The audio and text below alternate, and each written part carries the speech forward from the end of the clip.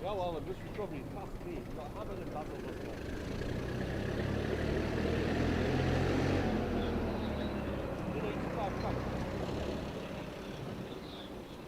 Yeah, yeah, but I'll come down now. I'll bring the truck down. I won't. I'll see you now, bye. Bye.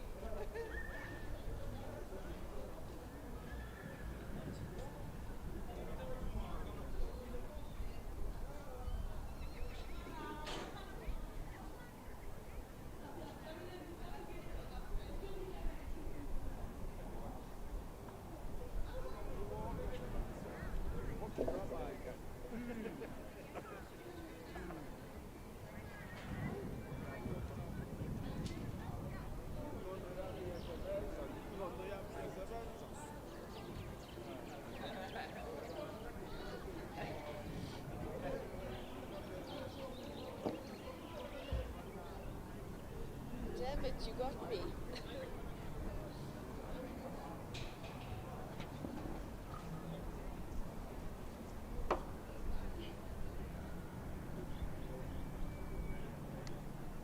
This jacket's very pretty. Morning. Are you guys local riders? Yes. Are you from around here? Yes. Cool. I'm Brendan, I'm doing the commentary. Hi, Brendan. So I like to just try and work out who's who in this video. What is your name? Serena. Cool. Serena Wolf. Wolf. Who do you ride with? Who do you train with? Up here.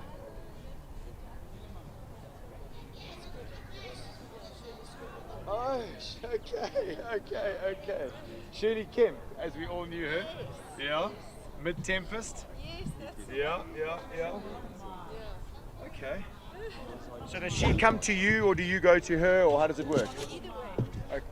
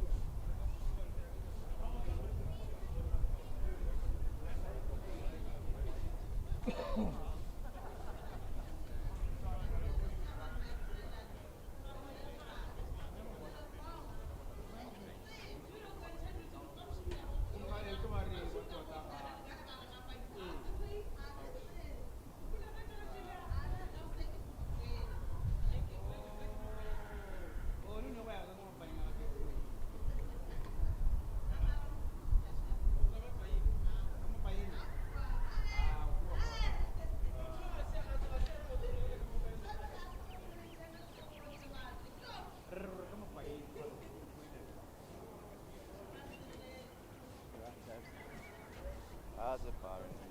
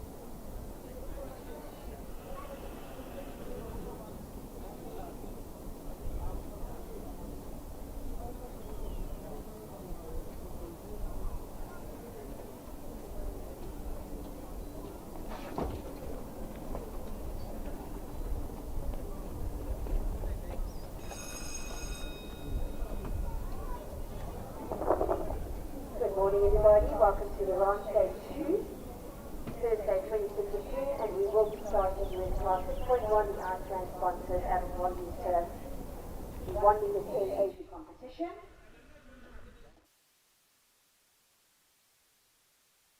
Lock me up 'cause I've been bad and I know I'll do it again. You're the best I ever had, I'm guilty, I confess. Blue lights, red lights, we gon' get real wild tonight. Blue lights, red lights, with you. Anything that feels this good, well it must be illegal. It must be illegal, illegal. Anything that feels this good, well it must be illegal. It must be illegal. So call us criminals, criminals. Call us criminals, criminals. I've been stealing all your time, but I know that's what you want. I swear the way you blow my mind should be against the law. Blue lights, red lights, we gon' get real wild tonight. Blue lights, red lights, with you. Anything that feels this good, well it must be illegal. Must be illegal, illegal.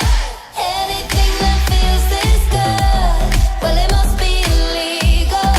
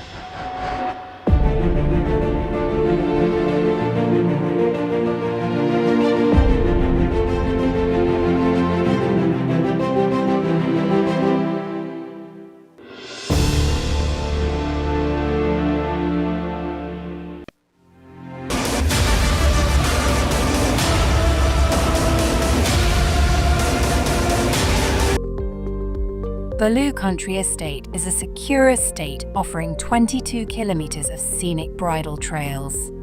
We provide country estates to suit all your requirements. Extended family living, work from home, or just escape the hustle of a keen equestrian.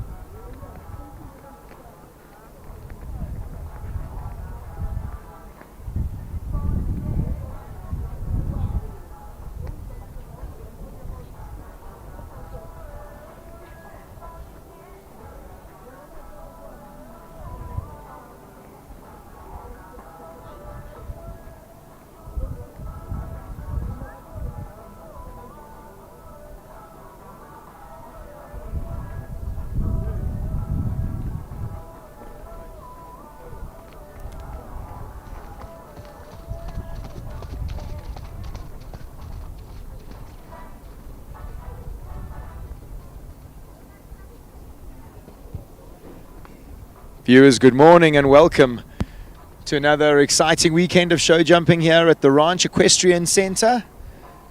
I'm joined in co-commentary by Sten Muchner.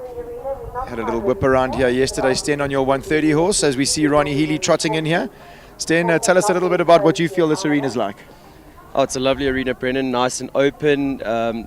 Really nice for the young horses, not too spooky.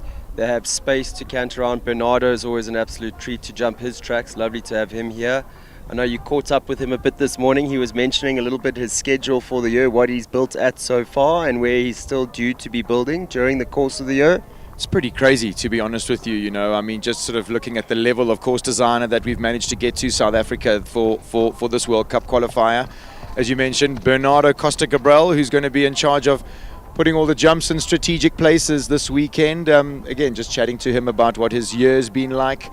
He built the World Cup qualifier in Florida this year. He also went and built the Rolex Grand Prix, which was at Royal Windsor. So, I mean, those are two massive 5-star shows and a little bit of interesting info. I'm going to have a little chat to him later. We can touch more about it. He's going to be going off to New York a little later in the year, and he's going to be building at the Global Champions Tour. So, I mean, we really do have the best of the best here in South Africa. No, and I think some consistency as well, because he came and built at Waterwood Show just about a month or two ago. So lovely to have him back again. He's so always soon. liked South Africa a little bit. I see he's got the whole family here this time as well. Just for our viewers at home, quick run through the schedule for the day. We're going to be starting off with the Iceman sponsored 110 A2 competition, followed by the EPOL sponsored 120 A2 competition. Then we'll have the Talisman 135 A2 competition, and I think it's due to start at 1 o'clock, the big one for the day. It's the Bespoke by Kate 150 Riders Grand Prix. So that class due to start off at 1 o'clock this afternoon. Strong field of riders in that Grand Prix, 36 starters. I'm definitely going to be having a little walk around and seeing what Bernardo's got planned for them. Exciting that we've got a Grand Prix so early in the show. I mentioned earlier, some of the riders had a start yesterday. Sten, you jumped in the 130s yesterday and going to be carrying on a little bit with a horse that you're not really familiar with. I love it. Brings a bit of extra nervous tension to the show. No, a treat to ride a lovely horse like that. Brendan, we're used to the Grand Prix on a Friday. At the last show at Chongweni, we had the Saturday Grand Prix. And now this show we've got a Thursday Grand Prix. So SA Show Jumping really mixing it up here.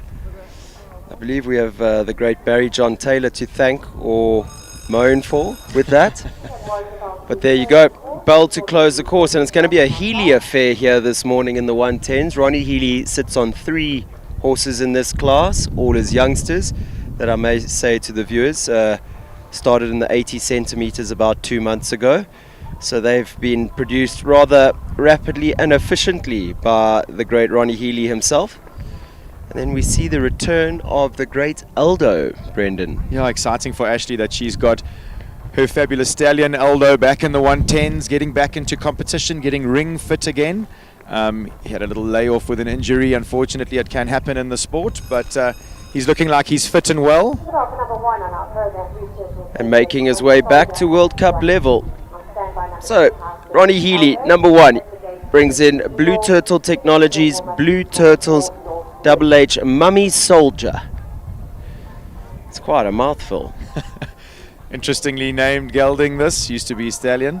For the viewers at home, a little background to that.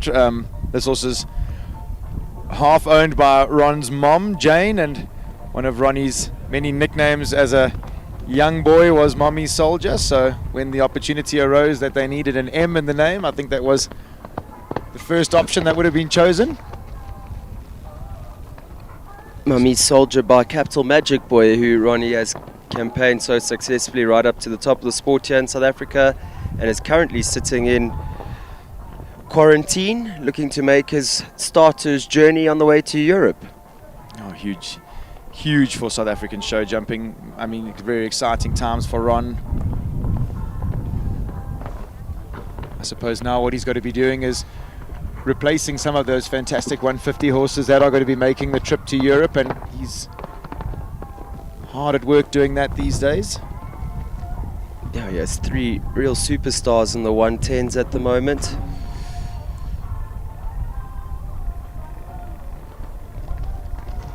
Horse jumping a little bit across that fence at number 9, making a green error. Make a huge effort there over that forward oxer. Got a lot about his father about him for me. So comes home just the 4 faults. Time allowed 74 seconds. Ronnie and Mummy Soldier come home 67-2-1. So they will finish on a score of 4.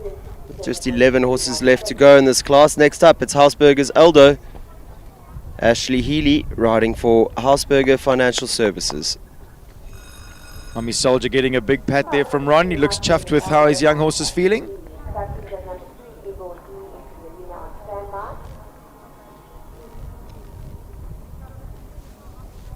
Lovely to see the superstar sport horse breeding stallion back in the ring, like you said, Brendan. I think won the Outdoor Grand Prix with Ronnie Healy. Has won World Cup titles with Ashley Healy. Absolutely. And produced many horses for the sport. And really just always a treat to watch.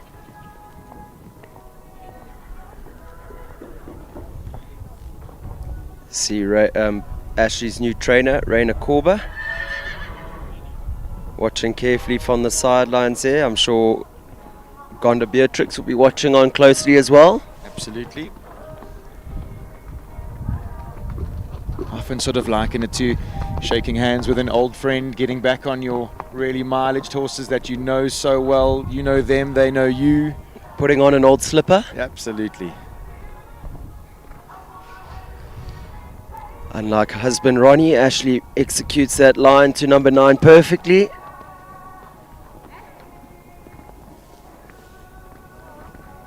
He's such big step, does Aldo. Ash has to remind him to whoa down there, easy as you like. Inside the time, first clear round of the class. 67-1-0. I see she's also trying out a new bitting system. Swales pelham it looks like, Brendan. Is it a Swales Nath? Did it have a mouthpiece? We'll have a chat to Ash and we'll find out exactly what's cracking on there. Utman Minty up next. He brings in Igor Z, number 3. Utman's now made the move to RH Equestrian. Riding with Ronnie Healy and Jessica Comfer, I would imagine. Definitely. Who has a big role to play there at RH in the training and schooling of horses. This horse still a 5-year-old, so really young still and on his way in his career. So for the viewers, you can see that's quite spooky jumping into that related distance here. You had to walk around the course this morning. Oh, our second horse to make that mistake out of the first 3. Only one so far to clear that fence is the Grand Prix winner, Aldo. Look, I think that maybe that line not over big in size, but definitely testing a bit of rideability there. Jumps that last 3-3-4 double beautifully. I was going to say, you mentioned to me, you said the track wasn't overly big, but pretty technical and quite spooky for the young horses. They've got all the same fillers as what the open horses will have at this show. So lovely way to produce your horses in the main ring here at the Ranch Equestrian Centre. Absolutely, and I just think again that's what Bernardo would be testing there, sort of related 4 strides and then 7 strides on the right bend going left. It's very easy for young horses to jump slightly across the vertical like they have at number 9 there and just have it behind. Number 4 goes next. It's Renee Ferrie, and she brings in Northwood, 7-year-old gelding by Zambezi out of a Singapore mare. Wow, big expressive jump over number 1. This horse came in, am I right in saying, towards the end of last year or the beginning of this year? So he would still be getting up fit and running, acclimatizing to the conditions here in South Africa. Definitely no lack of scope from Northwood. Big rangy type. Does look super rideable for such a big horse though. sure most of you viewers at home will remember Renee. She's had many horses up the grades in her life and is the proud owner of Revel Stables, which I would say is the closest stable yard to where we are now at the ranch. Just a stone throw away, a couple kilometers down the road. And this is obviously a new partner for Renee, and she's making the adjustments. That horse's expression is next level. Pricks his ears, jumps in and out for fun. What a fantastic young horse for Renee. Short trainer Anne-Marie Esslinger will be very pleased with that effort there by Renee and Northwood. It's another clear round. Our second clear round of the class in a time of 67.61, good enough to go into second place. Number 5 goes next. It's Cornerstone's Los Pepe. Tamar Glixman in the saddle for Cornerstone and Farnham Stables. This horse is interestingly bred. Call it South African warm blood out of a thoroughbred mare. Anton Hook at Cornerstone thinks a heck of a lot of this horse's mother.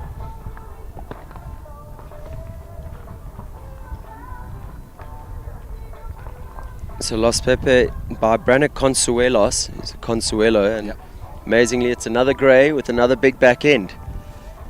This one really was a fiery and fairly opinionated young horse, but I mean has all the jump in the world. Really looks like he's settled into his jumping, matured a little.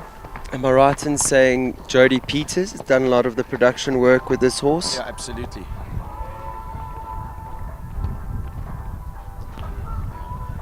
And Robin as well. Robin Kopsch that rides for the Farnham team. Always a team effort at Farnham.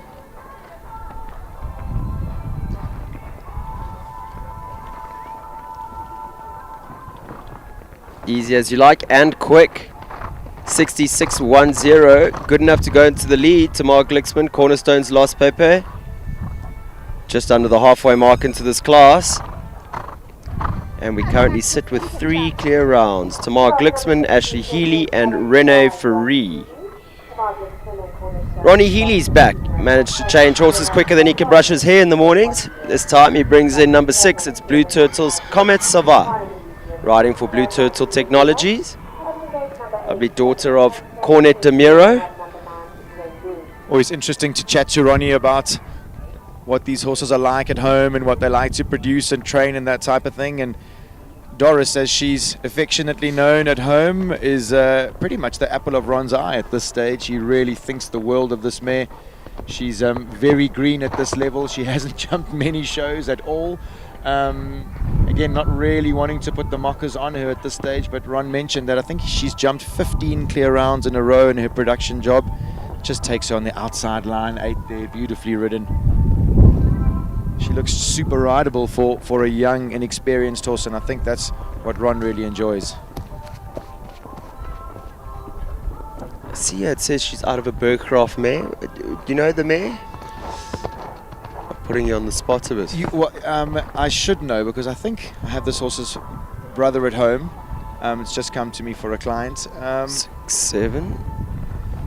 Just the Cornet de Miros are really. I haven't seen a bad one yet. Yeah, they're really interesting horses. I know Liam Stevens got a fantastic one. The Kane Bermans have 2 Kane or Bermans, 3. absolutely. Kevin Vessels. And actually so do I, to be honest with you. So There you go, Ronnie Healy, easy as you like. Equitation, look at the time as well, 63.55. Little pot hunting in the 110s this morning, that'll pay for his breakfast.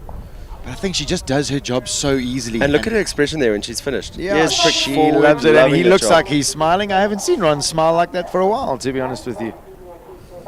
Alexandra Wexler Snow goes next. It's the number 7, Ample Ideas, Farnham Elite Rhythm. If there's any horse that'll be able to chase down that time in this class, it's Elite Rhythm. Doesn't waste any time around the course, this horse. Super economical. Gets its feet back on the ground and gets moving straight away. Alexandra loves to canter on that forward pace. We've seen it a lot with her older, more experienced horse, Moon Zapper. I mean, I think just from Alex's perspective, you know, to have two horses that, I mean, dare I say, are slightly unorthodox but similar in the way that they go, would definitely make her job easier in working out what she should be doing. And very well matched to the way that she likes to ride.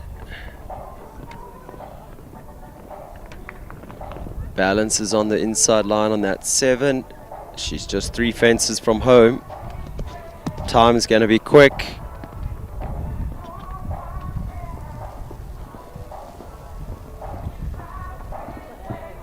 And there you have it, 58.32. Goes some 5 seconds into the lead. Do Ample Ideas, Farnham Elite Rhythm and Alexandra Wexer Snow. Great effort there. Look how relaxed that horse is already after the finish. She really knows how to get a good tune out of these spicy, fiery horses. Absolutely, I think just knows when to take the pressure off there, making the horse realize the job's done, save some energy in the tank for the next classes. From one very stylish grey horse to another. Number 8 goes next, it's Capital Hansel. Michaela Duplessis in the saddle.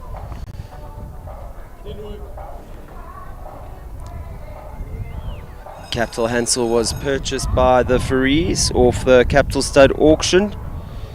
Now an 11-year-old gelding by Capital Hitoshi out of a Capriccio mare. I haven't seen him in a few years, but he's a big jumping horse with a lot of personality, if I remember correctly. Quite a flashy jumper. You see a lovely canter as he strikes off on the way to number 1.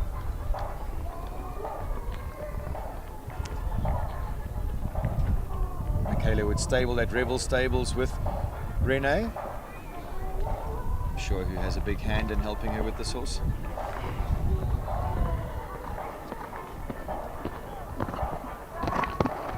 Horse has a very classical way of jumping.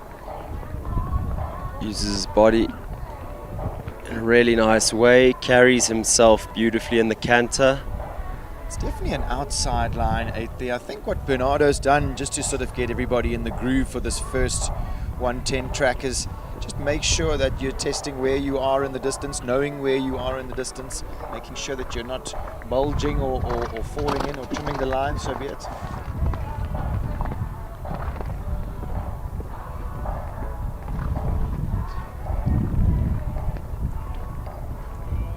Beautifully ridden middle to middle there. Another rider who's really kept her ground speed up. Let's see the time. Ooh, little spook there. Jumps out beautifully. Comes home clear. 61.17. Good enough to go into second place. So our top 3 as it stands. Alexandra Wexer Snow, Ample Ideas, Farnham Elite Rhythm. Clear 58.32. In second place at the moment, rider we've just seen, Capital Hansel and Michaela Duplessis, 61.17. Rounding out our podium at the moment, it's Ronnie Healy, Blue Turtles, Comet Sava, clear in 63.55. Number 9 up next. This is Serena Wolf. She brings in her own horse, Zenbu. Another local lady. Had a little chat to her this morning. She said she drove an hour and a half to be here this morning. Fine example. A lovely thoroughbred in the show jumping arena here in South Africa. We say it every time. Love a thoroughbred. Can't beat a good thoroughbred.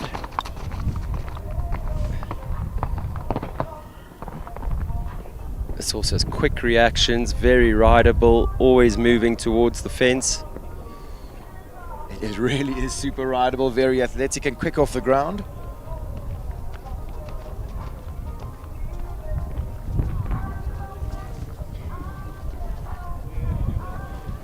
Little rubber mouthpiece. Stretches over the last, comes home clear. 64.81.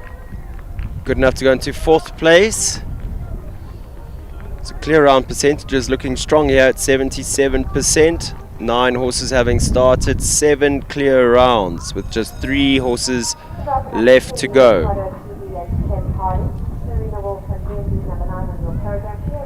Kim Harding goes next. It's number 10, Ricardo TB. Number 11, house service captain Karen Archie. And at the gate, the majority is number 12, Don Skinner, JZ.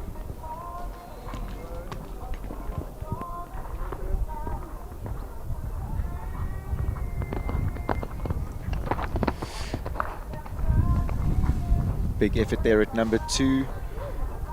Kim is a very successful businesswoman. This was looking like it gets a little quick through the distances there. She was trying to be on the outside curve. Kim has a beautiful setup in Bolu, Kailami. Lovely equestrian facility where Kevin Vessels applies his trade from. Helps Kim with her riding, has a lot of clients there, trains a lot of horses. I think just from Kim's perspective, she seems to really love the sport. I saw her Absolutely. yesterday trimming her horses' manes in the stable before the show and making sure that everything was prim and proper. I think she's very much A-type in her personality. Everything looks very organized in her life and in her truck. And I think it's rubbed off on Kevin as he's grown up, I must Brendan. agree with you. I must agree with you. Lovely round, just the 4 faults there coming early on in the track. Finishes on a score of 4 and a time of 71.80.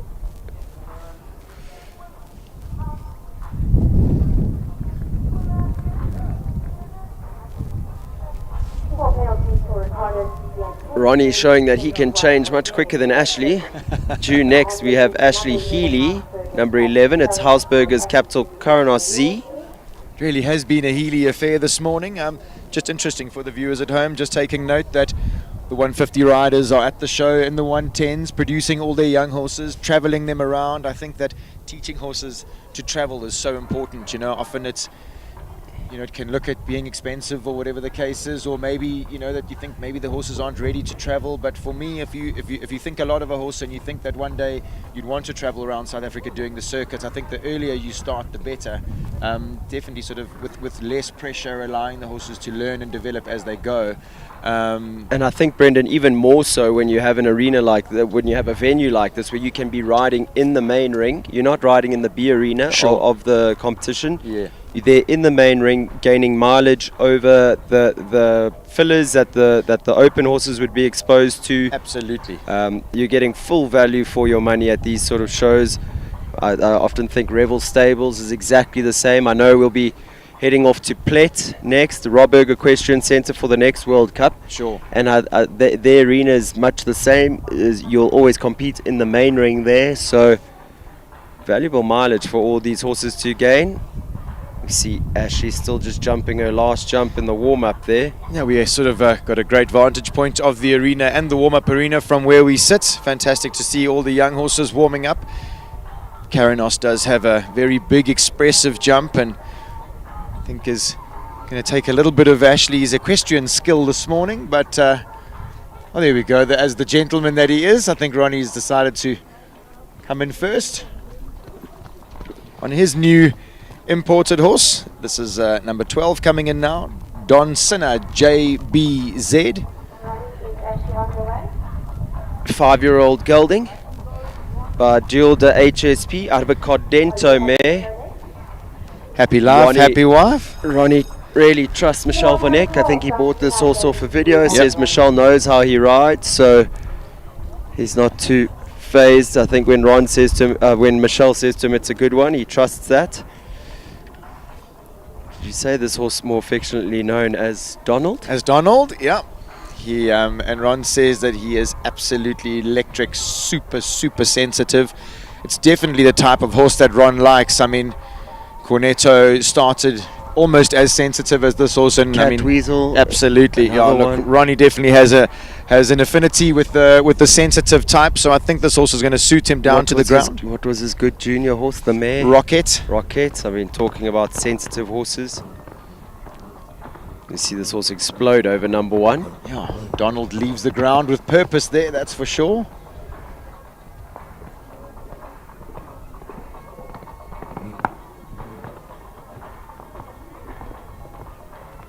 There's that balancing 8. Woohoo, that's looking good.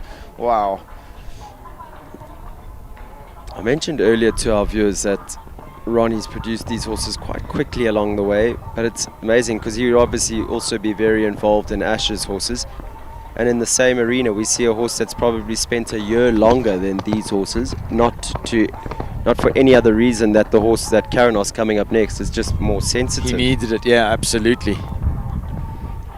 I must say, just for the viewers at home, we often get to see Ronnie applying his trade over the 150 jumps, but just to see the sort of the amount of feeling and timing that he's had with this horse around this track. Yeah, absolute finesse.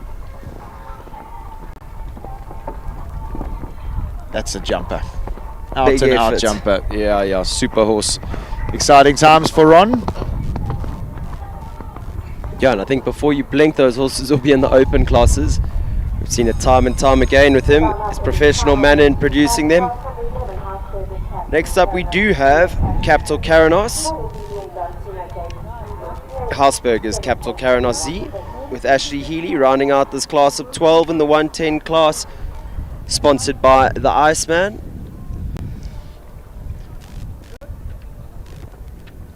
Like I mentioned earlier, this horse purchased off the Capital Stud auction, and he is really a treat to watch. There you go, you can see just why he spent a little bit longer in the lower grades. Still figuring out that you only have to just clear the fences, not put in all your effort at every fence. Wow. It's a very disciplined 8. Phew. Loads of scope. And Brendan, another horse, he doesn't jump unlike Magic Boy when he was a young horse. Very high in front, lands far out. Yeah. I think I'd be forgiven for saying he pitches a little late in his jump. I think so, and I think just as he becomes a little bit more rideable and Ash can give him a bit more space, I think that he's in an apex in the correct place. I mean, that's why she's going to keep him in the smaller grades until he's sort of a little bit more comfortable.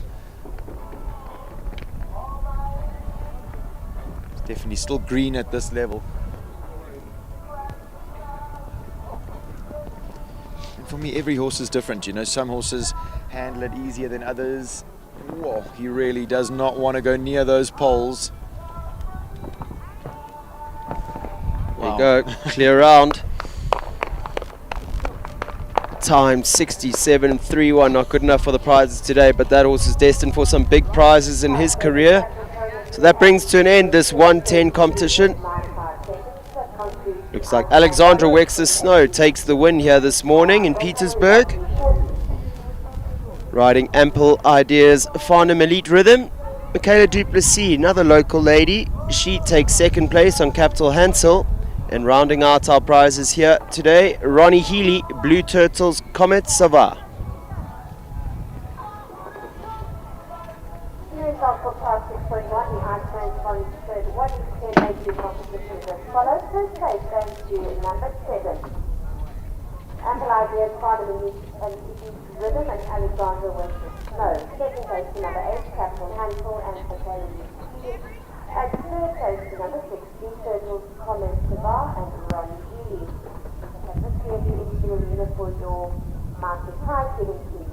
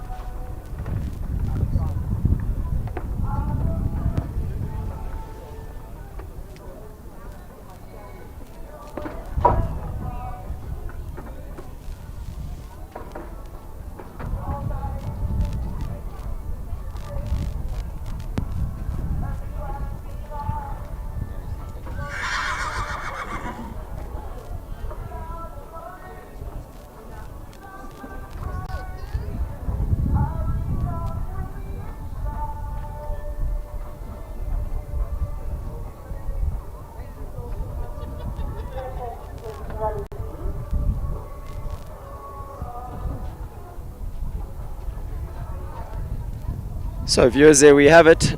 Pictures of our prize giving for the Iceman 110A2 competition. Lineup of pretty faces there and pretty greys. Alexandra Wexer Snow taking the win here this morning at the Ranch Equestrian Centre. Judge for this class is GrandPrix presenting first prize to Anti-Ideas Parliament East driven at Alexandra Wexer Snow. It's a little fresh here this morning, but I definitely think that things are going to be hotting up as the day progresses. We've got an exciting 120 speed class next, and of course the 150 Grand Prix, as you mentioned, Thursday Grand Prix today. Kicking off at 1 p.m. this afternoon, that 150 Grand Prix. See Michaela Duplessis receiving her second place on Capital Hansel. Put on quite a performance here this morning, did Capital Hansel. Some lovely jumping.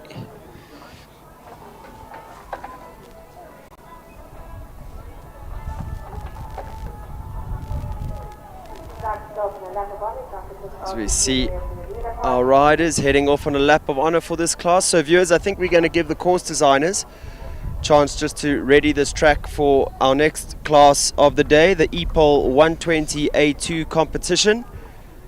We're going to let them set that track, and when we come back we'll have all the action for you. Some 34 starters in that 120 class, so don't go anywhere. There's a lot of jumping still to come today.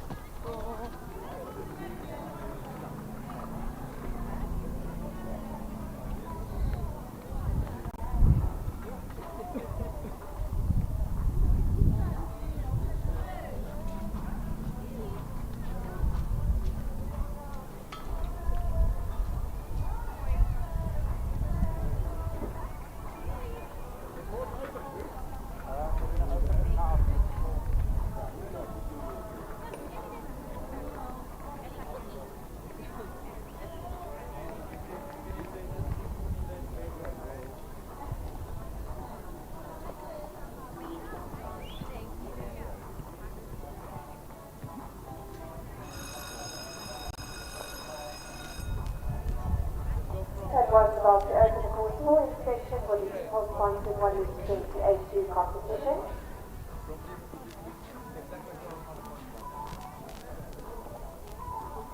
You will enter course 420 meters at 350 meters to limit the time allowed 32 seconds with time limit 144 seconds. We'll be the first 10 horses of the program. Number 1.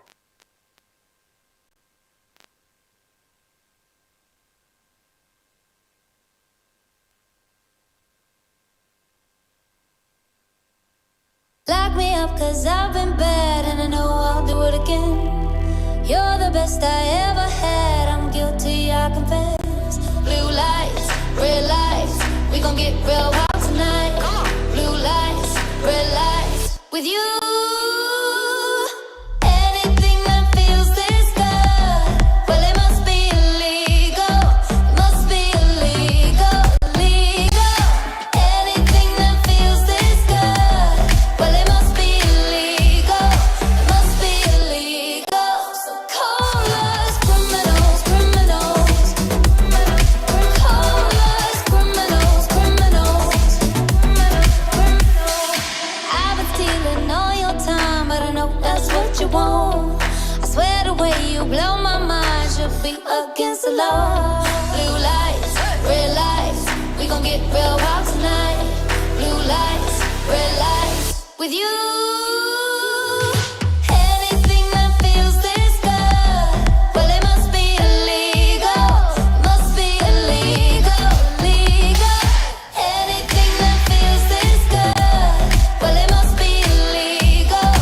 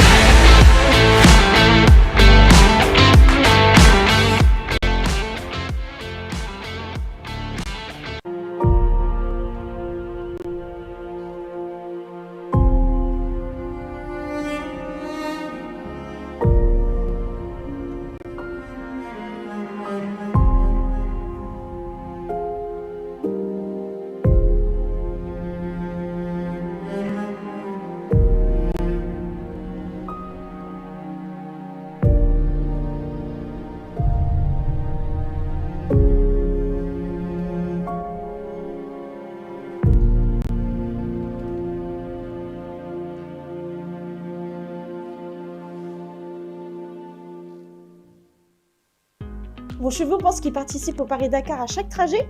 Ne les laissez plus penser qu'ils sont pilotes de rallye. Inspirée de l'automobile, la suspension Pullman 2, innovée par Cheval Liberté, propose une véritable technologie de pointe. Avec un centre de gravité au plus proche de la route grâce à un châssis surbaissé, les vibrations sont ainsi considérablement réduites. Votre vent épouse la route et offre alors à votre cheval un confort inégalé. Avec la suspension Pullman 2, c'est moins de stress, moins de fatigue, moins de consommation de carburant et surtout un transport en toute sécurité pour vos chevaux, et ça même sur route difficile. Rendez-vous sur notre site internet chevalliberté.fr pour découvrir toute notre gamme de vents.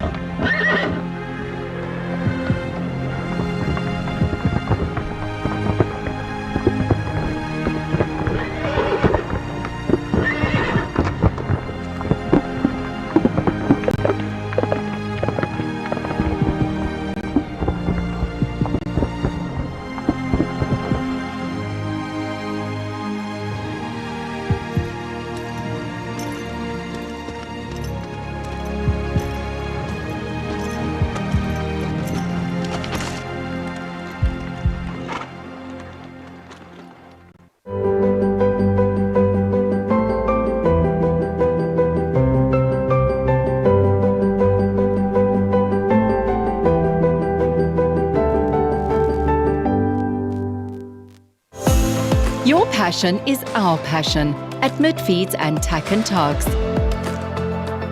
Where we lead, others follow.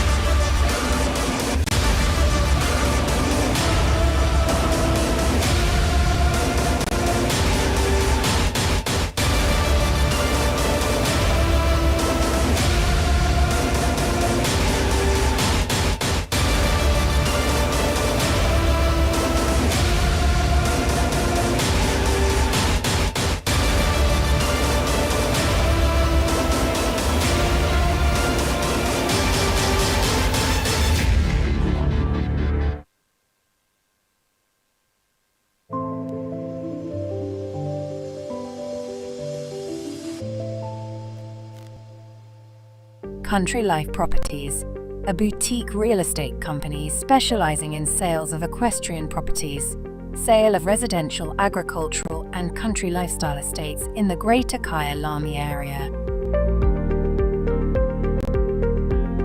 With years of experience in promoting the country lifestyle, Country Life Properties is proud to be affiliated with the Kyalami Equestrian Park. Baloo Country Estate is a secure estate offering 22 kilometers of scenic bridle trails. We provide country estates to suit all your requirements. Extended family living, work from home, or just escape the hustle and bustle. A variety of equestrian properties are offered for the keen equestrian. Contact us or visit our website and let us find the right property for you.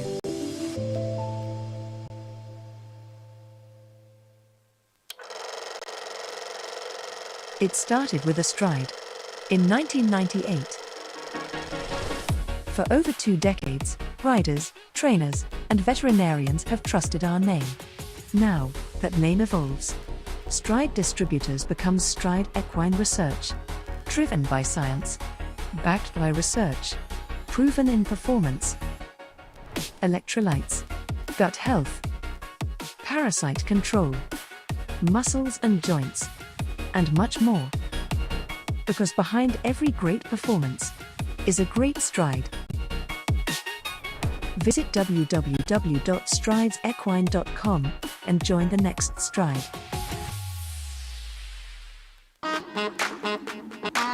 Yeah. Bet you're wondering what it is. Bet you're asking how. Come on. Check this out.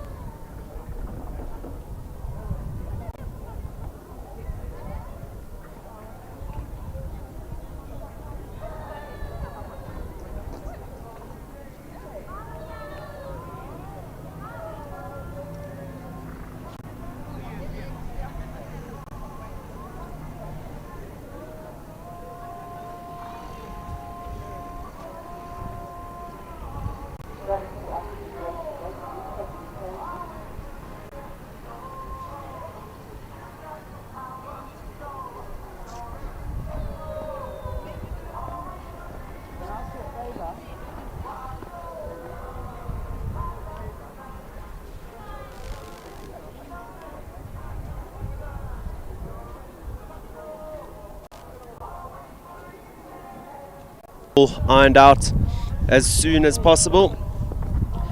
As we see Ronnie Healy, Callahow's Lord Lucius, starting their way on track around this Bernardo Costa Cabral designed course.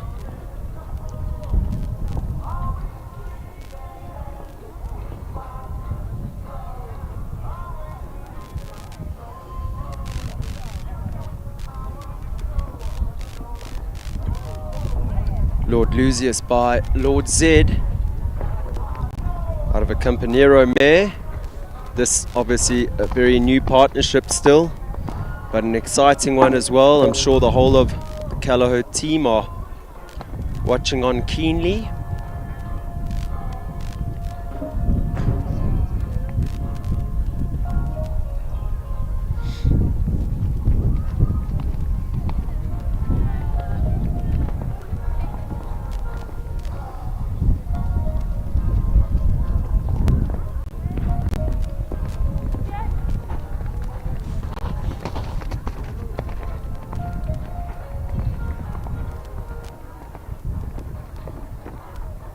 Big expressive jump through the double. Looks like they're getting the hang of each other more now. Ronnie, a master at training these sensitive types. We saw just how extravagant the horse was through the double there, the 334 Sport Horse Stud double. See team member Gareth Neal in the background there, watching from the sidelines. Lovely team spirit that they have there at Callao. Guys always willing to offer some helpful advice.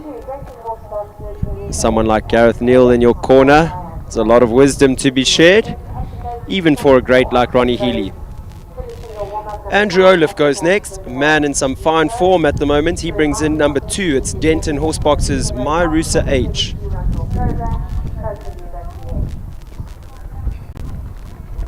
Myrusa, an 8-year-old mare by Falaise de Muse out of an Indoctro mare. Andrew purchased from his good friends the Leparts in Natal. And this mare has so much ability, so much blood.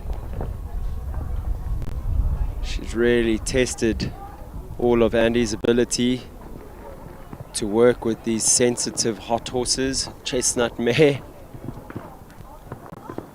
You hear sounds like a gunshot when she gets off the ground.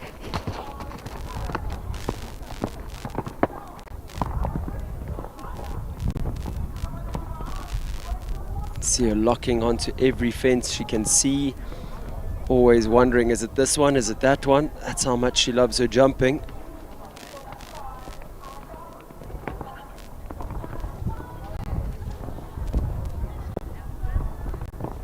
Andy really trusting her care up to that double of verticals at number 9.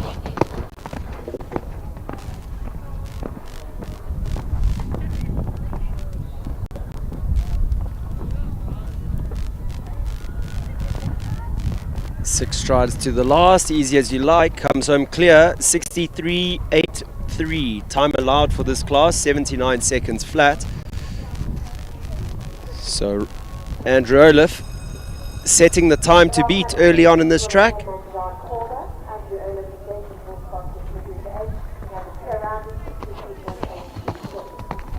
Jean Corber goes next. She brings in number 3, Pretty Woman M. A mare who has enjoyed some fine form right up to 140, in fact 150 level. She really has it all, and I think when she started feeling something, Jean was on the money, realized that something wasn't right straight away, and the horses had a little break from the sport, and we see her making her return here today.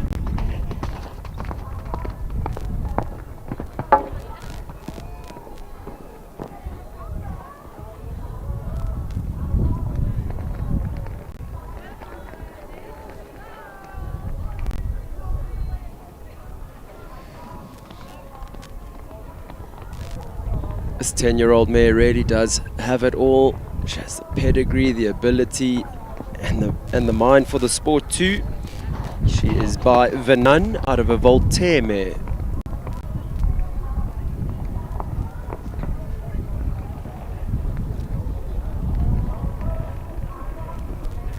6 strides down that last distance. Comes home clear, 65.70. Lovely to see that partnership back together in the ring. See big pats all round for Pretty Woman M from Jean Corba.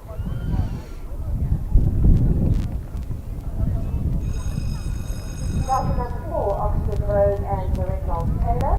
Jean Corba and Christian clear around 65.00 seconds.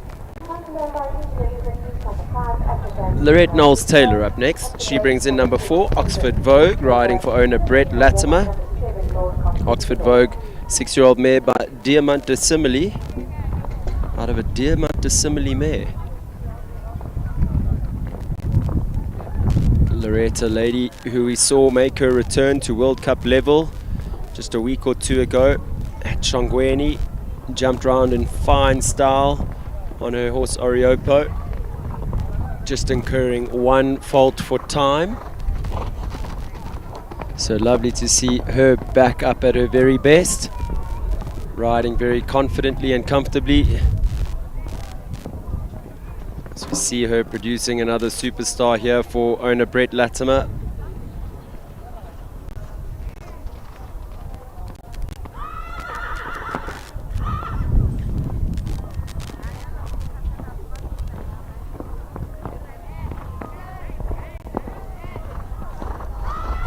Lovely to see Brett so involved in the sport again and enjoying his horses thoroughly. Definitely has the right team with him in the Farnham team. Big effort over the last, so just the 4 faults there at fence 7 for Oxford Vogue and Lorette Knowles Taylor. Time 67.16. So 4 horses having started, 2 clear rounds, clear round percentage 50% with 30 horses left to go. Afrizan's Grindelwald de Tho go next. That's Katja Riccardi, number 5.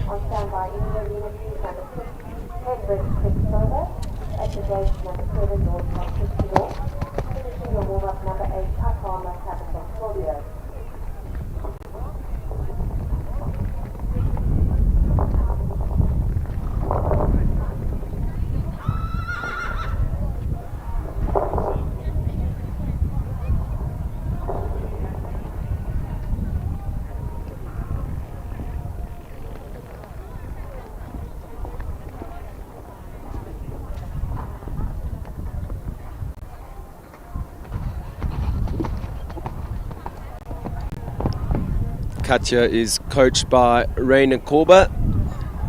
Rides out of the Corba equestrian setup. Very well polished rider. Always well organized.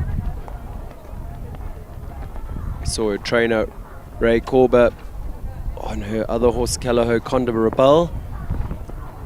Getting some fine results at Gauteng Champs.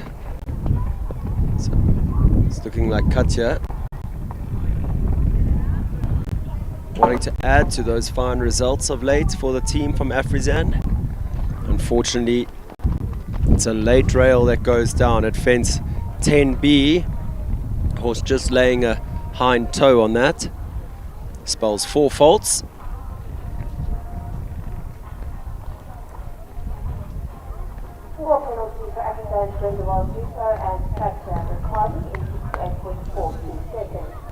Number 6 goes next. It's Penbrid's Quicksilver, Michaela Martin in the saddle.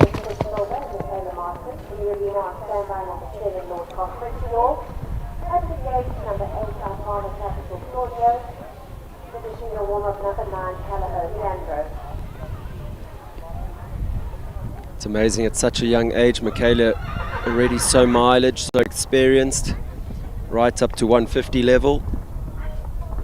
We saw her competing in the Grand Prix classes at Shongweni just a week or so ago. Now she's travelled with her mom here to Petersburg, Limpopo.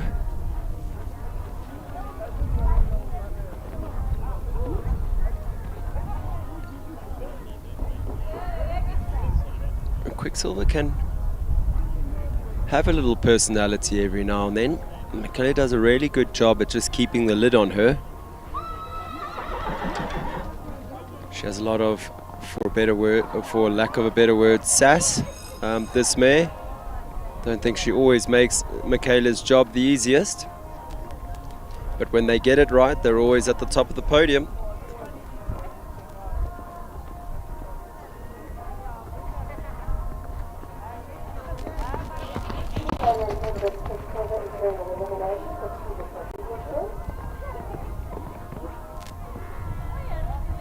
Kayla gives the horse a retirement fence there, or fence on the way out.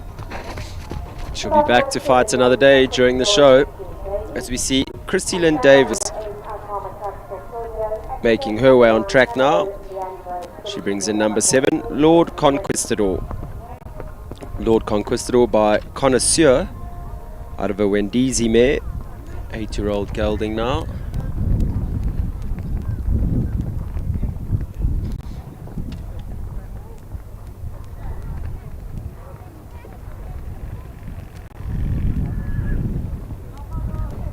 Christy trained by Nicholas Riley out of the Sunny Park stable setup.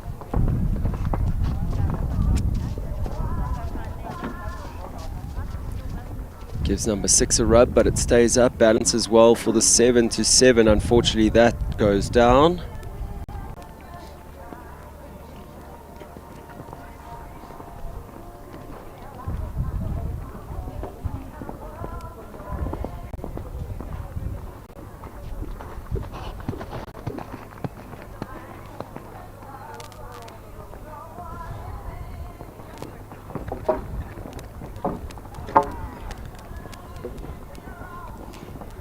Another vertical goes down at 10B, spells 8 faults for Lord Conquistador, time 64.58.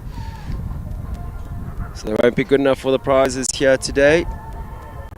Someone who will be looking down to hunt down a good prize here. Natalie Heim, she goes next. Number 8, I Farmer Capital Claudio. One of the speediest combinations around.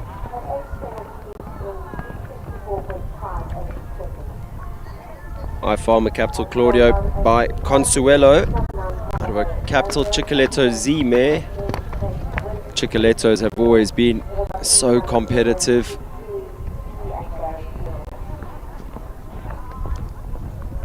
See, this horse is very expressive front end in her canter, high knee action, eats up the ground on the way between fences.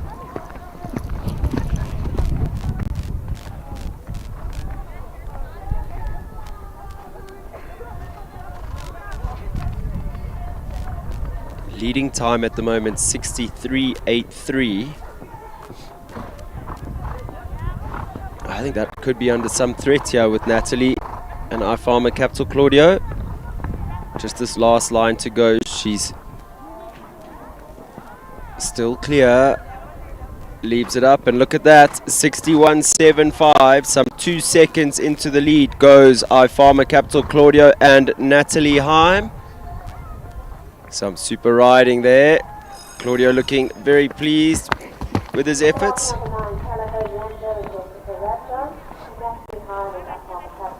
Number 9 goes next. It's Jessica Rabjon. She brings in Callao Leandro. 13-year-old gelding by Lissabon, out of a Ramiro mare. Typical big Lissabon white face, very striking horse.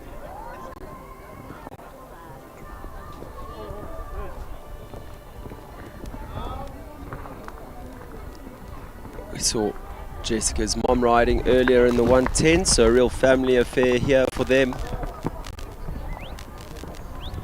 Also trained by Kevin Vessels, part of the Media Colada team.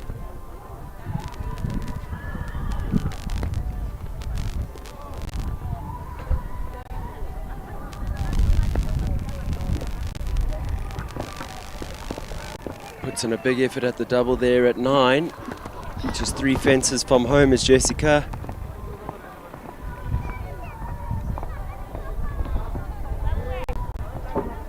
Little rub at the B element, it stays up. Clears the last. Comes home clear. Time 67.54. So good enough to go into 4th place in the early stages of this class, with 9 riders having started, 25 left to go. Clear round percentages sitting at 44%, 4 clear rounds so far.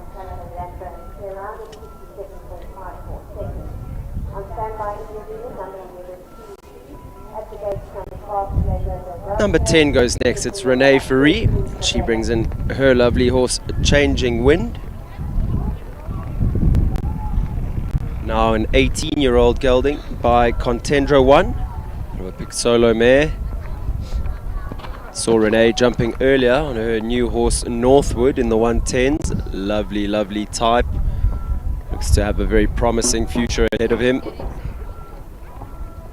Unfortunately, fence 1 has gone down here for Changing Wind.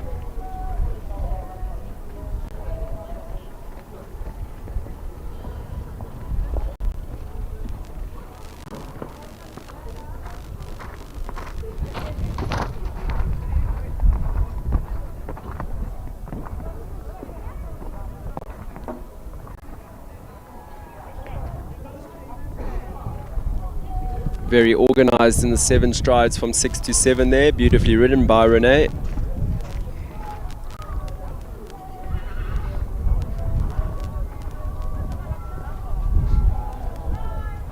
Gets up easily in the 6 strides to that double at 9.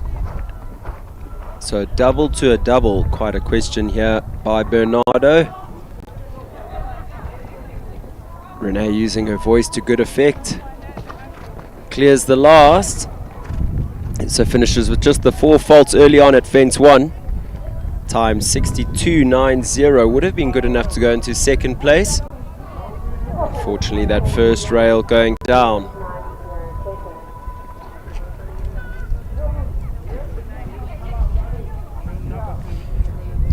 Gareth Neal goes next. It's number 11, Kiwi C.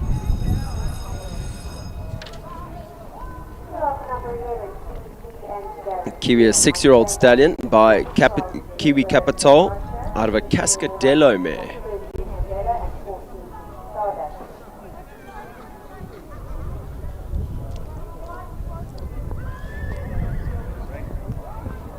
Gareth and his brother Sean here without their families this weekend.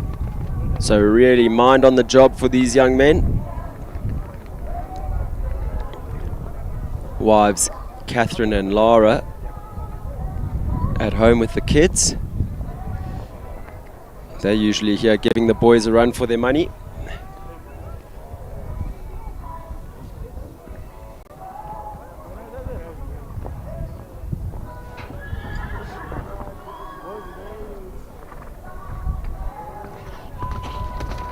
Gareth has done a foot perfect job in producing this young stallion. Jumps in a very correct way. Gareth always so good at riding the slightly hotter, slightly trickier horses, and it's lovely to see him on this horse, Kiwi.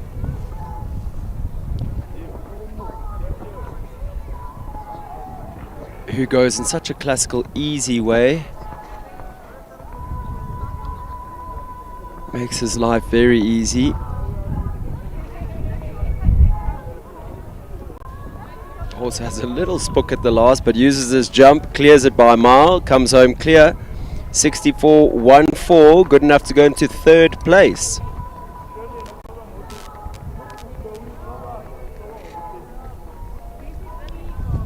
Super effort there. Another horse that Gareth has produced expertly. Goes in a very similar way to Callow Chinnigan. So, for those of you that were wondering why it was only my voice in the commentary box, up next we have Brendan McNiven, and he brings in Calegro de Gracia, riding for owner Dina Elcom.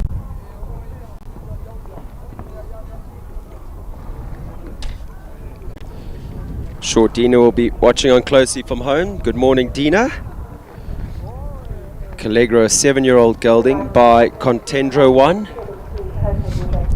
Very new to the 120 divisions, but in the very capable hands of Brendan McNiven,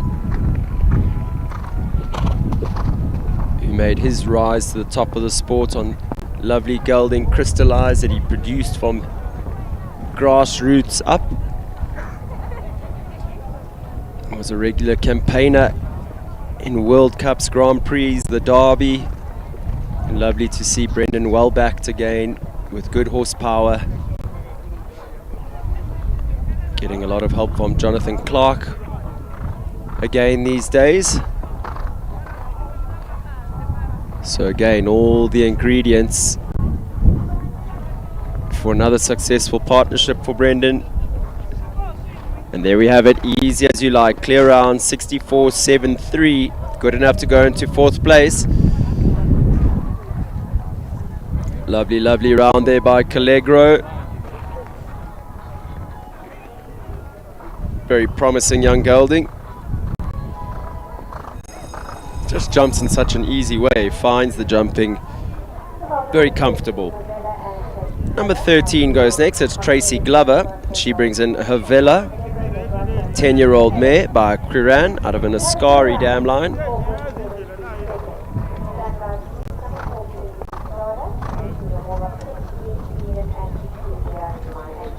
Havela purchased from Michel Van Eck.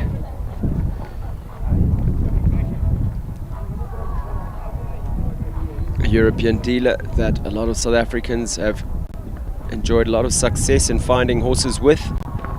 Very good at pairing horse and riders. Very unfortunate rail to go down at 3. Havela barely laid a toe on that. Nice positive ride there. Fence 5 by Tracy and a big effort by Havela at fence 6. This horse really jumps for fun.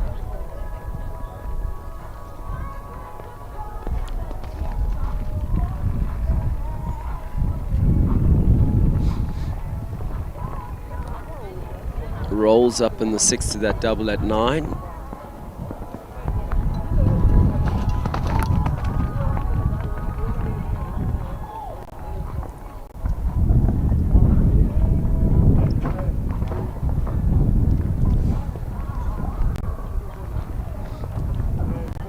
So an early rail at fence 3 and a late rail at fence 10 spells 8 faults for Tracy Glover and Havelo.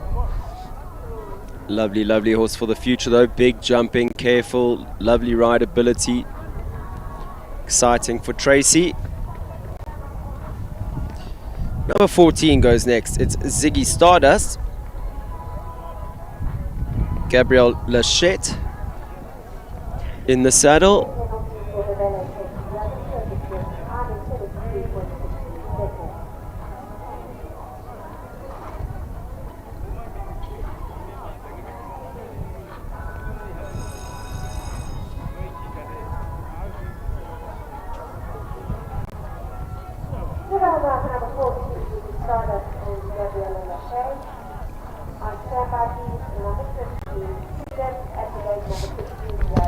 Gabriella and Ziggy Stardust making their way to the start. This lovely mare, 9 years old, by Dignified Van het Zorgvliet out of a Cesaro mare. And Gabriella also trains out of the Corba Equestrian setup with Raina Corba.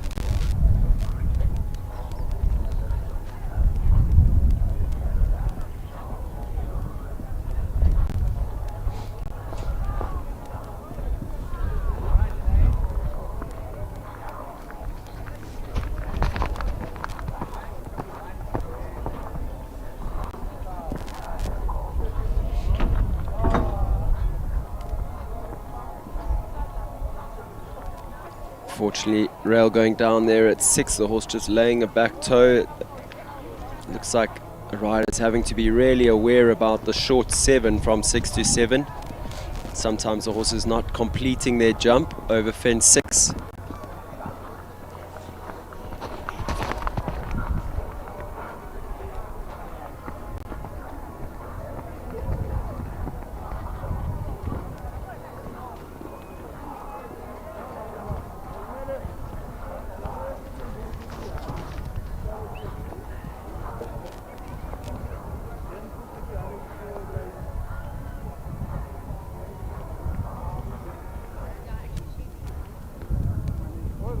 So Ziggy Stardust and Gabriella Lashett finishing just the 4 faults there at fence number 6.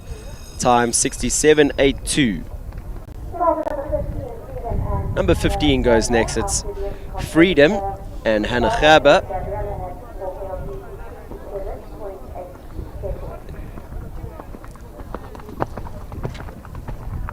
Hannah riding out of the Farnham setup. Has competed this horse right up to 135 level, I believe. Just showing her class as a rider, knowing what the horse needs. Here on day 1 at the horse show, she has him in the 120s. Looking to give him an easy outing here today. Freedom, a 15-year-old gelding by Namulus out of a Murmus Armare. Also was originally brought into the country by Jade Walsh.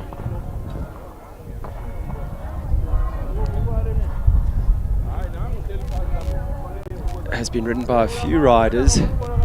Hasn't always been the easiest, but let me tell you, no one better than Hannah to get the best out of a horse. She is a top-class jockey, has feel in bucket loads, big match temperament, and really manages to get the very best out of all the horses that she rides. Very confident rider, rides to space easily.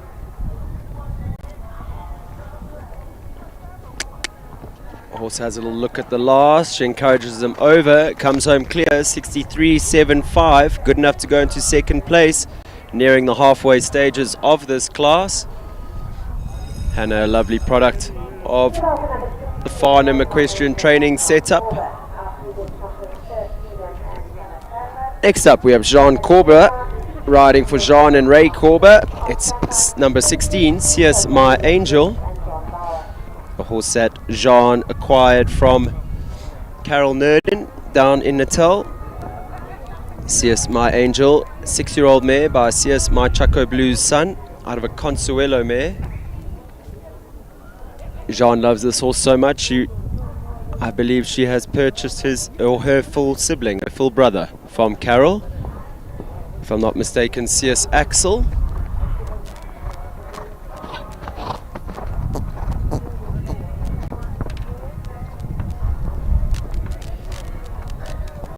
Interesting fact about the way this horse goes for some of our viewers, or an interesting observation. I think the viewers will be able to see that this horse often cross canters behind. It's something that Jean's been working on with her, but it doesn't seem to take away from her jump. She always pushes evenly when she gets to the fence, so although it may be slightly uncomfortable, I think for the rider, Jean does a great job in just keeping her rhythm smooth and allowing the horse to get to the fence in a balanced way. She still pushes just as well when she gets to the fence. It's amazing how quickly she's come on. It's another clear round in the bag, and I think not long before we see that mare in the open classes. She's a class act with a very, very bright future ahead of her, especially under the guided hand of John Corber, with Rainer Corber advising from the ground. A real recipe for success. So from one superstar young mare to another, it's John Bauer up next. He brings in, riding for Joanne Roberts, it's number 17, Coca Luba PS.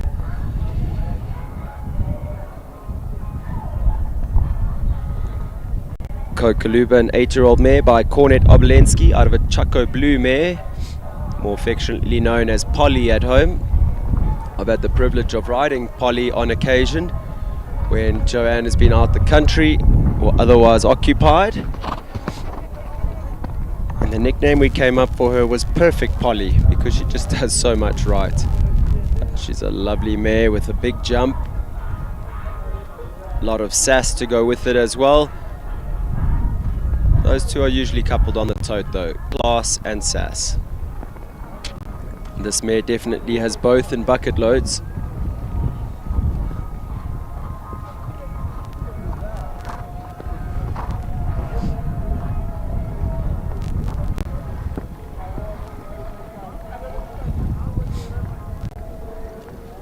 There you have it, easy as you like. It's another clear round for Perfect Polly.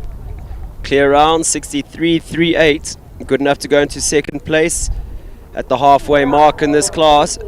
See Joanne Roberts looking very pleased from the sidelines there. So viewers, we're going to take a short break while our arena party rake the arena.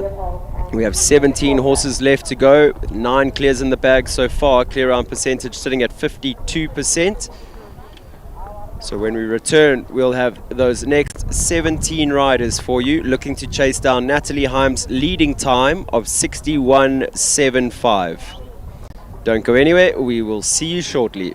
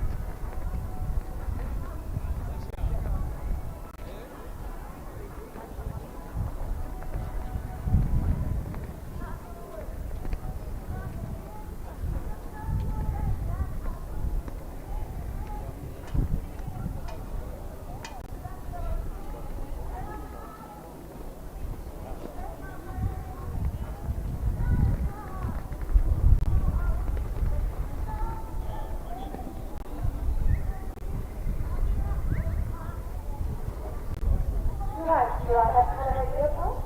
Thank you very much.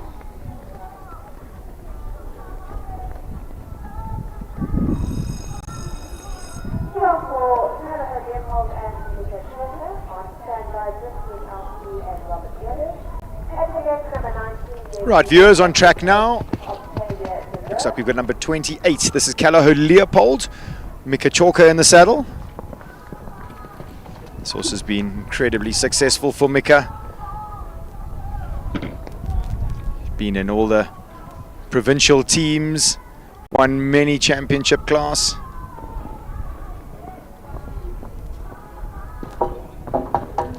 Not often that you actually see him have a fence down.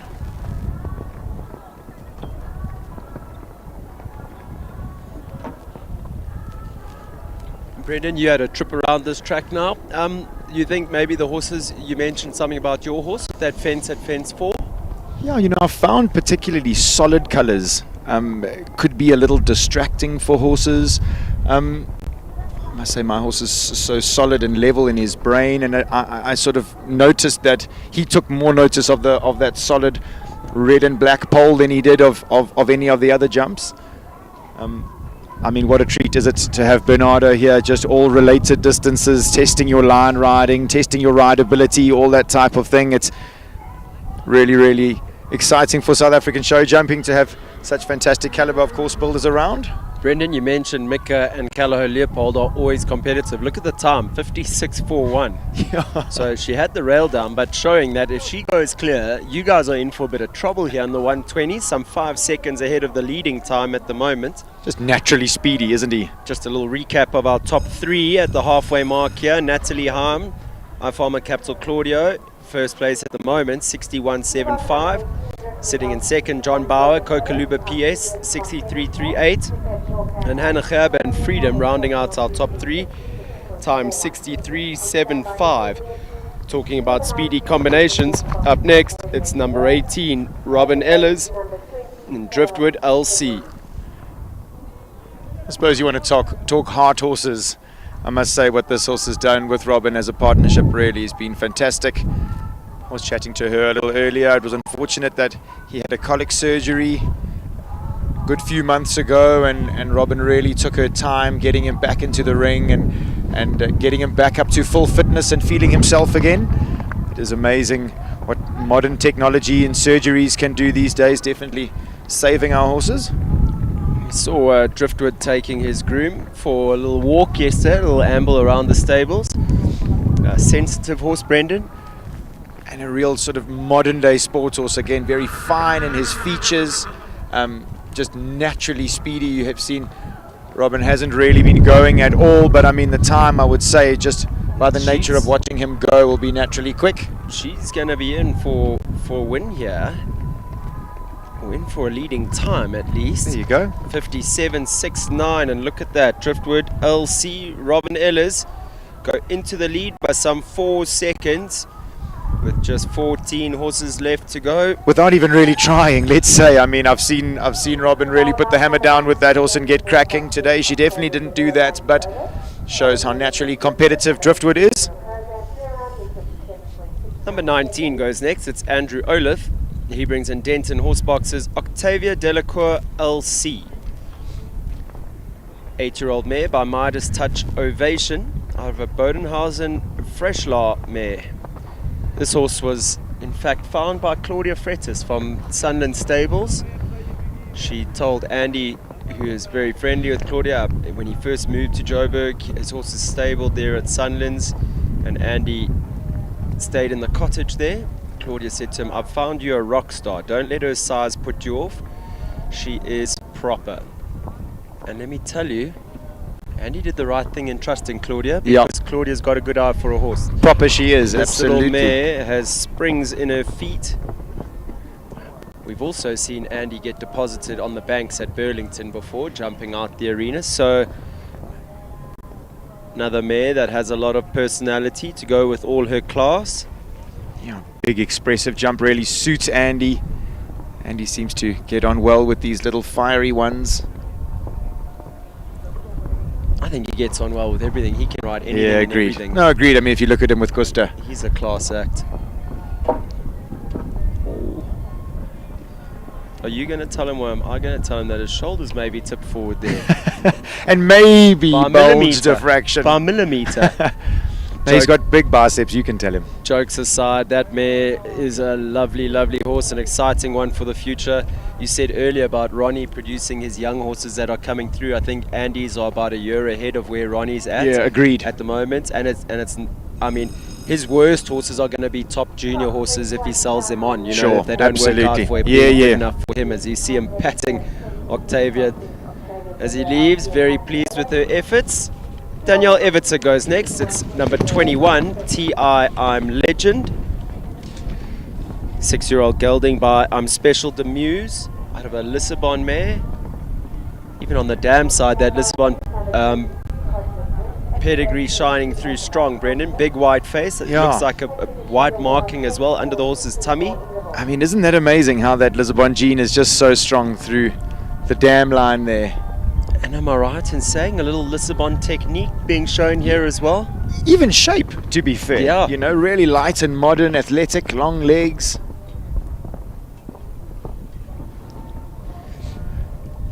Just glancing across at you there, the grey in your beard, Brendan. You gave it an equitation round, just saying. I mean, I might not have said to you well done because we were talking here, but with some equitation, look at your time as well. 64.73. I've been trying to chip away slowly at, you know, we talk about producing horses, and Danielle's another one who just is back on her way, producing more horses. You know, it's what we do as riders. I think we find ones that suit us and try and polish them as well as we can. And I don't know, the one thing I'm realizing is that when you've got quality horses, it's half the job done, to be fair. You've just got to make sure you pilot them correctly, do your half of the job, and it seems a little bit more simple than it did before. Coming to you from someone that's been on the podium in World Cups, I don't think it's that easy, Brendan. But yeah, when you've got all the recipes, a trainer, a rider, and good horses to work with, sound horses to work with as well, I think it really goes a long way in getting the job done. Late rail there for Danielle. Spells 4 faults. Time was good, 61.74.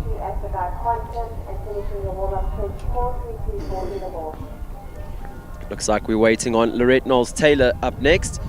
She brings in number 22, riding for owner Louise DeLuca.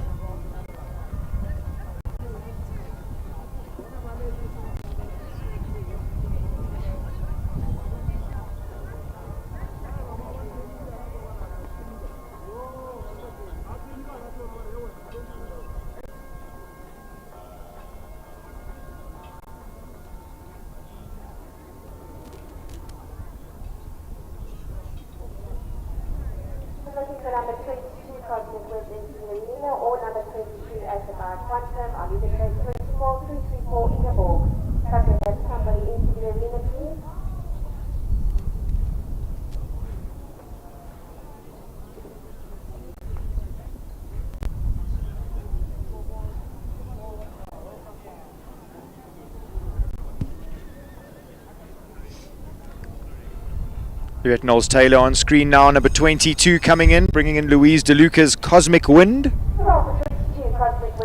Just discussing this horse off air, Brendan. Cosmic Wind has an older sibling, full sibling I think as well, all right in saying, full sister. Hot, buzzy type that jumps in the 130s, possibly even has 1 or 2 135s under her belt. You're right. And this horse looking as sensitive and switched on as her sister. So Cosmic Wind, 6-year-old mare by Capital Calanoid, out of a Harry Hotspur mare.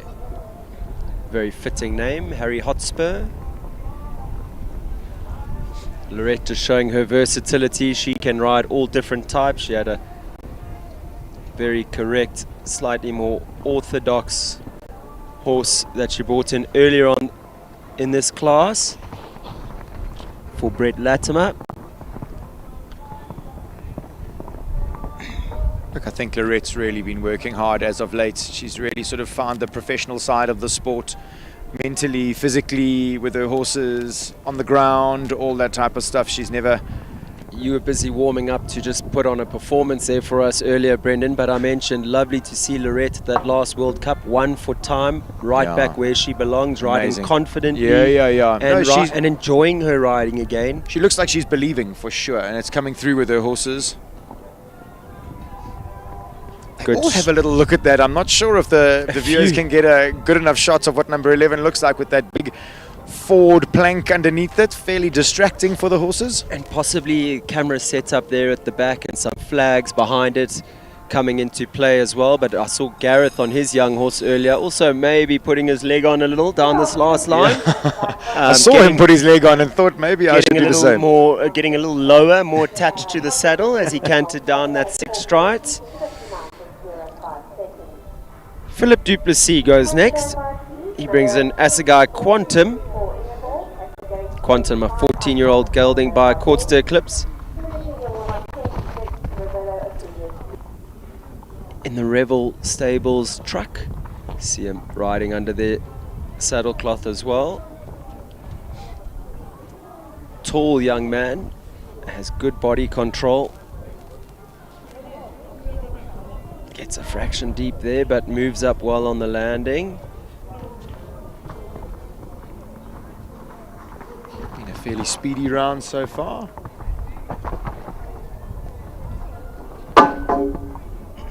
See. It is quite spooky, that jump. I must say, I did go and show my horse that before I jumped, and he had a little look at it. And coming away from the in-gate Yeah. for the young horses, and it's an oxer, possibly quite a big question for these 120 horses. Philip, a tall guy, he just stepped back over the 120 pole and took his horse out. I definitely would have had to climb Neither. underneath. I wouldn't have been able to do that.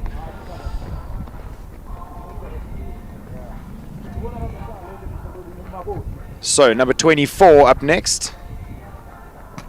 Looks like we're going to have 334 Ingeborg, owned by the 334 Sport Horse Stud, ridden today by Aisling Triggle.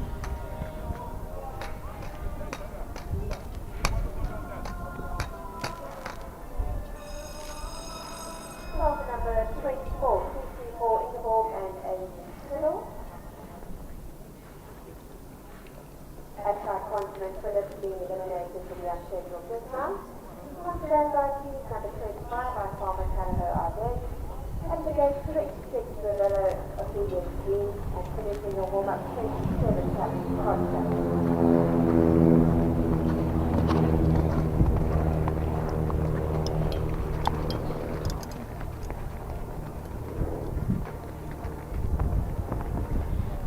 Aisling's on track now.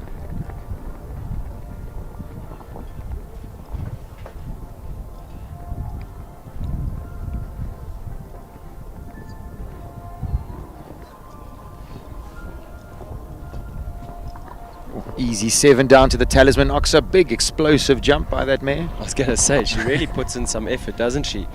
Going nearly as high as the airplane that just took off on the landing strip behind us here.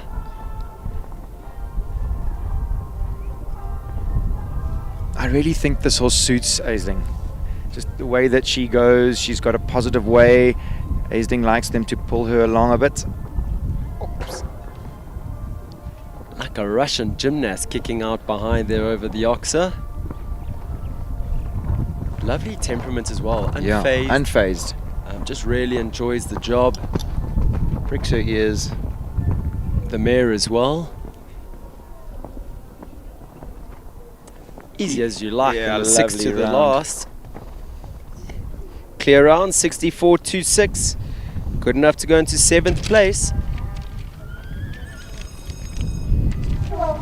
Don't know if the viewers at home can hear it or picking it up over our mics, but the wind is definitely starting to pick up here. There's a bit of a wind warning, I think, for this afternoon. Could be a blustery Grand Prix a little later. Natalie Heim up next. She brings in number 25. This is Ifama Callagher Ardennes. Natalie led the class from early on for a long time. Her time 61.75 on iFarmer Capital Claudio. So returns now on iFarmer Callagher Ardennes. Let's see if she can claw back that little lead that she had going earlier. This horse very quick. We saw it campaigned by Rainer Korber for a lot of last season. A spooky horse, but quick and effective nonetheless. Yeah, super speedy through the turns. 10-year-old gelding by Abdullah out of Valentino mare. Is that where the sharpness comes from, Brendan? The Valentino? I would say so. Well, we need Rogan Askin here in the commentators booth To with us. confirm those facts. Big expressive jump there at the 334 Oxer jumping in. Oh no! I was about to say to you, look at the time. Come on! She would have been home in about 56 seconds, Brendan. 55, 56 seconds. We did The lead mention was that he there. can be a little spooky sometimes, and this is of course day one, so hopefully he... And unfortunately, I found McCallagher Ardennes, Brendan, you can see, because he's so hot and buzzy, Natalie doesn't ride him with a spur. I think it would drive him mad. Sure. Very soft tack.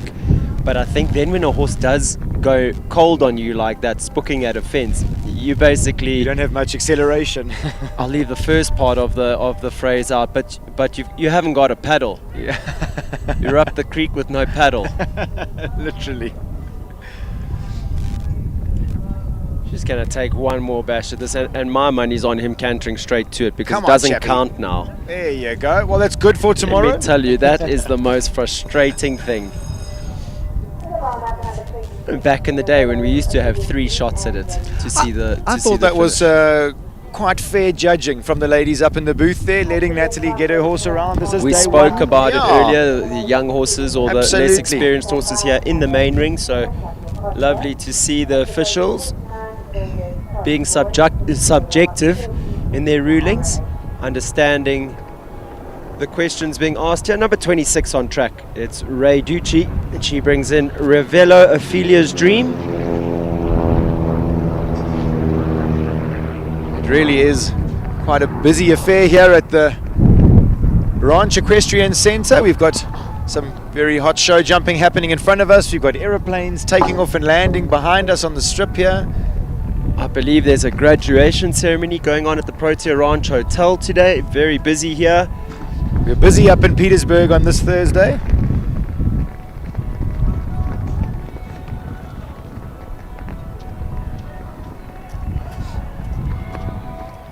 Lovely to see Ray back in the saddle, being so competitive. It was nice to catch up with her over some dessert last night. You ate more dessert than me, let's face it. Possibly why you jumped a clear round today and I had 4 faults. That's great to see Ray back. Riding out of the Carl Bunzai equestrian setup. Has the last down. Phew, the wind is really picking up now. A couple of the jumps are going to have to hang on for dear life. Our viewers can see there in the background those advertising banners blowing at full force. Luckily, Brendan and I won't be getting sunburned today. We're here in the shade, but I tell you what, it could be a few degrees warmer here. Brendan's adrenaline still running. He's in just a hoodie. I think I've got 3 puffer jackets on. Unfortunately, my legs not much. As we see young Kevin Vessels up next, he brings in number 27, Capital Costa. 11-year-old gelding by Capital Conlank out of a heartbreaker mare, riding for Jessica Rabjohn, who we saw earlier on her lovely Son of Lissabon. Yeah, you know, I think it's a good time to chat a little bit about Kevin now, and you know, it's been fantastic to watch him mature in the sport, mature in Johannesburg, really find his feet as a professional show jumper. Am I fair in saying he's just young enough to be a generation below us, Brendan? So we sort of watched him come in and make the same mistakes or do a lot of the similar things that we'd done as youngsters. I mean, not that I'm much older than Kevin, but I think I do fall into that bracket of being a little more in your era than Kevin's. More the silver foxes than not. And he's riding at the top of his game. Yeah, Actually, he really is. I was grabbing a coffee with him just now, and I asked him if he was in the Grand Prix today on Capital Charis. Yes. And he said to me, no, the owner said there's no rush, let's bide our time. I've only jumped 3 or 4 140s, but the way he came out on day 1 in the 140s yesterday with a lovely prize, riding. He's just Smooth, there's confident. just something He's about his looking- riding at the yeah, moment. He's so confident agreed. in himself, in his Yeah. team that he has, and he's got some lovely horses that he's produced himself, which I think always makes one hell of a difference to be riding horses that Yeah, you of course, know. of course, of course. And I know that horse he's just riding, Capital Costa, he's just riding to give some confidence here. So nice to see. You see Rochelle Klook on track now. She brings in number 29. It's Wilberg's Classy Boy. I wonder if this was a late decision, because I'm pretty sure when I was chatting to Jean Corbet yesterday, she said to me she was competing this horse this week. And we both know Rochelle, a very busy businesswoman, so maybe something opened up in her schedule and she managed to get here. She loves to show jump, she loves to win, and she does it so well. She really must have an incredibly busy schedule. She's, I must say, very busy on social media at different gala events, dressed to the nines, looking very spiffed up, and I suppose all of that really suits her motherkind products, all looking after the body, and she's always in the gym looking after herself. Her and her husband, Tim, a real power couple. He himself a very successful developer, am I right in saying that? Yeah, for sure. Classy Boy making some beautiful shapes here this morning with those back legs. Sort of making their comeback after jumping and finishing the South African Derby last year. Oh, The you'll horse has probably had find- some downtime, Yeah, and now she's absolutely. reproducing him. I think great, just showing her equestrian brain that she has and the understanding for the horse that she has. I mean, he was borderline foot perfect to the last fence, I think, Yeah. in the South African Derby last year. So just having a little bit of downtime. We see her discussing around there with trainer Rainer Korber. I suppose it's a little bit, I was chatting to Dominique Alexander a few years. One of my horses had taken a step back and I was feeling a bit dejected about it. And he said to me that this is the samba of life. This is what we do. We go forward, we go back. We've got to be able to make the horses and the riders feel comfortable and confident. And once you've taken a step back to regroup, you generally feel like when you get back up there that you're so much more ready for it. The horses are ready for it. Their muscles are conditioned for it. So I'm a big one for being able to take a step back, allowing, you said, producing the horses a little bit at that level and then letting them go and jump some bigger jumps. As we see number 31 starting her way on track. Up next, it's Alison Koch. She brings in Be Happy Lunde. 14-year-old gelding by My Lord Carthago. Another lady training out of the Korber Equestrian setup these days with a very, very exciting young horse. I don't know if you've seen her new young horse, Brendan. The name eludes me, but I saw him jumping at the training day. Spartacus, is it? No, something along those lines. She purchased the horse from Michael Blom. Saw it having a training day it's on the at tip of my tongue. Burlington the other day. All the jumps are almost starting to blow over. I'm not sure if Ali's going to get a chance to be able to fix this. Let's hope that she doesn't notice that the plank at 7 is blown down. Let's hope that her horse doesn't Stay on notice it, 7 but I don't think strides. so. 5, 6, 7, easy as you like. And leaves it up. They're going to have to turn those cups around. We're not going to be able to have the plank sitting Yeah, on yeah, flat for cups sure. today. This horse has got a beautiful way of going. Lovely to see Ronnie Healy putting his back into it, doing a bit of work here today at the Ranch Equestrian. Looks like Father Christmas carrying his kid's toy bag.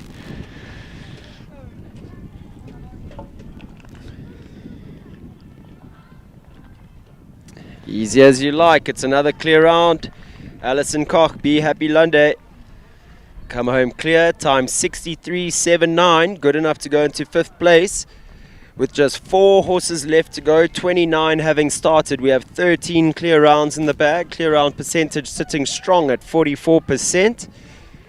I've got to get quicker, that's for sure. I don't know. When it looks that good, boy, I don't think you need a rosette to show for it. Did you get the thumbs up from Dina? I hope so. I have sent her the video. She's traveling back to Zimbabwe at the moment. Unfortunately, couldn't be here. Number 30 goes next. It's Amy Hay. You know what, I don't often get to talk about Dina, but just the one thing that she's always about with me is about keeping the horses happy. She's never about rosettes. She wants the horses to enjoy themselves. She wants me to have fun. And I think that's such a good attitude to have, because I really feel like that it's sort of a place where confidence breeds. And if you're confident and you're not under pressure, I really feel like that's when you can get proper results. So, talking about one Zimbabwean lady to another, Amy Hay on track now, number 30. She brings in Cortina RLHZ. This horse is just a clear round show jumping machine. I really love watching this horse do her job. Suits Amy the way that she goes. Amy's definitely not scared of the fiery ones. Othello, her horse that she jumps in the Grand Prix and World Cups, goes in much the same way. Very keen, very forward way of cantering to the fences. In fact, you and I were watching Amy on her other new horse, Jackson, yesterday, saying you almost don't recognize her on a calm one. Yeah, absolutely. Definitely got used to her on these types. I mean, this horse, just watch her ears, pricks them as she gets down to the jumps, gets her knees up, gets her back end out the way, as easy as you like at the last. Look at that. Comes home clear, 59.84, good enough to go into second place. So putting herself on the podium. Bucking and playing as she goes to the finish. With just 3 horses left to go. And my wonderful wife making us sound clever here, Brendan. Alison Cox's new horse, Alexander S, that she purchased from Michael Blom. There we go. Thanks, Kirst. Viewers, remember that name, Alexander S. That is destined for big things here in the South African show jumping scene. A lady who's already achieved big things in this season. Stacey Lee Weston goes next, number 32, Western Farriers, Charlie's Touch.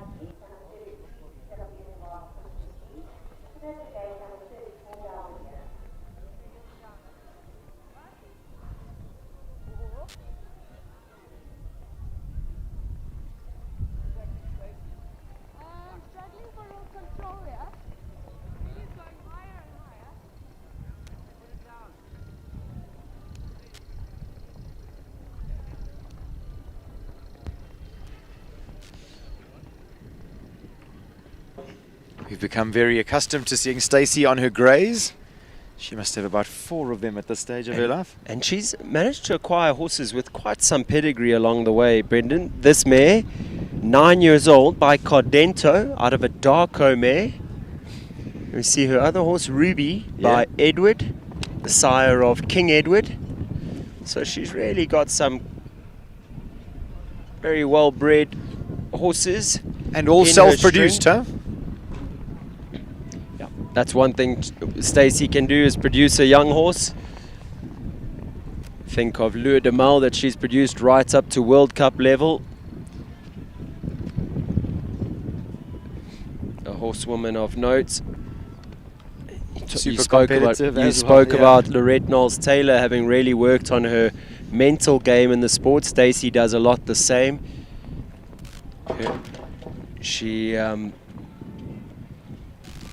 Stacey and I get along well, and she often says that I'm the boy version of her. So sometimes when she comes home from her sports psychologist, she manages to share some of what she thinks I would enjoy as well. She often tells me to stop giving your energy away. You got to keep it for yourself. Stop high-fiving everyone else. And I was like, Stace, it's just the way we are. So we see that horse going a little bit green on her here today. But I promise you, with Stacey in the saddle, you'll see come championship day, there'll be a clear round in the bag there.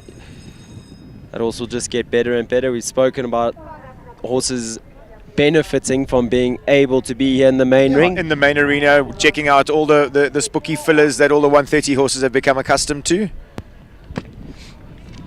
Talking about horses with experience, Andrew Olaf, he goes next on PWM Wealth, Kuster G. A partnership that looked so promising in the beginning. Unfortunately, the horse then battling a bit with some soundness issues, but lovely to see him back and expressive in the ring. Saw Andy on 2 small, hot, fiery mares earlier. Now he's on a much bigger, scopier, rangier horse.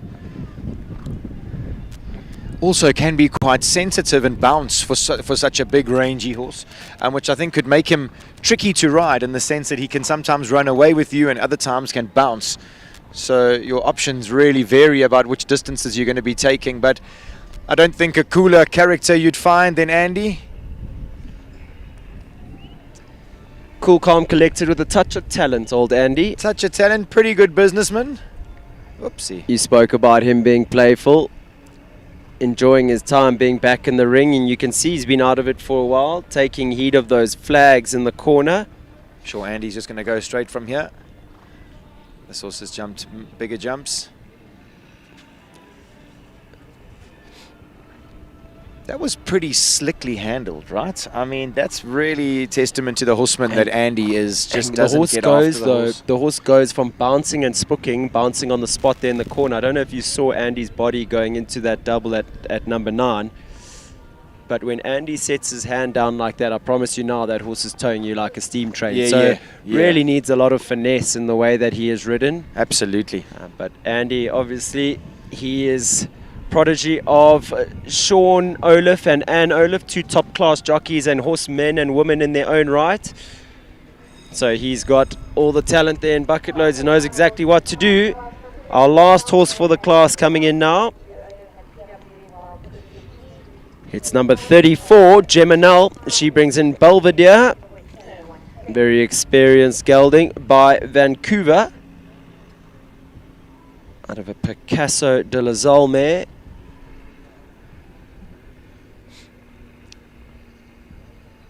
Gemma went off and studied in the Cape, now working for Wayland's Furniture.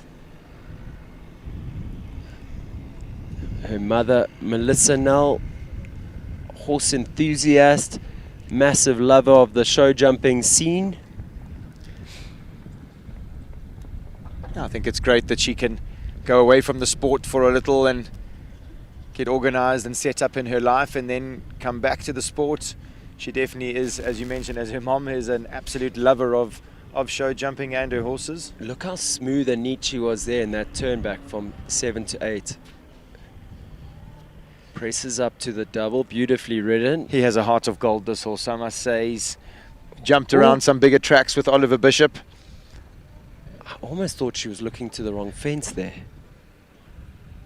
Pricks his ears at the last.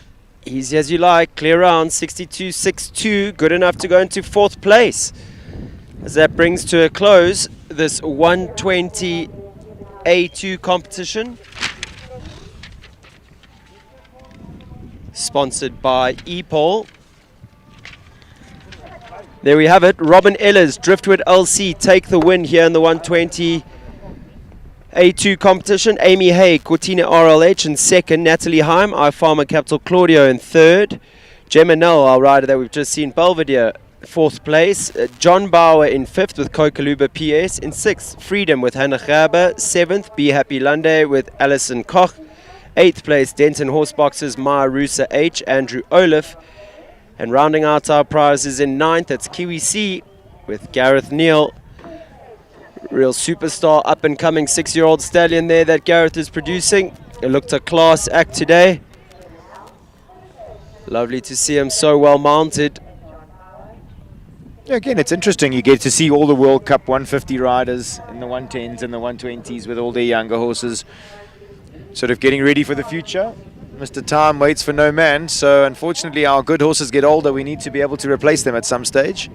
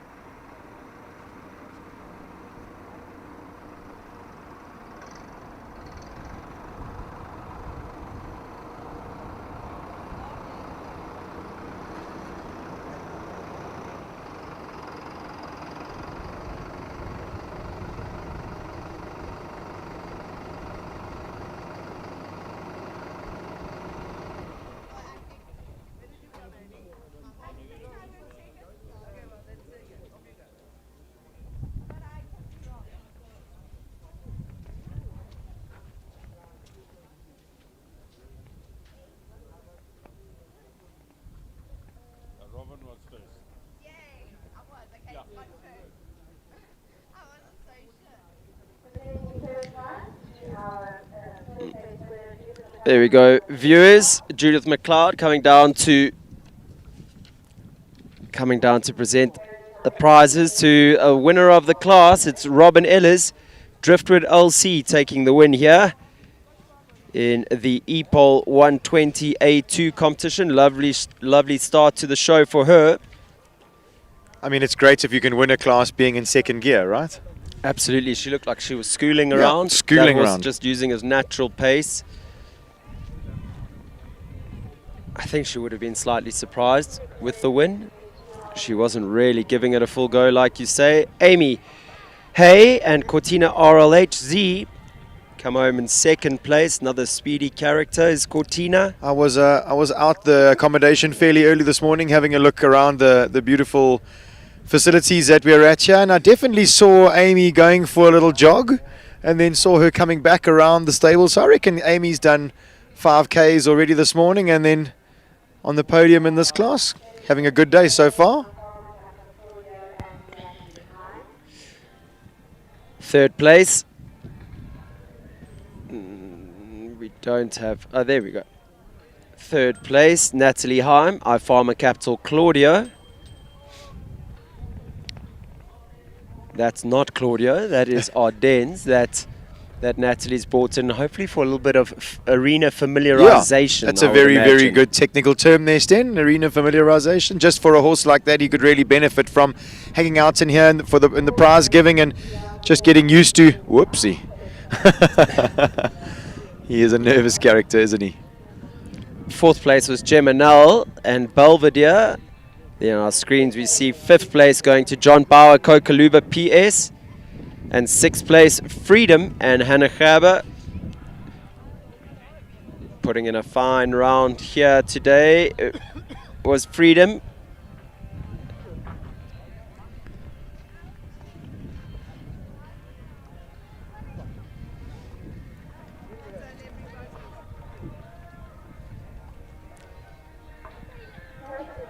Beautifully turned out there, Freedom, by the team from Farnham Stables.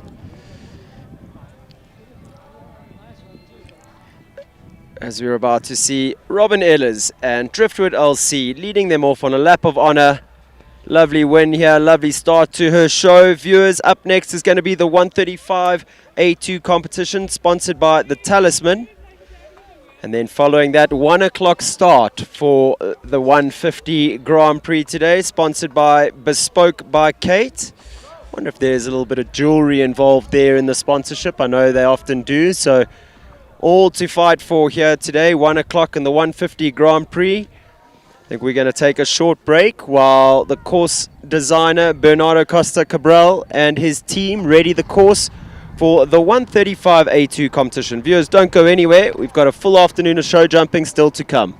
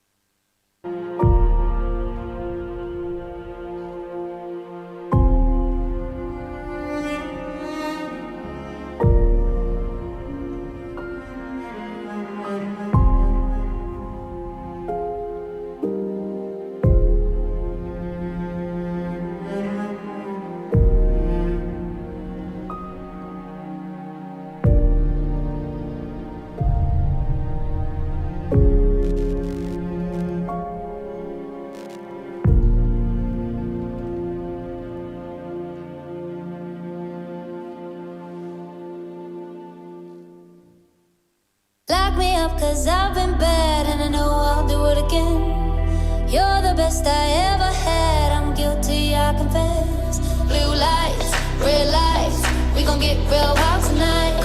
Blue lights, red lights, with you.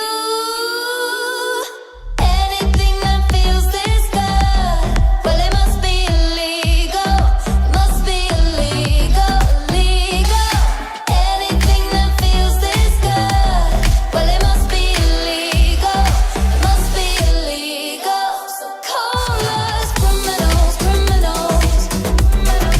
Call us criminals, criminals. I've been stealing all your time, but I know that's what you want. I swear the way you blow my mind should be against the law.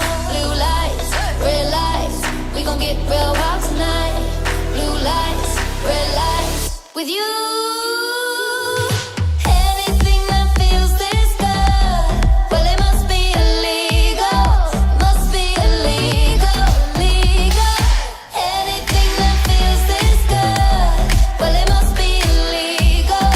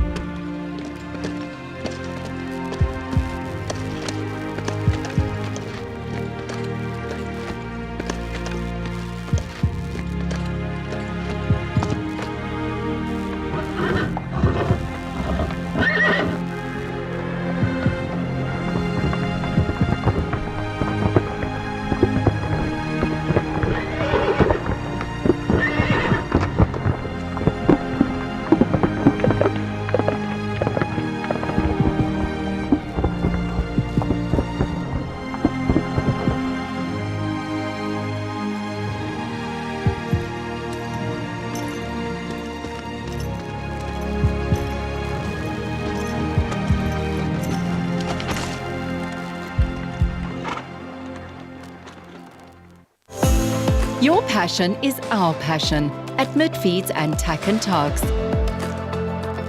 Where we lead, others follow.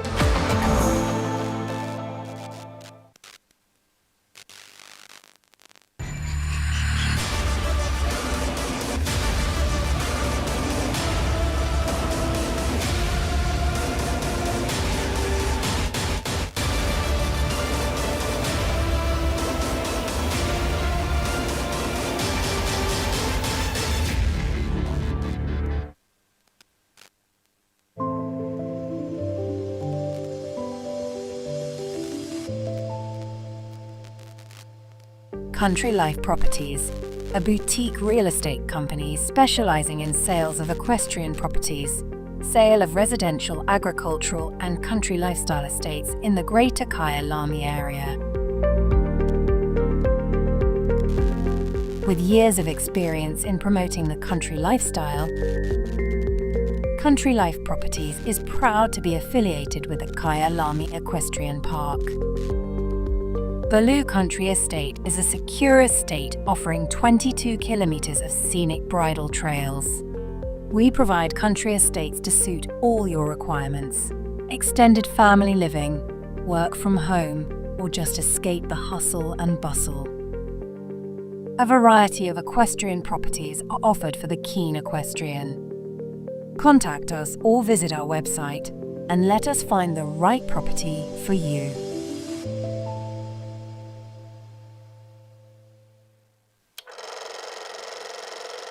It started with a stride in 1998. For over 2 decades, riders, trainers, and veterinarians have trusted our name.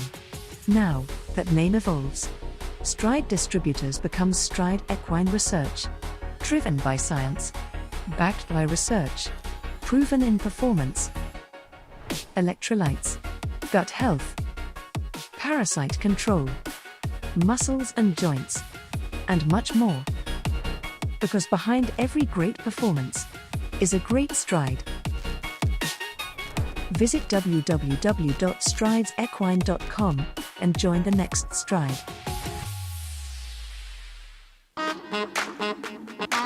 Yeah. Bet you're wondering what it is. Bet you're asking how. Come on. Check this out.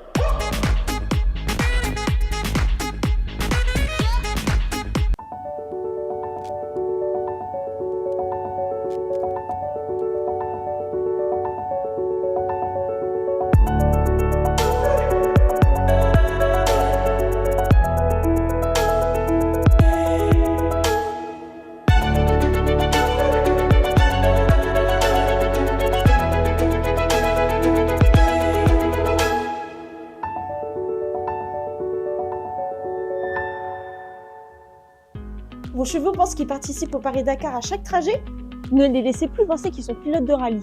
Inspiré de l'automobile, la suspension Pullman 2, innovée par Cheval Liberté, propose une véritable technologie de pointe. Avec un centre de gravité au plus proche de la route grâce à un châssis surbaissé, les vibrations sont ainsi considérablement réduites. Votre vent épouse la route et offre alors à votre cheval un confort inégalé. Avec la suspension Pullman 2, c'est moins de stress, moins de fatigue, moins de consommation de carburant et surtout un transport en toute sécurité pour vos chevaux, et ça même sur route difficile. Rendez-vous sur notre site internet chevalliberté.fr pour découvrir toute notre gamme de vents.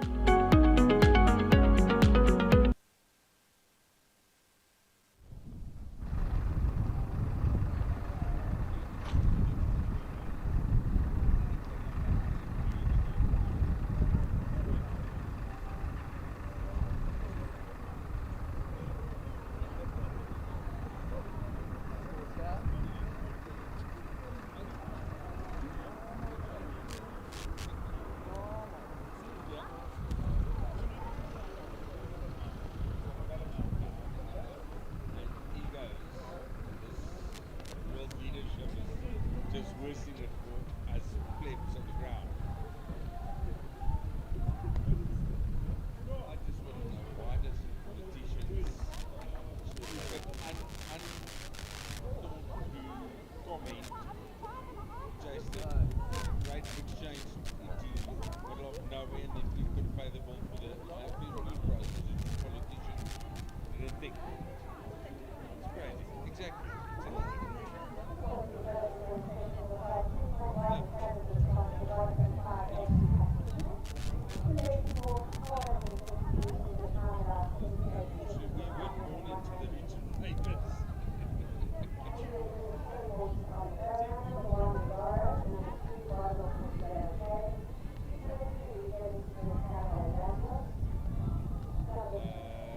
Should be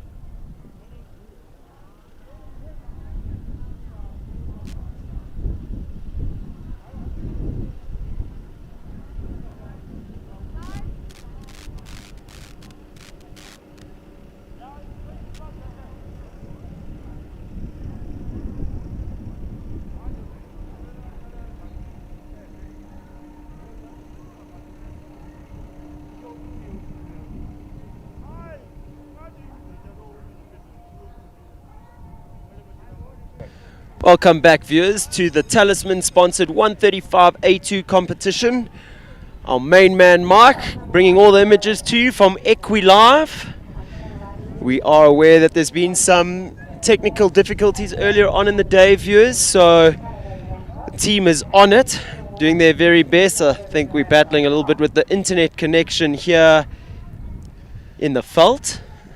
Brendan, or? Yeah, I suppose, look, what you lose on the merry-go-round, you make up on the swings. As you say, we're really in the heart of the African bush here. Saw some beautiful animals this morning on the way to the show. Rendaro and Nicholas Sam Riley kicking us off here at number 1 for owner Kay Schofield. Rendaro, lovely son of Rondamar. Sorry, Brendan. Yeah, I must say, just one of the horses that I've really enjoyed watching Nicola produce.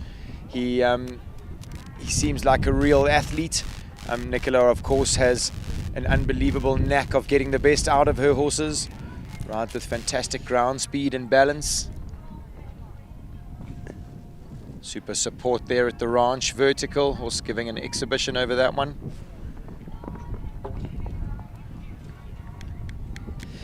Funny, Brendan, when that e-pole fence first came out, I don't know if you remember, the horses, sure, they didn't go really near it. Battled a little bit with the seals and those horses on the side, on the wings, and yet the longer we've seen it in the ring, the better they've got at jumping it. As we see a late rail going down, jumping into that Peter Morrison sponsored double of verticals at fence 9. Little question here, double of verticals to a double with an oxer jumping in, Brendan. You had the same in your... Have I missed something? We said the oxer jumping in here? Yeah, sorry. So 9, the double at 9. Yeah. To a double at 10. You had Sure. the same question in your course. Yeah, I think that there's not much space to gallop. I did notice that after the little water tray oxer at number 8, I was wondering if anybody was going to nip inside the all-power vertical to the double of verticals and then that hard right turn to the 3-3-4 double. Let's see what the riders have in store. Up next, number 2. This is Gondor Portobello K. Horse is owned by Daniela Thurt and ridden today by Simon Henry.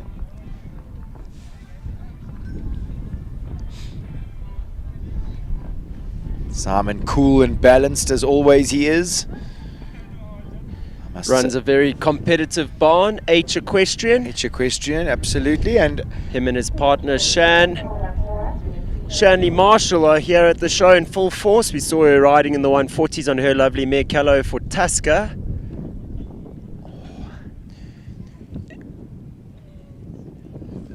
Simon also enjoyed quite a bit of the dessert there last night, looking very stylish in his Oakley sunglasses.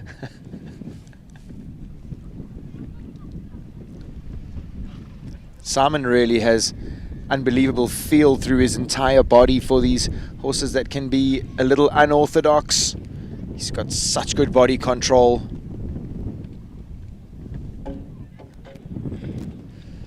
This horse can sometimes be a little fresh and at the fences on day one. I watched him quite a bit at Waterwoods at their show a few months back, and the horse improved a lot throughout the show.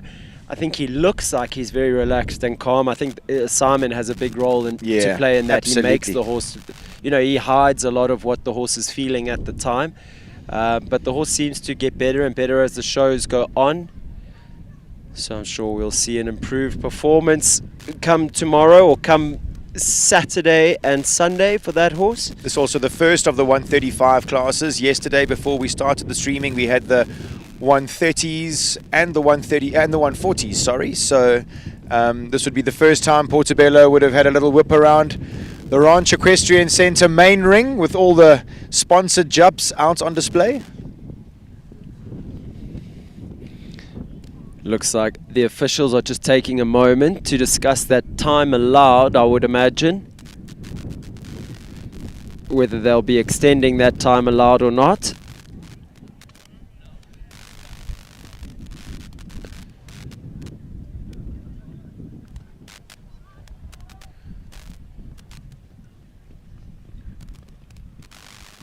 Looks like we have Tamrueda on track next.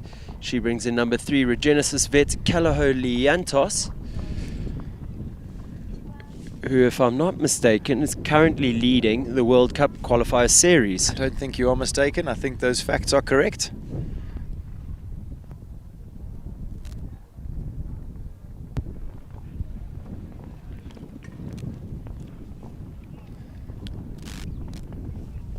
Smooth down that 7 stride distance. This horse definitely mileaged around the 150 Grand Prix and World Cups these days. Tamara just giving him an easy start to the show. Pretty sure we'll see him out in full force come Saturday, the Yep, World Cup Saturday. qualifier. You mentioned the word experienced at this level. This horse so experienced that she obviously has confidence. Just giving him a little skip around the 135s here today, electing not to do the Grand Prix as her warm-up for Saturday's class. Easy as you like. Flashy son of Caloho Lissabon, Caloho Liantos, giving us a lovely clear round. Time 71.59. Seems like we do have a power issue in the judges' box, Brendan. I haven't heard the commentators there. Liantos looking an absolute picture here this morning. I hope we will be seeing him a little further on in the show in the World Cup, as you mentioned, Sten. I think without a doubt, as we see number 4 starting on track up next, it's Equicover KP Vagabond. That's definitely not Vagabond. No, I don't think this is Vagabond. This is Mika's new horse. Put me on the spot with the name now. Sorry, we seem to have a little bit of a glitch here for our viewers at home. We have Vagabond on our start list. This is slightly paler than Vagabond.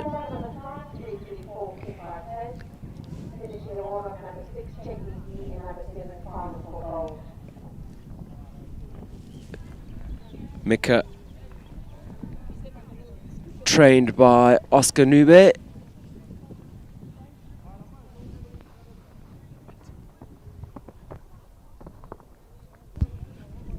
Riding out of the Linrose stable setup. A young lady who's jumped right up to 150 level on her horse Vagabond. Yeah, this is a fairly new partnership for her, and this horse looking like it's full of jumping. It really suits the way Mika rides. We'd have noticed her a little earlier on her much smaller, speedier horse, Leopold. This mare showing a fantastic effort over the last there, leaving all the jumps up. Time 67.17. Good enough for first place at this stage for equicoverrivervale.com. That's Took better. the words out of my mouth. I just managed to find it.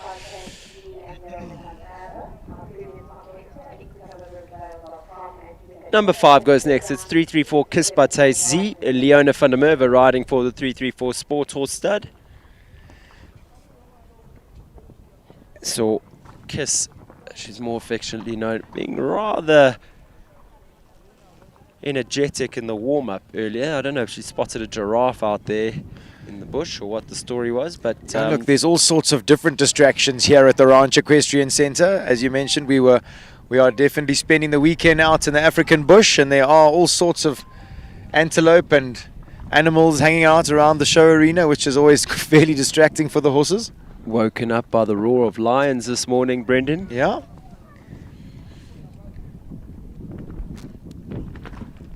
Here we go, Leona deciding to... Is your first rider to do that inside turn, Brendan? And the horse not quite locking on. It's still a relatively new partnership, Yeah, it is. Leona and Kiss. This horse originally purchased for Thomas Triggle, Govett, owner of 334 Sport Horse Stud. His son Thomas has been studying in the UK. And this horse was purchased for him to ride. I think he wasn't really getting, between his two horses, he wasn't getting enough time to put into Kiss. I think she's quite a lively character that needs quite a lot of work. So she was imported, and Leona, I mean, it was funny. I listened to Aisling yesterday joking with us around the table saying, she was mentioning about another horse and how tricky it used to be in the ring and maybe not the most careful show jumper, and she says, now just skipping around, clear round after clear round. And Liam said to her, well, what have you guys changed? She said, oh, we just put Leona on the horse. As we see Charlie Ann Barford starting on track. Number 6, it's Check Me Z. Charlie riding an unbelievable wave of form at the moment. She's really looking like a strong competitor. She had a fantastic World Cup qualifier down in Shongweni and got a real quality string of horses that seems to know how to just get the job done. They naturally go quick. She sort of definitely picks the classes with them. This mare looking like she's full of jumping here this morning. Super sensitive mare, fairly new in the country. Or when I say new, maybe in the last year. Daughter of Katoki's Cornet, out of a Cassini 1 mare. She has loads and loads of blood. This horse almost going a little like Driftwood in the last class, just naturally quick across the ground. Look at the time. 62.68, good enough to go into the lead at the moment, some 5 seconds into the lead, ahead of Mika Chalker, who sits in second, and Tambri Wade and Regenesis Vet Callow Liantos in third. Our 3 clear rounds so far, so with 6 having started, we have 3 clear rounds in the bag. 27 horses left to go, first of which Farnham for Gold. It's Lorette Knowles Taylor up next, number 7 on our program. George, as he's more affectionately known, the family horse. Just a completely different type to the horse we've just seen of Charlie's. George is much bigger and much slower in the way that he moves by nature. So Lorette always has to just remind him to keep moving. That said, he does have a really big step, so Lorette will have to be mindful of the room that she gives him as she asks him to keep moving. Farnham for Gold, bred by Barry and Lorette Knowles Taylor, by Callahose for Joy, out of a Eudokus mare.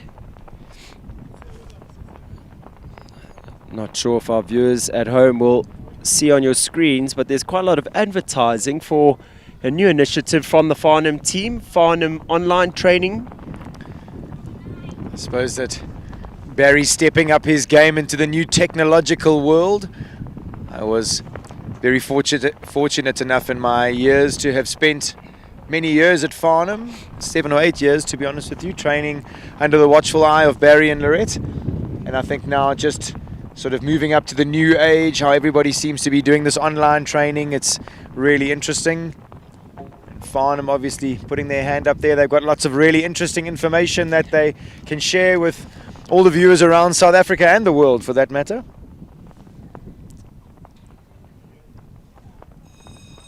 So just 4 faults there for Farnham for Gold and Lorette Knowles Taylor.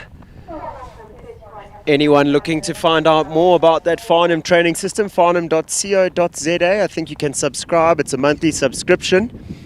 And you have access to all of Barry's different training techniques and methods for young horses, for Grand Prix horses, for flatting your horses, for pole working your horses.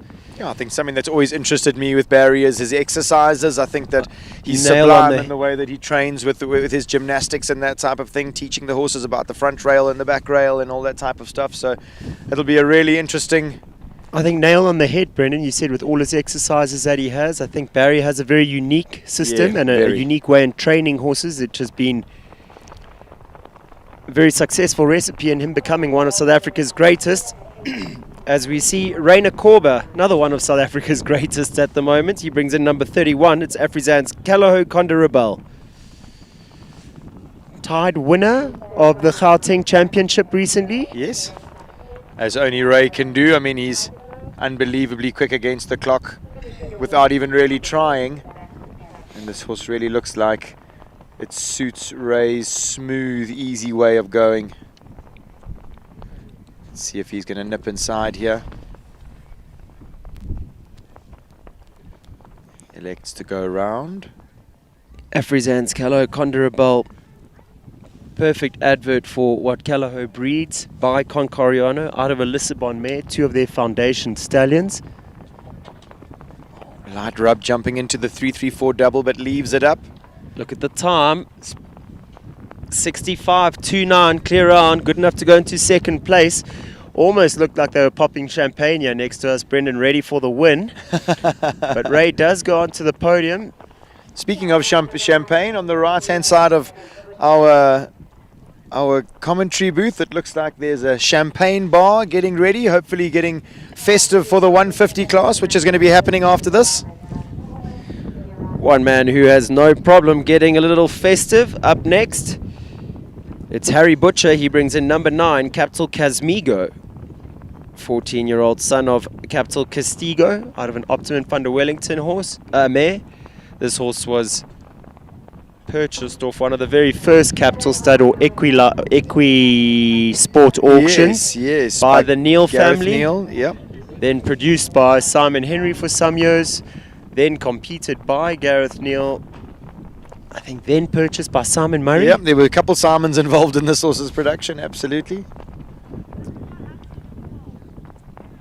And then acquired by young Harry. And I think just what a fantastic horse for Harry to have to get up the grades here. He's a big horse with a big stride, a big jump, and seems like a big heart, to be honest with you. So fantastic that Harry can now sharpen his pencil around these bigger jumps. Really refining his skills at Sellerhof with Dominic Alexander. Yeah, I think that was a solid effort to start his and his again, show. another horse who I think you'll see improve as the show goes on. He looked like he had his eyes wide and ears well pricked on all the fences. A lot going on around the arena here. A lovely effort by Harry Butcher and Capital Casmigo. From one young talent to another, number 10 goes next. It's Jenna Gilchrist. She brings in Olandra van het Eigenlo. 11-year-old mare purchased from Michelle van Eck. This mare by Gilbert van het Reitershof out of an Echo van Speelveld mare. Sure, that was quite a mouthful. I hope I got it right. I was practicing the whole time at Chongweni a few weeks back, where she seemed to enjoy a lot of success, Jenna. She's on a good run of form at the moment. She won a lot of prizes at Gauteng Champs. Then a week later at Chongweni was in almost every lineup. And now just 10 days down the line, looking to add to her tally here at the Ranch Equestrian Centre. Yeah, she's putting together a really strong string of horses. This horse really looking like it's nice and rideable for this young lady. I was chatting to Ronnie Healy, her trainer, a little earlier. I believe they've just purchased a very exciting mare off a German auction that's just come into the country. The one that's just landed. I Yeah. saw pictures of her the other day. So they bought that from Holger Hetzel out in Germany. Ronnie says it's a really, really exciting horse for young Jenna. 6 strides to the last, easy as you like. 66.70. Good enough to go into the top 3. With 10 having started, we now have 5 clear rounds in the bag. Big cheer from Russell, her dad there, main sponsor in Jenna's life. Never misses a show, hugely involved in the horses.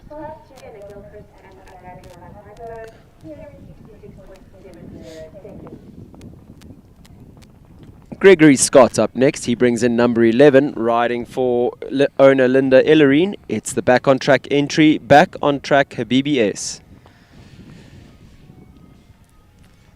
Greg has one of the most relaxed natures in the sport for me. He's one of my neighbors in Sun Valley, and every day I see him on another horse with his group of dogs or his clients getting out there, hacking, getting the horses fit on the track. He's definitely a big one for having his horses really keen and fresh and happy for their job. I think you just mentioned his very relaxed demeanor, Brendan. He'll need all of that relaxation to filter through to this spicy mare. By Harmony out of a Concord mare is her BBS. And she has got more than one hamster running around in that brain in different directions. I think she really tests all of his ability. That said, I think they trust each other implicitly.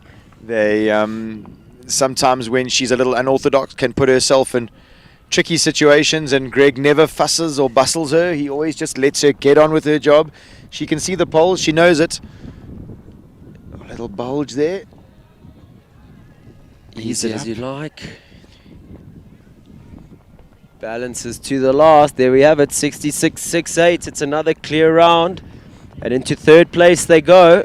suppose, though, day one, Greg would definitely want to keep those hamsters in check up there, making sure that he doesn't set the afterburners ablaze too early in the show. Absolutely. I think in a 5-day show, really, he would only have one opportunity to go flat out. So Sure. he'll be saving that for championship day. Yeah, absolutely. We saw him taking some neat lines, but not running the mare at all. Pretty sure owner Linda Ellerine will be pleased with that effort.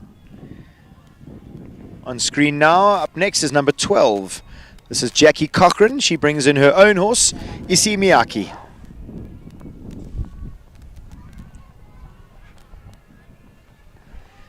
Issey Miyake, 9-year-old mare by Berlin out of a Cassel dam.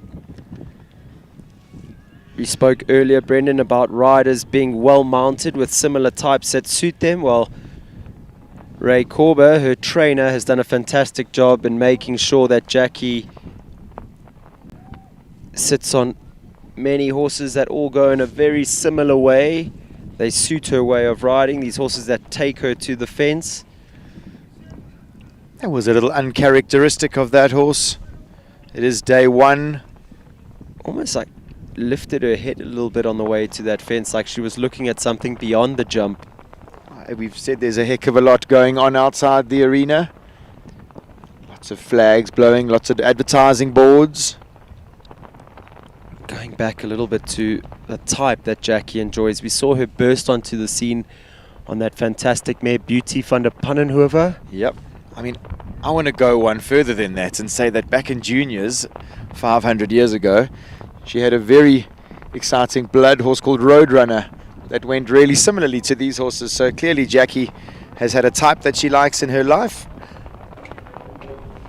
And the horse just holding itself a little at the oxer. Maybe having a look there at that spooky plank at the bottom of the Ford oxer at number 11. We've seen a lot of horses have a little look at that fence, whether it's at the fence or what's going on behind the fence, I'm not sure, but 4 faults there at the last, so an early rail at the all-power jump, and then a late rail at the last, spells 8 faults for Issey Miyake.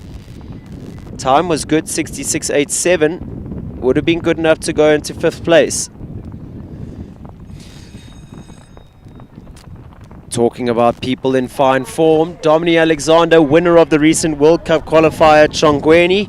He goes next on his lovely mare, Athena. Yeah, I think just form throughout the years when I think of Dominic, you know, I think as of late he's definitely been piecing together unbelievably consistent Grand Prix results, which really in our sports is something difficult to do, but I think he's got a fantastic string of horses at the moment. He's riding a heck of a lot up at the top grades. He's becoming super comfortable and accustomed to being around these 135, 140, 150 classes. Being really economical through the turns here. Athena had a fantastic outing at Chongweni. Was second in almost every class to George's Grabanti, which is no small feat. And let's face it, that any of George's horses in comparison to Athena, they're really a little bit more nimble. I think Dominic does an amazing job at just keeping a lid on this horse. She can get a little tense and strong. Look at the time here. 61.9. Easy riding there. For me, it was through the turns that he got that class, or got that time, I should say. Sorry, that time's been adjusted. 62.03. So still good enough for first at this stage. 6/10 into the lead, ahead of pupil Charlie Ann Barford, currently in second. And Raina Korba, Afrizan's Caloho Condarabel in third, in a time of 65.29. Just saying, if you compare those two horses, I mean, if you compare Check Me to Athena, Charlie looked like she was going quick. Athena didn't, and Dominic was still managed to be quicker just by being slick through the turns. The godfather of South African show jumping up next. It's number 14, Oxford Super Deluxe, and Barry John Taylor, the brains behind the Farnham training program. Farnham.co.za is where you can find that subscription, that monthly subscription that you can acquire in order to train like Barry John Taylor trains. Oh, you know, I think in today's day and age, you know, I think for me, knowledge is power. And I mean, in our sport, we can never stop learning. So I think any opportunity that any of us could get, that we could have a little insight or you know, a little bit of a look to see how they train at Farnham, what goes on inside Barry's head. I can remember through lockdown a few years ago, a couple of the riders made some videos. I can remember Scott Brash doing something quite similar, and we were all glued. Little Barry rub looking there. quick here. How's the time? 64.01, good enough to go into the top 3. Oxford Super Deluxe onto the podium in the early stages of this class for owner Brett Latimer. Barry was just going down to the last there and just asked someone on the sideline just to stand still before his horse jumped. I don't know that I would tell Boetie van der Merwe to keep still there. Chris van der Merwe's son. Christian was just busy running along the fence there. Oh, but he's come to see his dad. That's why he's hanging out on the side of the arena. Next up, number 15, Christopher van der Merwe brings in 334 Lorona for the 334 Sport Horse Stud. This lovely daughter of Grand Arado out of a warrant mare.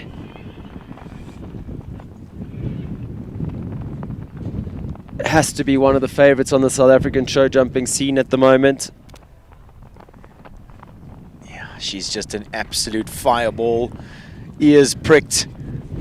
Locks on to every jump that Chris presents her to. Lovely for Chris to be competing in a province that he called home for so many years, Brendan. He's been fairly busy in his time. I mean, he was born and bred Jeffreys Bay, down in Jeffreys Bay, just outside Port Elizabeth. then moved up here. No, then moved to I suppose Johannesburg. moved to Joburg, then moved here to Fall in Love. Then moved back to Johannesburg and now resides out of the Midlands in Natal. 60.60, easy as you like. Chris van der Merwe 2 seconds into the lead with 334 Lorona riding for the 334 Sport Horse Stud. I'm pretty sure Govert Trigger will be pleased with that. Yeah, I think he just gave her an easy round there. She's so naturally quick. Didn't look like he was bustling her or rushing her at all, but good enough to go into the lead at this stage of the competition. Rita van Deventer just making us look wise here. She's giving us a new running order for the Grand Prix. The lady who makes this all happen, the runner of all the best shows in the country. Lovely to have her on board here at the Ranch Equestrian Centre as we see Kayla Nordeer on track now, number 16, Lacano Ballard. Bally, as she's more affectionately known, who has won every 135 class there is to win in the country. Yeah, I was going to say this horse, if any viewers have been following the 135 scene, you'll definitely recognize this combination. And Brendan, a horse that was given a little holiday over Shongweni. Kayla just mentioning that there's been so many shows on at the moment. You can't sort of run all of them all the time. Unfortunately, front rail goes down there. Jumping into the double at 9.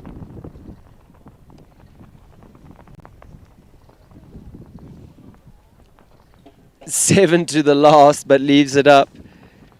Late rail, time 61.83. She definitely took her foot off the gas after having that rail. That would have been close on the heels of Chris van der Merwe and 334 Lorona. Right, so after that speedy round from Kayla there, it looks like we're going to have an arena rake. Peter Morrison and his team have been here working all evening and all morning, getting the surface 100% prepped up for this World Cup qualifying weekend.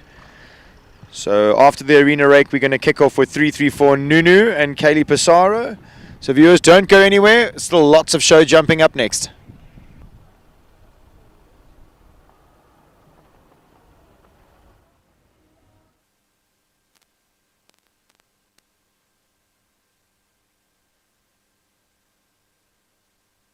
Welcome to the world of mid-feeds and tack and togs.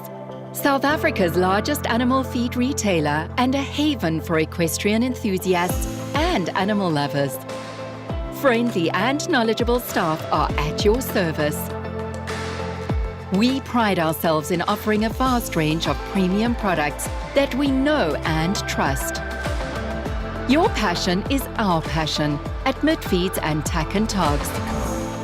Where we lead, others follow.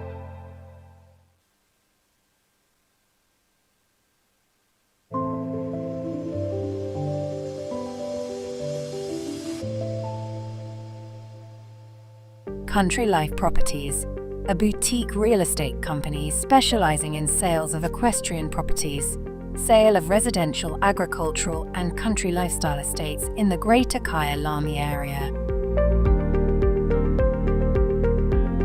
With years of experience in promoting the country lifestyle, Country Life Properties is proud to be affiliated with the Kyalami Equestrian Park. Baloo Country Estate is a secure estate offering 22 kilometers of scenic bridle trails. We provide country estates to suit all your requirements: extended family living, work from home, or just escape the hustle and bustle. A variety of equestrian properties are offered for the keen equestrian. Contact us or visit our website and let us find the right property for you.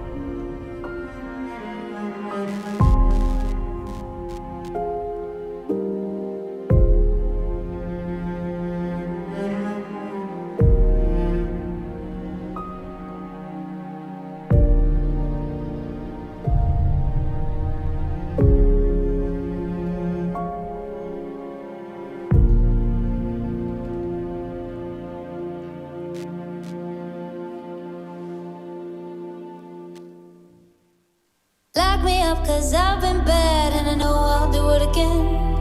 You're the best I ever had, I'm guilty, I confess. Blue lights, red lights, we gon' get real wild tonight. Blue lights, red lights, with you. Anything that feels this good, well it must be illegal.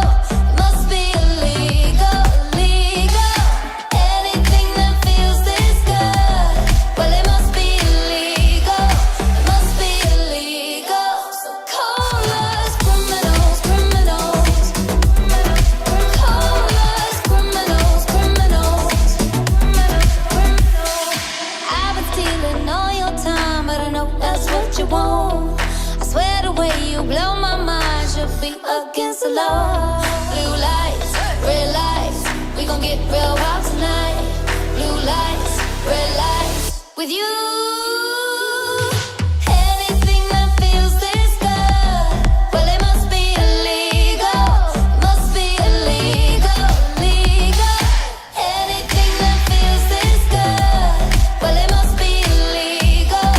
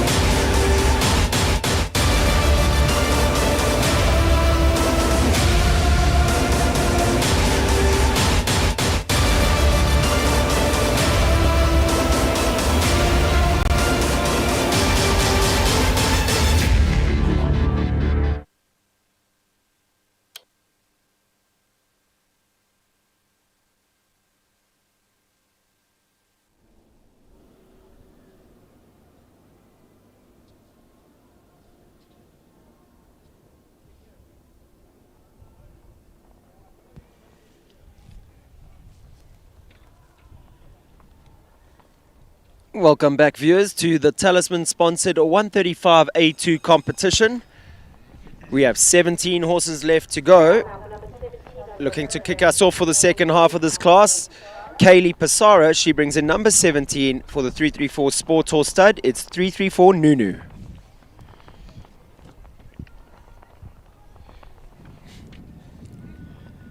Nunu, a 9-year-old mare by Naldo out of a Kalido mare.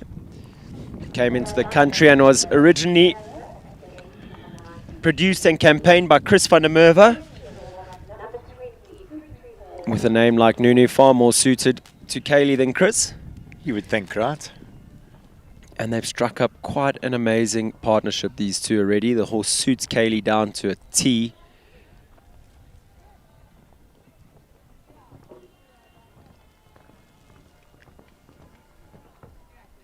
She looks like she's got a very round, easy jump for Kaylee to manage. Am I right in saying maybe a little more orthodox, but not too unlike Kaylee's superstar mare that she had in the big classes for many years? What was the bay horse's name, Brendan? Oh, bro, you always do this to me. And I always think, I'll go one generation Louisa. back and go to Electra. Yeah, Louisa. There you go. It's the one. There's a lot that reminds me of Louisa. Obviously a more classical type of horse. Yeah, very neat in the jump. Let me tell you, if they can have half the season that Kaylee and Louisa had, softest toe on the back rail of that Oxeret fence. 10A, spells 4 faults, time 67.29. Lovely way to start the show though, and Yeah, really easy round. softest toe on the back Yeah. rail. These safety cups fall for free. Looks like we've been blessed a little bit. That wind that was gusting through, I mean, I don't want to speak too soon, but it feels like it might have gusted itself away, Brendan. Let's hope. As I say that, it starts to pick up. Heather Mostert goes next. She brings in number 18. It's Brannick Cassandra.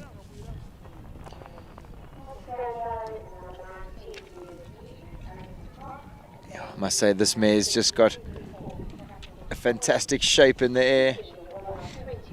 Another daughter of Consuelo with a big back end and a grey horse. Feel like it's always on repeat, but boy, has he stamped his progeny.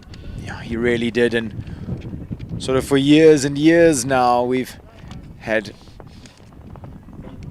the chance to acquire Consuelo, or even sons of Consuelo, being Consuelos these days. As you mentioned, Sten, all of them jumpers in their own right. This mare, originally from Cape Town, was found by Bronwyn de Santos, then campaigned by Erin de Santos, and then purchased by Heather. And boy, has she had a good run with this mare. Now training with Barry Taylor is Heather.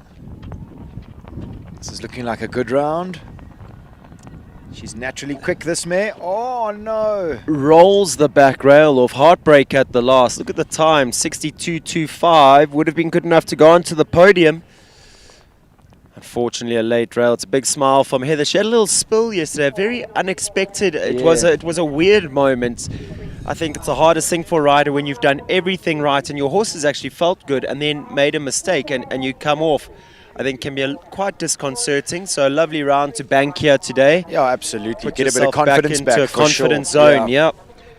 So we see number 19 up next. It's Tallulah D. Alison Koch in the saddle.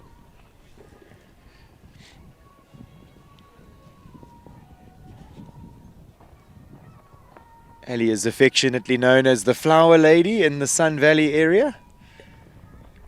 You stole my next one-liner. Alison Koch and Timothy, her husband. My comment is always saving marriages. Since 2024, they do home deliveries of flowers as a little side hustle. Their business called Rhythm Flowers. So, ladies, if you're looking to beautify your homes, get hold of Alison or Tim. And gentlemen, if you're looking to earn some brownie points with your wives or partners, a good way to start is always with some flowers. Tallulah just getting a little keen towards the end of the course. Definitely getting a little hot and spicy towards the end there, just pulling Ali a little deep in places. As you've mentioned though, this is our first round, first class for the 135s. I'm sure that Tallulah now having a little look around this arena will be more settled for the rest of the show. I know your horse went around like a schoolmaster, Brendan, but we've seen quite a few horses a little fresh and feisty here. Possibly the cold wind blowing through that's sort of excited them or brought them to life. And for me, I think I'd always prefer my horse a little well on day one. There's still a heck of a lot of jumping left to do this weekend, and obviously keeping as much in the tank for the championship class is always going to be the name of the game. It always varies from horse to horse. I think, speaking about my horse, he sometimes struggles with a little bit of fitness, so I want to try and keep him as fresh as possible. Someone who doesn't struggle with any fitness at this stage of the game. Next up, Leona van der Merwe. She brings in the fabulous 334 Katori. Capital Katori, sorry. Say she doesn't struggle with fitness. She also has system and management down to a T with this mare. All adding to the illustrious career that she's had so far. 334 Capital Katori. Been a winner of some of the fastest classes we've seen across the country, Brendan. We saw it in the 130s. She then stepped up to the 135s, did a lot the same. And now in more recent times, we've seen her winning 140 Grand Prix. Pretty at the easily. flat-out gallop. Absolutely. I'm sure that this mare might step up this show. Having a little start in the 135s. Without much fuss. She's already just 2 fences from home. Oh, she definitely left 2 strides out going to that 334 double. This is going to be quick. 60.33, good enough to go into the lead. Pips her husband Chris van der Merwe into second place on 334 Lorona. And in third at the moment we have Dominique Alexander and Athena, time 62.03. Just for me. Yeah, sorry, Sten. No, sorry. So if our competitors want to get onto the podium, they have to be quicker than that time, 62.03. And if you're looking to hunt down the win, 60.33 set there by 334 Capital Katori and Leona van der Merwe. Just something that I've sort of noticed sitting here, that Bernardo hasn't put the jumps in places that you can really get inside at a lot of places. So you've really got to be economical through the turns. I thought that Leona shaved 2 seconds off her time by being really quick and speedy to this last 334 double. So I think that's going to be something to look for if you're at home there and you're a betting person. Watch the riders that are going to be really nifty through the turns. I think those are going to be the ones that are going to be fighting for podium positions. Someone who's really learned to have good ground speed and a positive way of going. Stuart Barker on track at the moment. Number 21, Ifama Callahoo Conrado. Horse originally purchased and produced by Samantha Hardcastle. Then purchased by Stuart. He gave the ride to Rainer Korber for a year. Has been enjoying a really successful partnership with Conrado. He's a rock star, Conrado. He really is a rock star, and he's piecing together a fantastic round here. Also been pretty quick. Not sure he's going to be quicker than Leona. Let's check the time. Oh, the time was good. Would have been good enough for second place, yeah. Brendan. Just that last rail going down. Conrado, as you mentioned, though, an absolute rock star, puts in huge effort every time he's in the ring here. I'm sure Stuart thinks the absolute world of him. Lovely son of Calo Concoriano.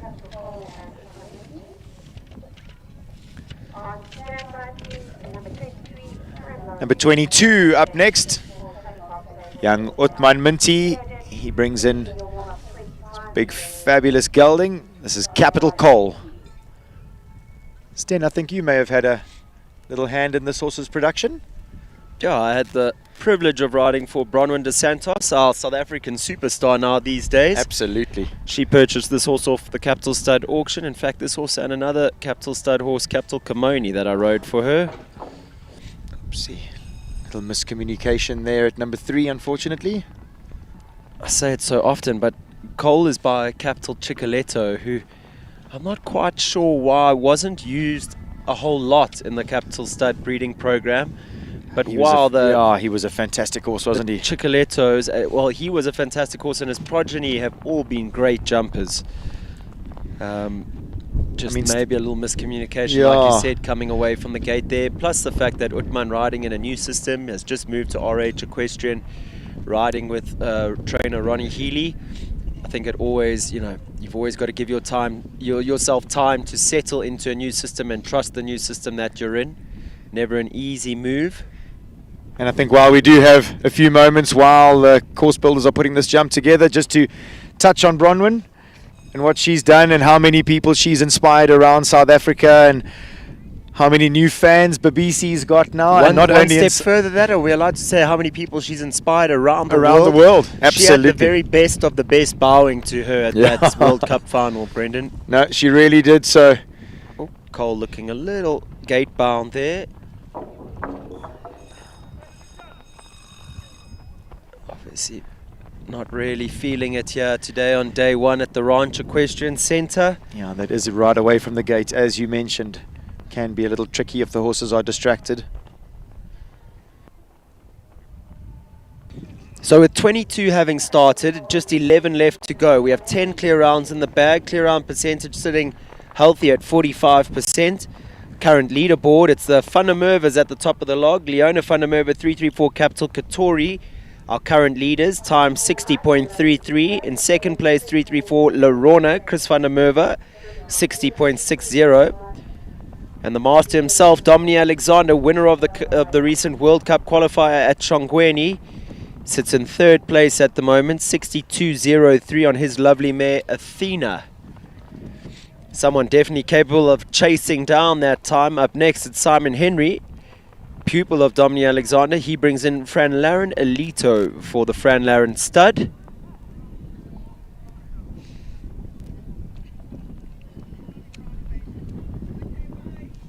This horse was tied first place in the recent Gauteng Championships.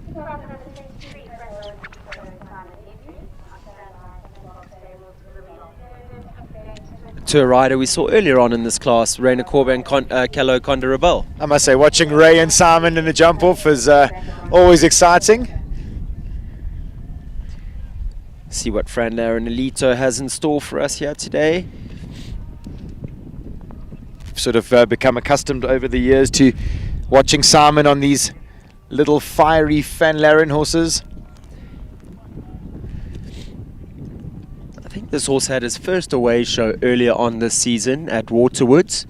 Came out on day one a little rattled. Wasn't his normal careful quick self.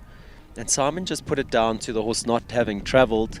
But already looking much more organised and relaxed here on day one. Absolutely, Simon really looking like he's pretty keen for a prize here this morning.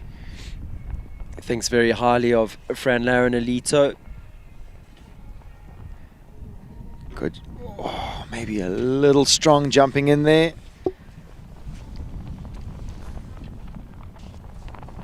Simon definitely grooming this horse to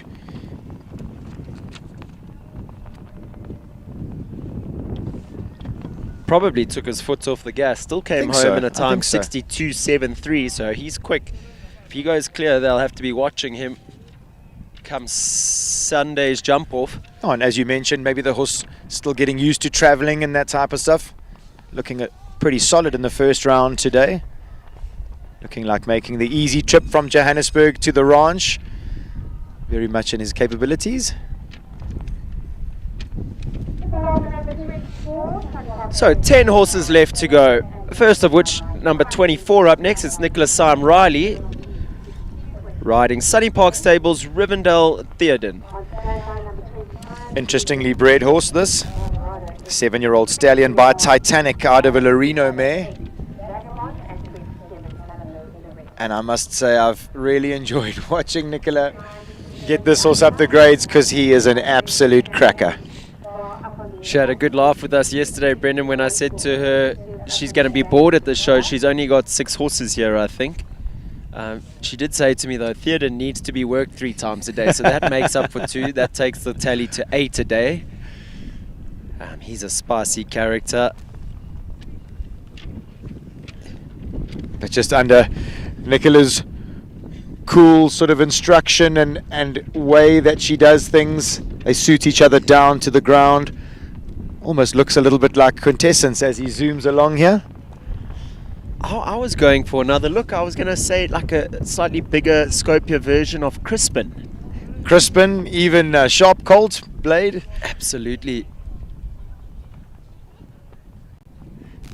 I mean, this was just a 7-year-old.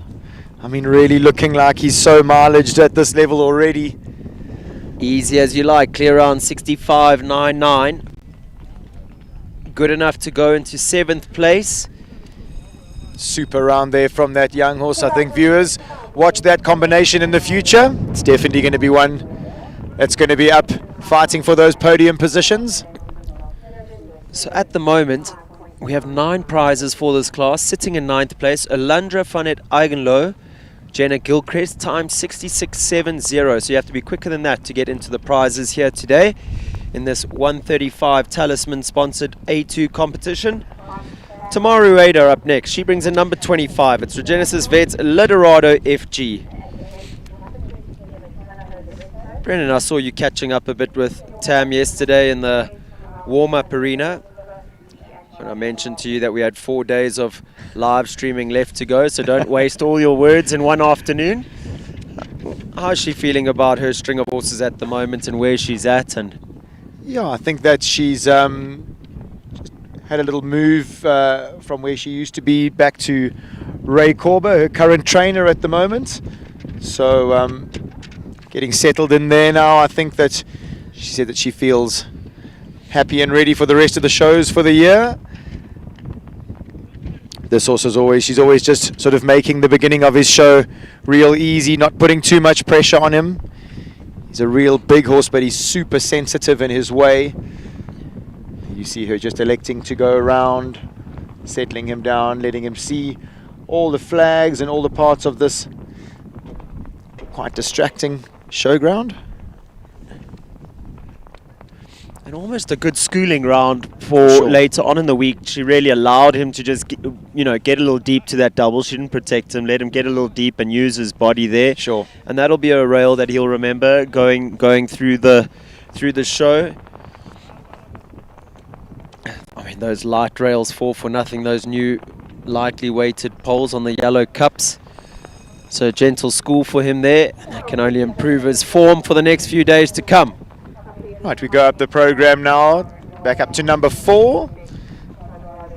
This is Equicover KP Vagabond and Mikachoka. Very exciting horse, this, bred by the KP stud. Ryan and Kath Andrews. To Muldersdrift in Gauteng. I'm sure Kate Nolan watching on closely here. KP Vagabond's biggest Absolutely supporter. Biggest fan. Must say that I watch this horse closely. We've purchased now a young gelding out of the same mother that this horse is by. I've just been down to Rathmore to have a look at them, and I'm very excited for my future, especially if my young gelding can jump anything like Vagabond. So out of the same dam? Same dam. Out of the Larino mare, same dam. I'm sure viewers will recognize or remember Endorphin that Ryan Andrews has got at the moment in the 135s and the 140s. Kath, Ryan's wife, has got a very exciting young horse. Also in the meters out of the same mare. The chestnut? Big good looking chestnut mare by Emerald, yeah. And I'm patiently waiting for mine to turn 3 at the end of the year that we can get going. Easy as you like, 65.05, clear round, good enough to go into 6th place. So it's an arena finish at the moment for Mikachoka and Equicover KP Vagabond. And I'd almost say again a little schooling round for her, not putting too much pressure on that flashy gelding. Lovely start to the show. Oh, leaving some in the tank for the championship, I'm sure. Gregory Scott up next, number 27. It's Calaho Loreto. Lovely 10-year-old son of Larison out of a Contendro mare. Like Greg says, this horse does it a lot in his own way. Looks like But he's let got a me- Hackamore combination today. Absolutely, it does. Commentators curse. I was going to say he does it a lot in his own way, but finds his own way to the podium on a regular basis. Yeah, I think so. I think that again, knowing the professional that Greg is, he won't mind the horse maybe having a soft fence fairly early on in the course and the show. In fact, I'd put money on it if you want to go ask him after this. Shane, that was an unfortunate rail. What happened there? He'll say, oh, just unlucky. The horse jumps so many clear rounds. He's allowed to have one every of now and course. then. I bet you that would be his Of answer. course. I can actually hear him saying And I think that's just very much testament to the way that Greg rides and how he handles himself. He's lost his stirrup I to was the going to last. say, look at that. One pedal to the last. Heels down. I think his heel was even more down than it usually is without the stirrup. You suddenly go back to equitation mode when things go wrong and you lose your stirrup to the last. He's having a little chuckle about it as well. I think Loretto twisted and turned through the 3-3-4 double as he does to leave them up, unseating Greg a little. Number 28 next up. Number 28 up next. It's Kamal van der Duvel's Z. Charlie Ann Barford in the saddle.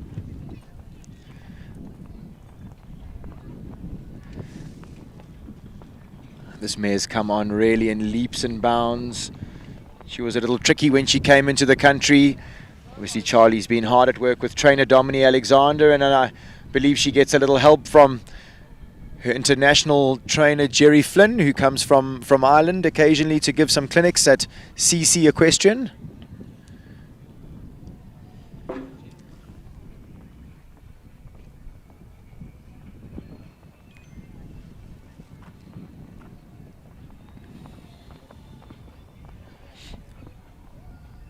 I mean, in comparison to the horses that Charlie rides, this one may be a little bigger than usual. I mean, if you think of Odiena and...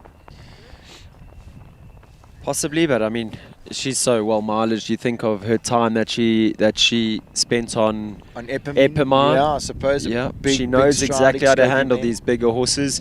She was lucky enough at the Shangweni World Cup qualifier to have Jerry Flynn and coach Dominique Alexander there, where she was in sublime form. Mare's got loads of step rolls down that 6 strides. Charlie asks her to wait at the end and leaves it up. So 8 faults there for Charlie. Harry Butcher goes next. It's number 29, Diamonds Kalea.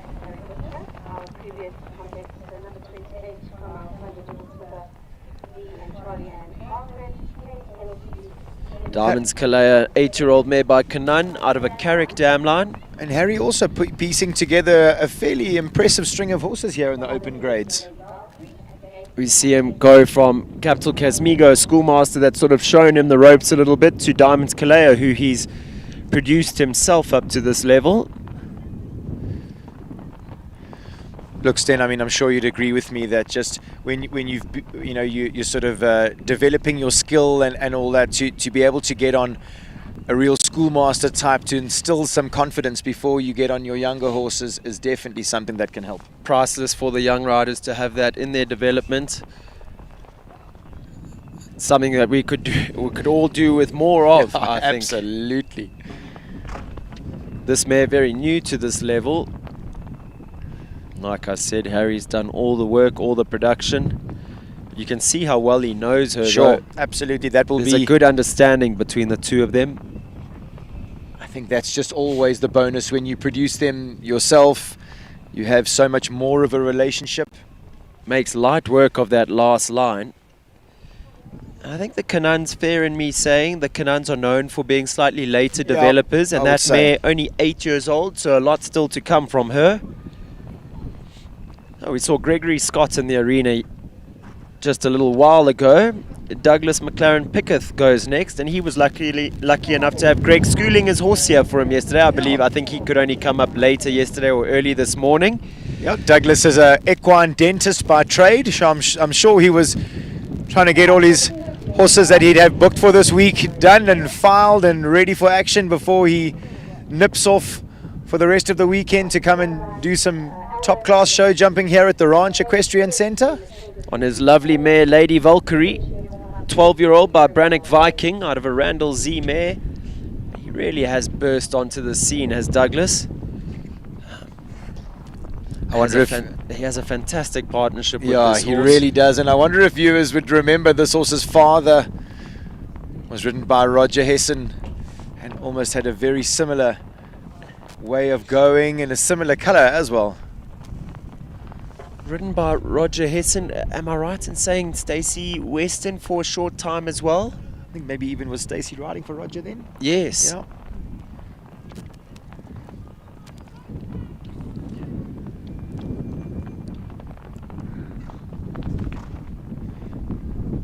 Oh, we see. I'll stand by rider Rainer Korber. His horse Elmo van den Hoek Z. A little buzzy, but doesn't put Douglas off. This mare looking really happy in her hackamore. Absolutely no bit in her mouth, just nose pressure. A little jaw pressure. Schooling around for Douglas McLaren Picketh and Lady Valkyrie, 63.72. So like I say, a schooling round, schooling themselves into 5th place. Easy as you like. Lovely performance there. I'm sure trainer Rogan Askin will be very pleased with that effort. Racehorse is really looking like he's ready to get the show on the road, so to speak. Up next, this is Ray Korber. He brings in Elmo van den Hoek Z.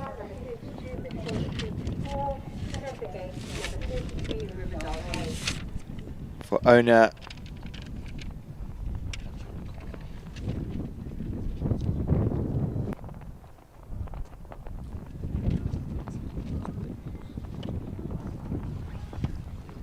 sorry, I'm just making sure I'm getting my facts straight here. I believe this horse is owned by Rochelle Klook.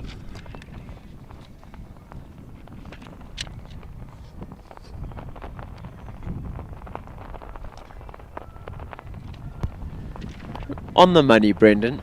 Owned by Rochelle Klook.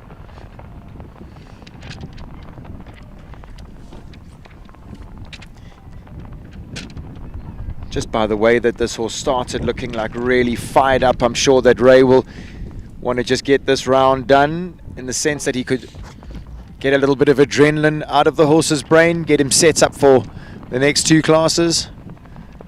I really, really like this horse. I think he's got some massive jumps in him. Absolutely big, scopy blood. Yeah. Very sensitive type. Oh, Ray's body position sublime through the double. Clears the last by a foot. Comes home just the 4 for jumping, time 67.27. But like you say, definitely a horse destined for big fences. Yeah, absolutely.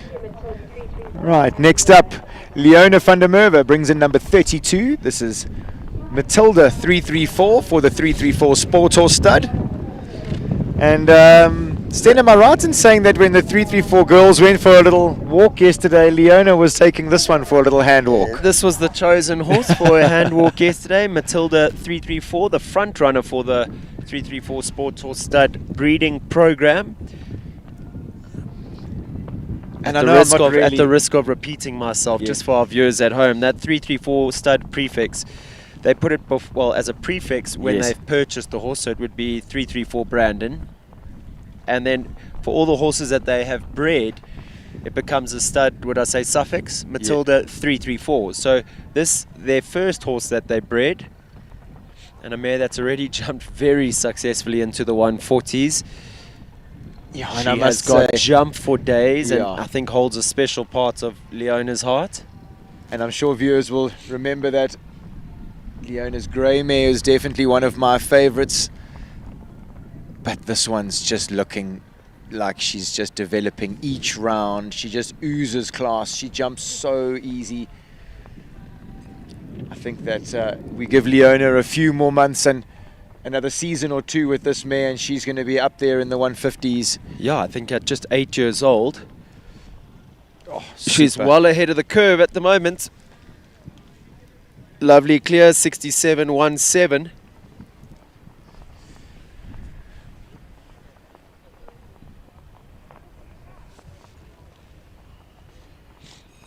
So just one left to go in this, the Talisman 135 A2 competition, and that is number 33 Rivendell Zoid and Jackie Cochran.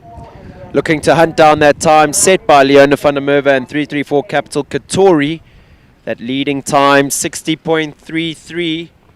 This horse definitely is capable of chasing that down. She's a quick character. Interestingly bred mare. She's 10 years old by Rivendell Chancellor, who's gone overseas with Matthew Morrison jumping in Ireland out of a Lorino mare again. We see that Lorino so often. Saw Vagabond a short while ago out of a Lorino mare. And Theoden.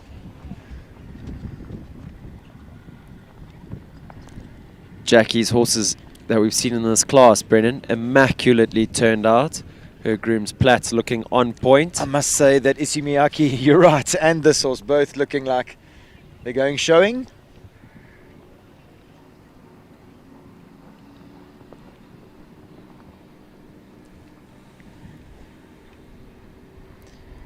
Nails the 8 strides down there to the water tray. Stays just around that fence to the double. We've only seen one horse attempt that inside turn early on. It was Leona van der Merwe. Look, it's not the championship class yet. Absolutely. Just sit tight, wait until the championship days. I'm telling you, everyone's going to be inside there. Wow, that horse jumped the ox. So look at the time, 60, 64. Oh, no. Oh, a back toe on the back rail of the last. Spells heartbreak for Rivendell Zoid. 66.7 seconds would have been good enough to go into the top 10. That does, however, bring to a close this 135 A2 competition sponsored by Talisman. I'm going to give the officials just a moment to tally up those final results. There we have it, Leona van der Merwe, 334 Capital Katori taking the win, followed by husband Chris van der Merwe, 334 Lorona in second, Dominic Alexander Athena in third, Charlie Ann Barford, Check Me Z, fourth place, Douglas Pickett comes home in fifth place with Lady Valkyrie. Rounding out our top 6, it's Oxford Super Deluxe Barry Taylor. Then in seventh place, Mika Chalker. Just waiting for the official results. Sorry, one moment, viewers. Mika Chalker. There's been an adjustment. Sorry, there's been an adjustment here to the leaderboard. Leona van der Merwe, 334 Capital Katori taking the win. Chris van der Merwe, 334 Lorona in second. Dominic Alexander Athena in third. Charlie Ann Barford comes home in fourth with Check Me Z. Barry Taylor in fifth, Oxford Super Deluxe. In sixth, Mika Chalker, Equicover KP Vagabond. Seventh place, Raina Korba, Afrizan's Callahoo, Conda Rebel. Eighth place, Nicholas Riley and Sunny Park Stables, Rivendell Theoden. And rounding out our prizes in ninth, it's Gregory Scott and back on track, Habibi S. It was a fairly subdued 135 class for our first one of the show. I think that it's definitely going to get quicker as it goes. Just while we have a moment waiting for those riders to come in for the prize giving, a massive shout out to our sponsors for making this event possible. To 334 Sport or Stud, Back on Track, Top Bet, Mark White, Nissan, Country Life, Cheval Liberté, Epol, Talkcraft, Stride Equine Research, Midfeeds, Equestrian Affair, Action Ford, Mokopan. Big shout out to all those sponsors. I must say all the sponsored jumps look really professional here at the Ranch Equestrian Centre. A huge amount of organisation has gone in here. I think what's going to be happening at the moment, our course designer Bernardo is going to be setting the course for the 150 class, which is going to be coming up after our prize giving. But I think before that I'm going to be able to chat to Paul Shearer, the owner and the mastermind behind the Ranch Equestrian Centre. I'd love to get a little insight into the history about this fantastic facility here and hear a little bit about what he has to say. So I think that's going to happen just before the Grand Prix starts. I'll be even more specific than that. I think your interview is due to kick off at 1:45, Brendan. Yeah, sounds good. Our main man, Mike, behind the scenes here at EquiLive. Loves to be on point, loves to be on time. Hates it when we mess with his schedule of adverts. So we're going to try to stick to our timing here today. As long as Brett Weber can get a shuffle on here in adjusting the course. We are due to start at 1 p.m. with the 150 Riders Grand Prix, sponsored by Bespoke by Kate.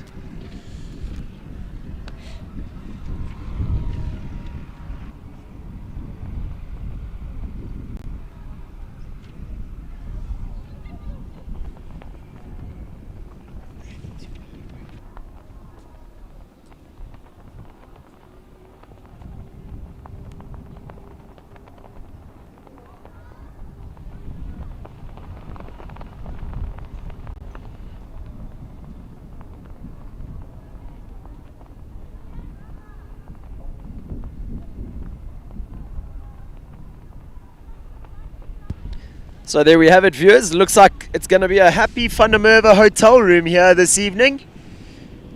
Leona Van der Merwe taking top honours with 334 Capital Katori, and Chris Van der Merwe coming home second place, 334 Lorona. Look at that. He's been allowed to ride Matilda 334 for the prize giving. I think she may be slightly better behaved than Lorona. I'm sure boss man, Mr. Govert Triggle, watching on the streaming at home, I'm sure he'll be chuffed with that. 2 out of 3 in the podium here today. Not a bad showing by the team from 334 Sports Horse Stud. Dominic Alexander in third. Isn't he on some form at the moment, Brendan?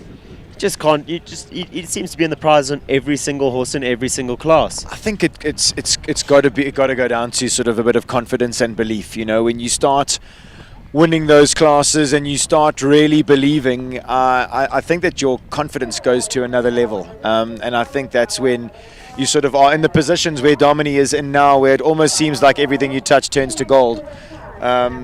Look, he's an incredibly hard-working professional rider, and I mean, I'm really happy for him that he's enjoying the success that he has, because it's so well deserved.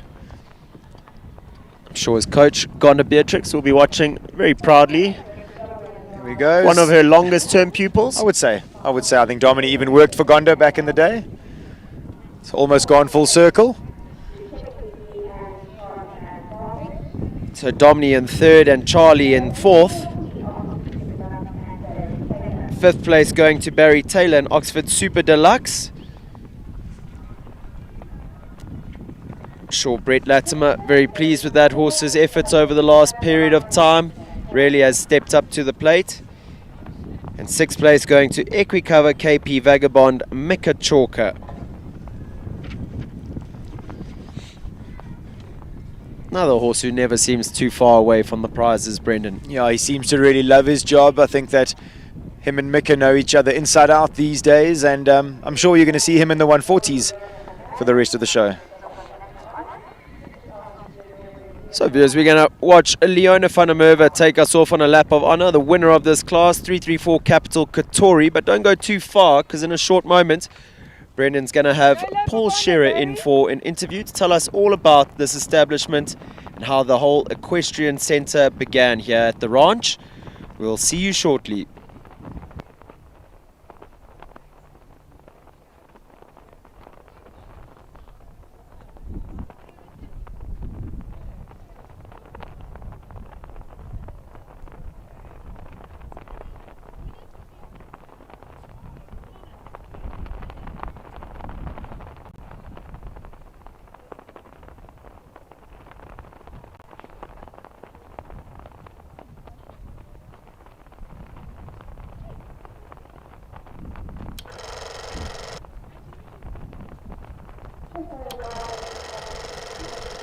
It started with a stride in 1998.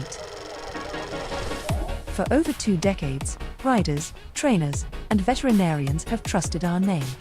Now that name evolves, Stride Distributors becomes Stride Equine Research, driven by science, backed by research, proven in performance, electrolytes, gut health, parasite control, muscles and joints, and much more. Because behind every great performance is a great stride. Visit www.stridesequine.com and join the next stride. Yeah. Bet you're wondering what it is. Bet you're asking how. Come on. Check this out.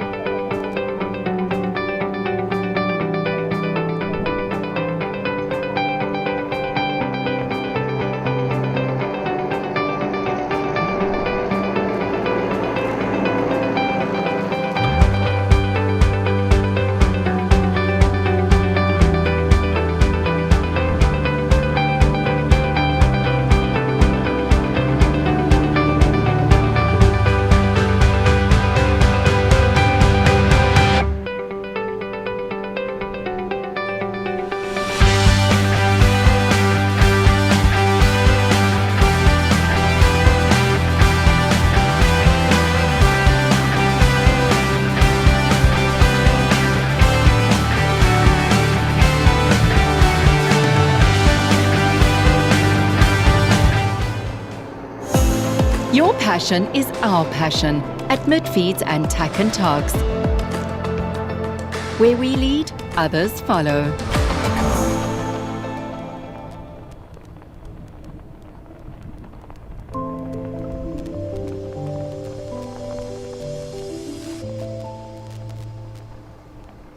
Country Life Properties, a boutique real estate company specializing in sales of equestrian properties, sale of residential, agricultural and country lifestyle estates in the Greater Kyalami area.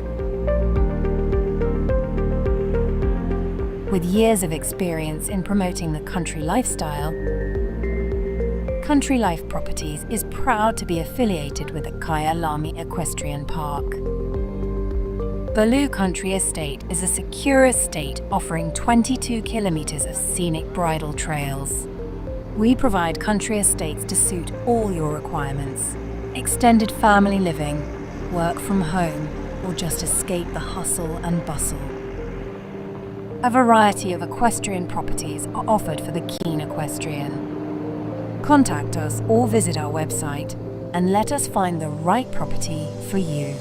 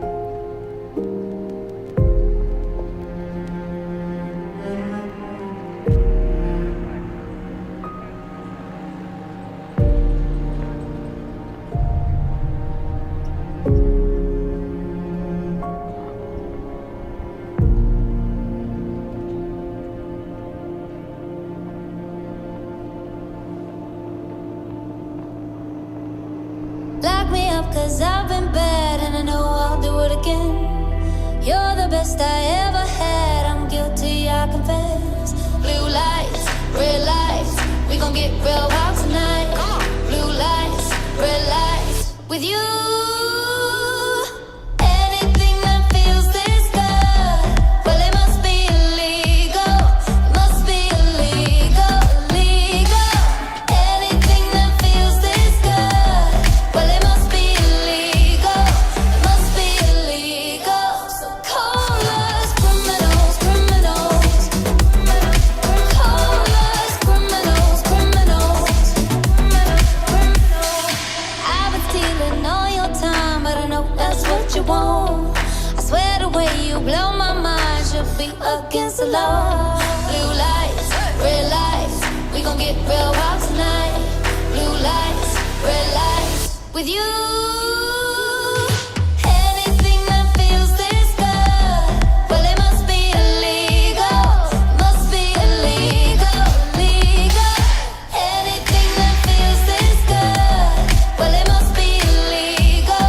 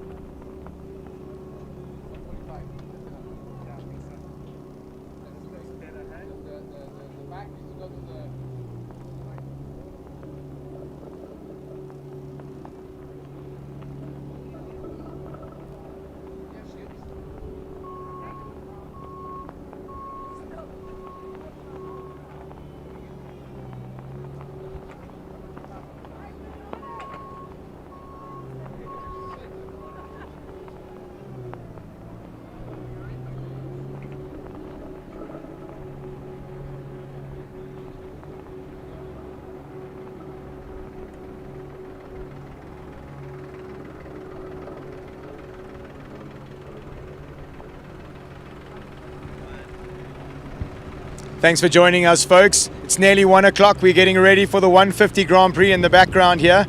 I'm joined by the owner of the Ranch Resort, Mr. Paul Shearer. Paul, thank you firstly very much for having us at your fantastic facility. It really is an absolute treat to come out here, to almost being a little bit on holiday when we're getting ready for our World Cup show. Would you like to tell the viewers a little bit just about this fantastic facility and a little bit about the history of this fantastic place? Yes, Brendan, thank you. Thank you for having me. And yeah, look, it's obviously it's great to have all these, all South Africa's top show jumpers, and obviously, yeah, it's But just to give you a bit of background on the ranch, it's a family business. It was started by my grandfather in 1960. So yeah, it's 65 years in the making. Incredible! Wow. And yeah, it's always been a very special place, and obviously, because it's family, we try to keep a lot of, so besides from your typical hotel, a lot of attractions that we've added on over the years. Yes, and I mean, if you could just elaborate a little bit about those. It is really super busy here today. You mentioned that there's a golf course here. There's amazing game drives that you can go on. Yeah, absolutely. I mean, there's an airfield you can fly in. We've got heated swimming pools up at the main hotel. The wildlife. I mean, that's a big attraction. We've got the lions. We've got the hyenas. From the big cats, and we've also got some soccer facilities. So a lot of the professional soccer teams come out and train, and they've also got their world-class facilities up in Polokwane, Peter Mokaba Stadium. And yeah, this is just another world-class facility which we decided to add on to about 3 years ago. That's amazing. So, and then, I mean, let's just chat a little bit about this facility that's behind us. This arena was built 3 years ago, and you guys have really gone from strength to strength. You've sort of started with your little training shows, then you moved to national shows, and now that you guys are holding your first World Cup qualifier here, it's really exciting. I think you mentioned it has a lot to do with your wife and your wife's dreams and her ambitions. Absolutely. I mean, like you don't go into any project without passion. And my wife is very passionate, and it was just naturally the next sort of course we went on in our business, and yeah, it's been incredible. 3 years ago, one of the basic principles I said to like when we discussed with my wife, was actually that let's put in a facility or surface in here at least that can attract the top riders and that can attract the best. Yeah. And from there we get the support and we grow from it. And everything has been organic growth. And I wouldn't have believed that 3 years later we'd be talking about a World Cup qualifier and Grand Prix and it's been mind blowing. And I'm really I'm overwhelmed with the success of it over the years. I think it has a heck of a lot to do the amount of love and passion that you guys have put into this. There's also not only a show jumping facility behind us. There's a beautiful cross country course that Jaylee has put together here. I'm very scared of those jumps, to be honest with you, but it really is sort of a multifaceted area. And I must say, just from my side, just rounding this up here, thank you for all that you guys have put in. I really do believe that it's going to go from strength to strength. I'm almost pretty sure that you guys are going to secure your little spot on the calendar for your World Cup, and it's really well deserved. Thank you very, very much. No, Brendan, thank you very much. And again, we learn every day. We learn with every show, and we look forward to putting together, or obviously finishing the show and putting on a world-class event, and putting many more on in the future with time to come. So thank you very much for having me here today. Thank you. Thank you very much. So guys, this is the man of the moment here, the reason that we are all here, Mr. Paul Shearer, opening his doors and allowing us to come and show jump at the beautiful Ranch Resort. Guys, it's going to be the 150 class up next. Bernardo Costa Cabral would have set an absolute stormer of a course, I'm sure. I'm going to go and have a little walk around the course. Charge your glasses and join us shortly. Thank you. Sweet.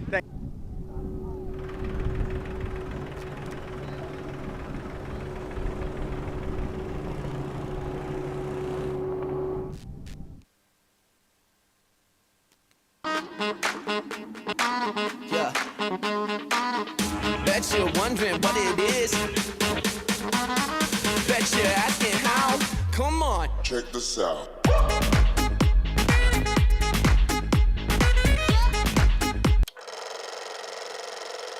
It started with a stride in 1998. For over 2 decades, riders, trainers, and veterinarians have trusted our name. Now that name evolves, Stride Distributors becomes Stride Equine Research, driven by science, backed by research, proven in performance, electrolytes, gut health, parasite control, muscles and joints, and much more.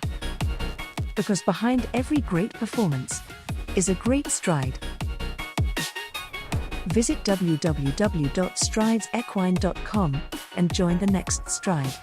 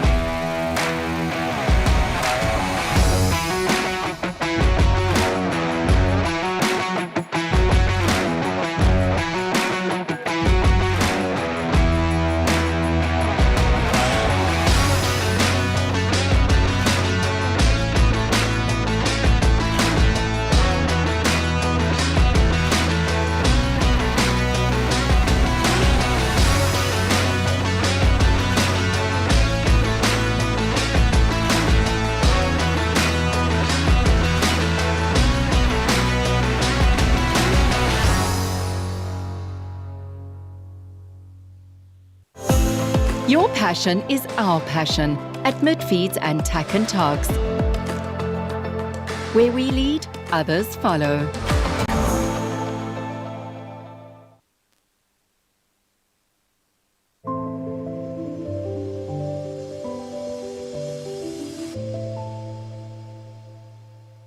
Country Life Properties, a boutique real estate company specializing in sales of equestrian properties, sale of residential, agricultural and country lifestyle estates in the Greater Kyalami area. With years of experience in promoting the country lifestyle, Country Life Properties is proud to be affiliated with the Kyalami Equestrian Park. Baloo Country Estate is a secure estate offering 22 kilometers of scenic bridle trails. We provide country estates to suit all your requirements. Extended family living, work from home, or just escape the hustle and bustle. A variety of equestrian properties are offered for the keen equestrian. Contact us or visit our website and let us find the right property for you.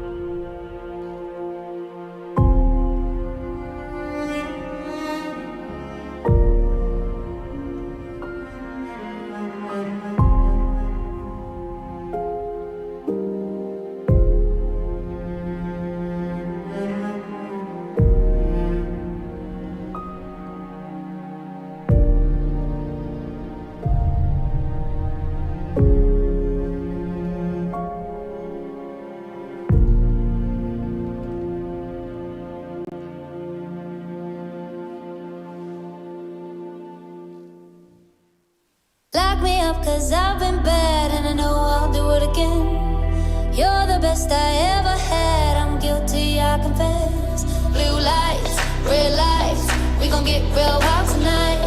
Blue lights, red lights, with you. Anything that feels this good, well it must be illegal. It must be illegal, illegal. Anything that feels this good, well it must be illegal. It must be illegal. So call us criminals, criminals. Call us criminals, criminals.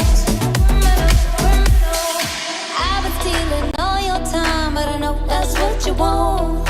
I swear the way you blow my mind should be against the law. Blue lights, red lights, we gon' get real wild tonight. Blue lights, red lights, with you. Anything that feels this good, well it must be illegal. It must be illegal, illegal. Anything that feels this good, well it must be illegal.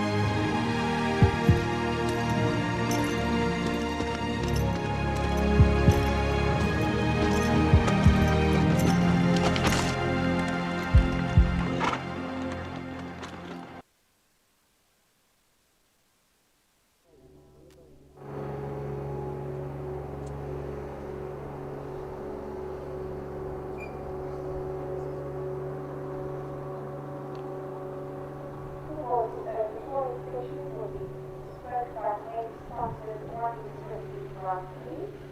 Coming in the first 10 minutes from Durban, number 1, Sunny Barker, Delta 8. Number 2, Gallagher, Delta. Number 3, Second Dog, Police, number 4, 334, Hey, I'm Wilma. Number 5, Capital Collier. Number 6 is Scratch. Number 7, Gallagher, Corona. Number 8, Capital Hope. Number 9, Finance, Capital Kronos. Number 10, 334, Valedicto.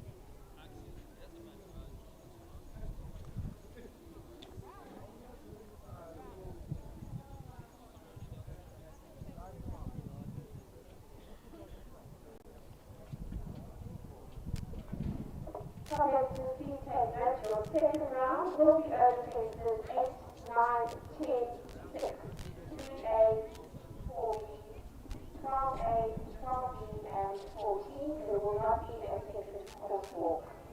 8, 9, 10, 6, 3A, 4B, 12A, 12B, and 14. Yeah.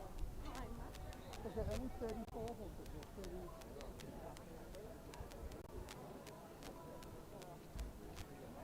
Keep him underneath me, don't come off here the gate and then sort of like go on a long one. You've got to keep him up, get him underneath.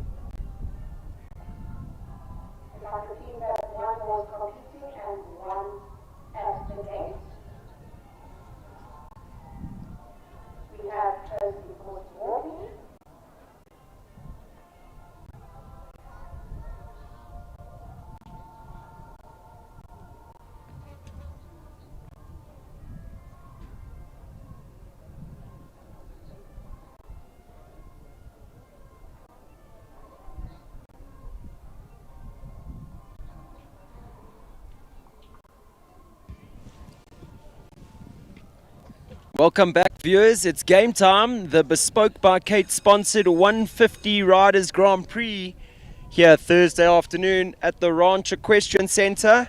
It's all systems go as Nicola Riley takes a salute on behalf of the class. She brings in number 1. It's Sunny Park Rivendell Quintessence.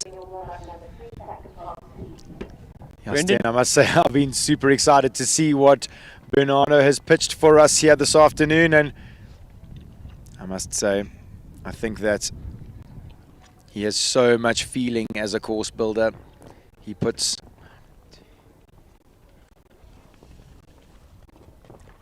Nicola does 8 strides there from 2 to 3. What did it walk there, Brendan? I must say I thought maybe it would have walked 7. The 8 looked super and really balanced jumping into that double. It's pretty tall. You'd expect nothing less from Nicola Riley, pupil of Gonda Beatrix for some 29 years now. Isn't that amazing? Really showing her class here in the Grand Prix. The superstar Rivendell Quintessence. Let's count here. 7, 4, and that walk just short of 21 steps. So giving them a little room on the 4 strides. It's a little open on the 8. Eats up the ground, possibly staying a little on the inside line. Got there too quickly on the 8 almost, Brendan. I thought this oxo's really square off the dead turn. Jumping away from the stables. 4, 5. Beautiful shape at the last there. Keeps it on 4 penalties there. 2 for time. So time allowed 77 seconds. Nicola coming home 78.93. Brendan, she did do the 8 strides from 2 to 3. She did take her time in setting the horse up off her turns a little bit. A young horse at this level still. Sure, and I think it's always difficult going number 1. You never really know how quick is quick enough. I think that just by the nature of how Bernardo builds, I think he's obviously wanting them 2 seconds quicker than Nicola was.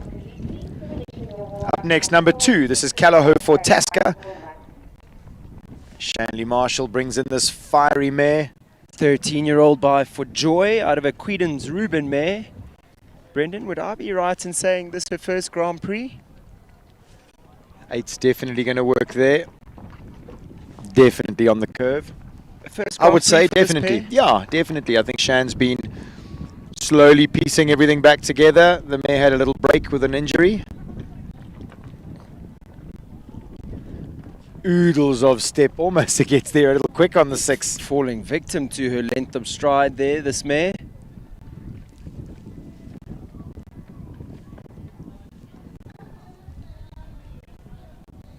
Seven, 8. I think really well judged there by Shannon. If she got on the 7 there from would have been spot too 6 to open. 7, she Agreed. would have been neck high at fence 8. Like you said, a big square oxer there at 9, and then again another one coming up here. I think for Tasca just realizing the jumps are up a little. She's having to realize she has to work a bit harder. Big effort there at the CFAO fence. Oopsie. Ouch. Oh, Shan would have hit her head quite hard there. That mare's super gutsy. Manages to get through the finish. Unfortunately, she went down on 6 there. It's definitely 5. Unfortunately, also, the mare tried so hard at the oxer before, maybe landed a little flat-footed. Absolutely landed a little short. When the Huge fences effort get to there. this size, it has to be such an adjustment to manage to do 6 strides in the 5. And She still managed push to still get out, clear yeah. the vertical jumping in. Unfortunately, an oxer jumping out means 4 faults there. So finishes on a score of 17, also just 1 second outside that time allowed. But still, I mean, I think as your first Grand Prix, it's pretty... I mean, when I walked the course, I thought it was going to take a little bit of jumping. Pretty stiff, pretty stiff. Yeah, and you know, I think that Shanley would have learnt a lot from that. I think she'll trust that mare even more after that. I think good mileage around that 150 Grand Prix for her. Just to the left of our viewer's screen, there's a bank full of the grooms here, all supporting. For sure, there's some betting going on. The guys all picking their favorite horse for the class. The arena staff just putting the plank back at number 7. It is on upside down cups. It's windy here this afternoon. It's not going to take much much touching, and that number 7 is going to come down. Charlie and Barford goes next. It's number 3, Takantog's Khaleesi, 9-year-old mare by Tulano, out of a Colin mare, bred by Michelle Fleming, produced by Lorette Knowles-Taylor. I think Charlie's probably had this horse now for about 18 months, I Brendan, think, yeah. and really starting to form a fantastic partnership, the two of them. Charlie coming right up against the edge of the arena here to start. I was listening to a few of the trainers and the coaches as they were chatting to their pupils about what the best plan is. You definitely have to give yourself enough room to get straight for number 1. You see her holding that right curve. Goes down on the 7. Gives it a little touch, but it stays up, jumping in.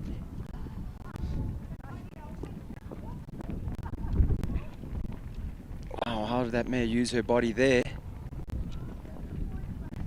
Steps up on the 6, and then Charlie just uses her voice to steady her in front of that water tray.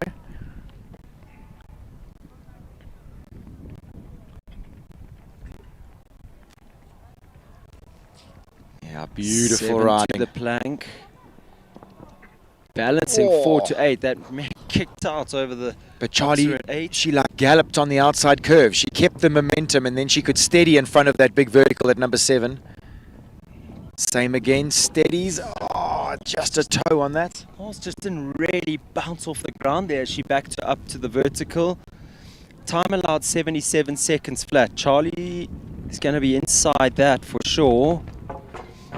One rail at the last, 75.25. I wonder if we won't see that time allowed moved out fractionally, or if Bernardo's going to stick to his guns. I wonder, I mean, I suppose she did was the inside, 7 strides from 2 to 3, 1.5 seconds inside the time allowed. But that horse is a very quick type, Brendan. The riders are going to have to really keep their ground speed up to get inside that time allowed. Looking to do just that. It's Leona van der Merwe up next. Number 4, 334 Hey on Vilma for the 334 Sport Horse Stud. Another one really sets herself up here for number 1. Hugs against the edge of the arena to press to the 4-doxer. Leona already a winner here today in the 135 A2 competition.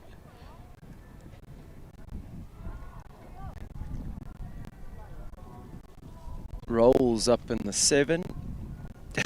So easily, actually almost an outside line 7. Just roll down to number 3 and just let this mare do her job.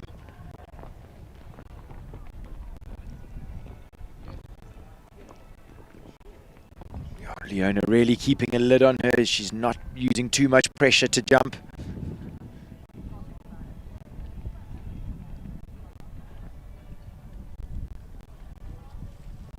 Whoa, steadies in the 7. Sure, exhibition. Blasts over that oxer at number 8. She's economical around that turn. Definitely got her eye on the clock. Maybe puts in a bit over the talisman fence. Just that all-power vertical there, just in the middle of nowhere. A little bit of an open 8 strides down there, so easy to hit. Floaty with that big filler underneath. Come on, Leona. Oh, there you have riding. it. 75.70, our first clear round of the class.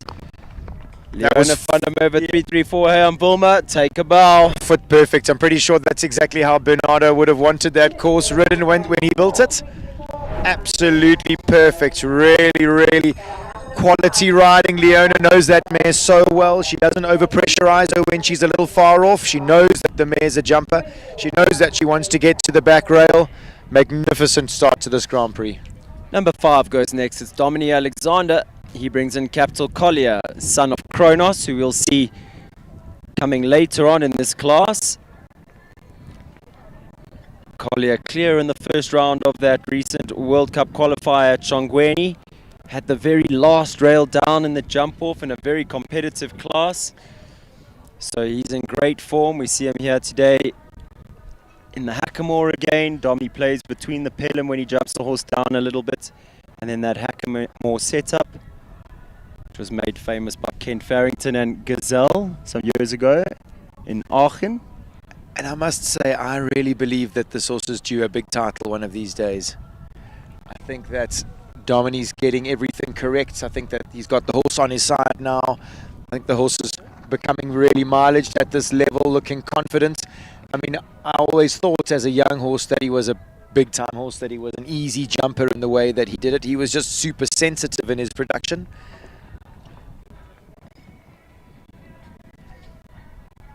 There's lots of places in this course that you can have 4 penalties. It's the second time we've seen that rail go down. Last time in front, this time this horse has it down with his hind end. And it's a rare mistake from Capital Collier.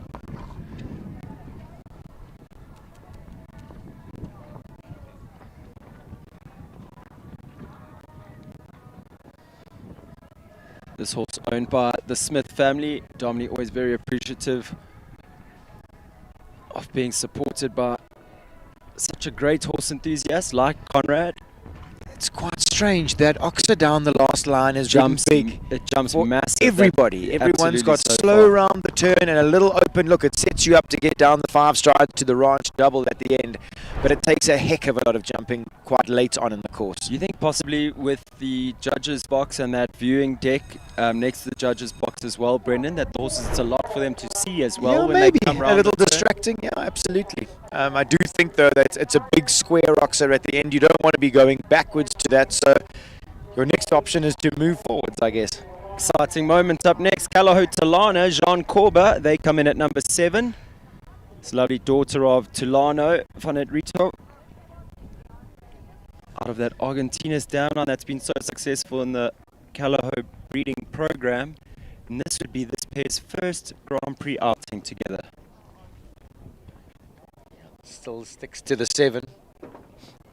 Gets it easily. The horse uses her care jumping out. I think Jean knows her so well. She was quick on the inside curve there, so she could get up to that number 3 Oxer and sit still. Oh, beautifully did she jump out over that. Jean, another long-term pupil of Gonda Beatrix. You said how Jean knows Talana so well. I think Gonda knows Jean so well by these days. She knows exactly what to do in all their training. A master in getting horses prepared for this level of sport.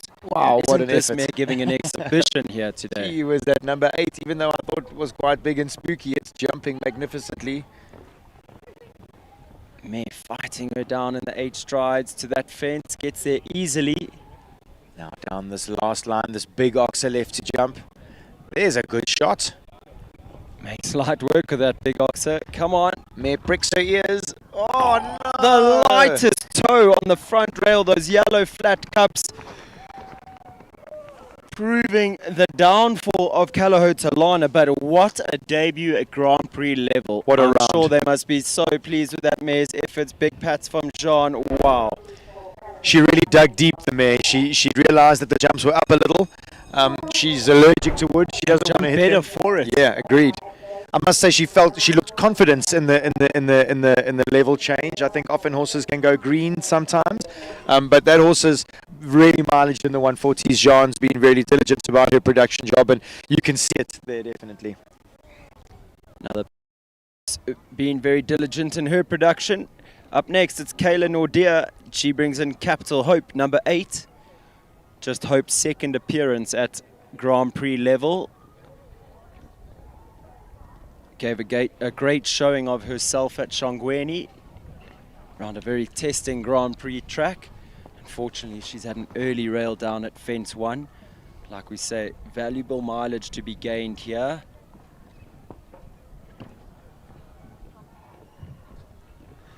I think that's just to remind the viewers at home that you know there's certain horses that step up the grades and sort of don't feel like they need the time, and then there's others that need To for whatever learn it? reason, for whatever reason, their bodies, their brains, their maturity, whatever it would be, they need to learn how to do things. Brendan, this horse, have you seen her go in just a plain hackamore before? Because it looks like that's the setup today.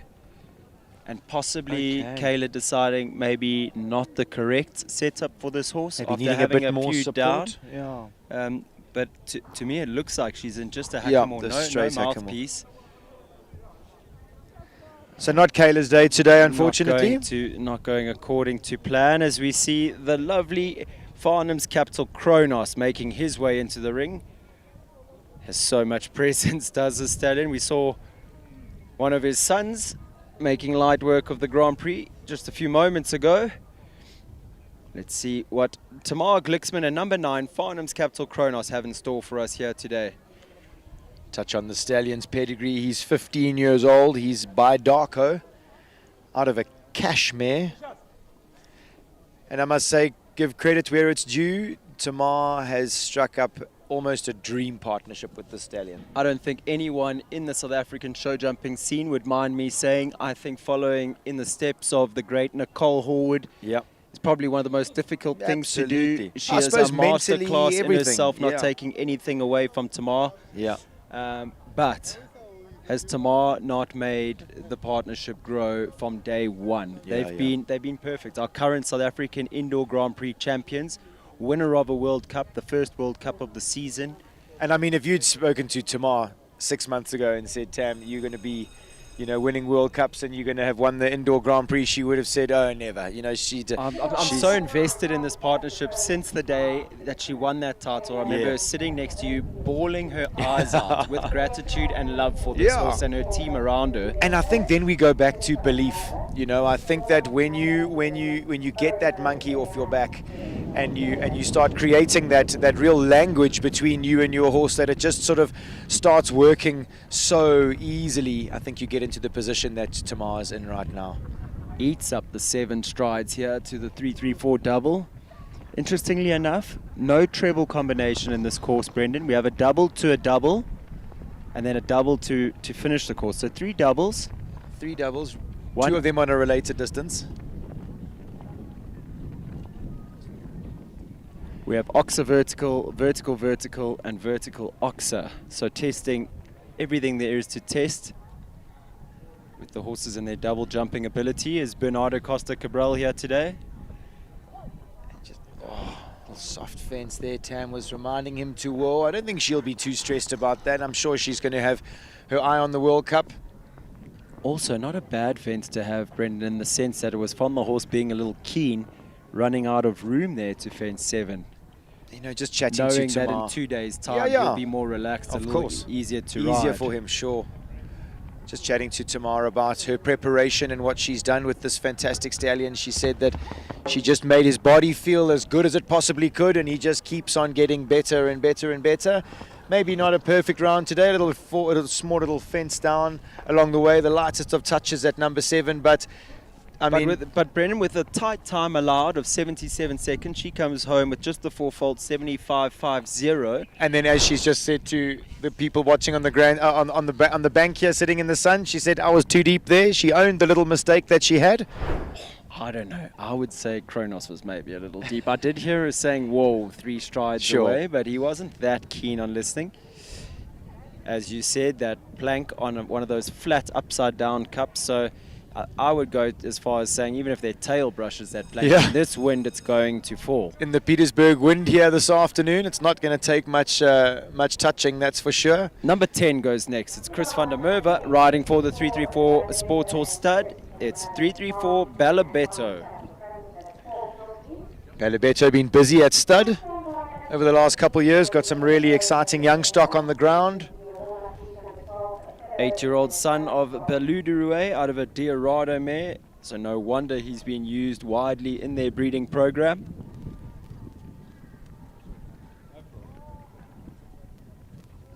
Jumping his first World Cup qualifier in Shongweni 2 weeks ago, was it? With a time fault. So a sterling effort there by Chris van der Merwe and 334 Balabetto.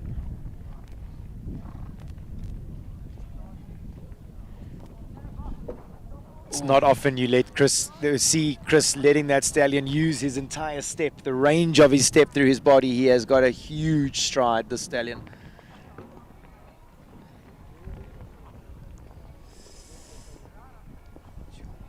Eats up the ground down that 6. Really had to hold the horse away with his body there at the oxa.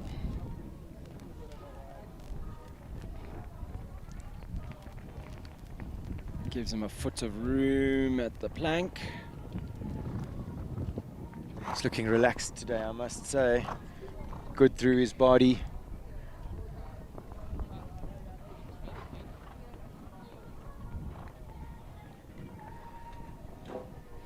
Amazing how many horses have got there quickly on that 8. It walked a step long, I think. And just for me, like when I walk the course, everything sort of comes quite quick.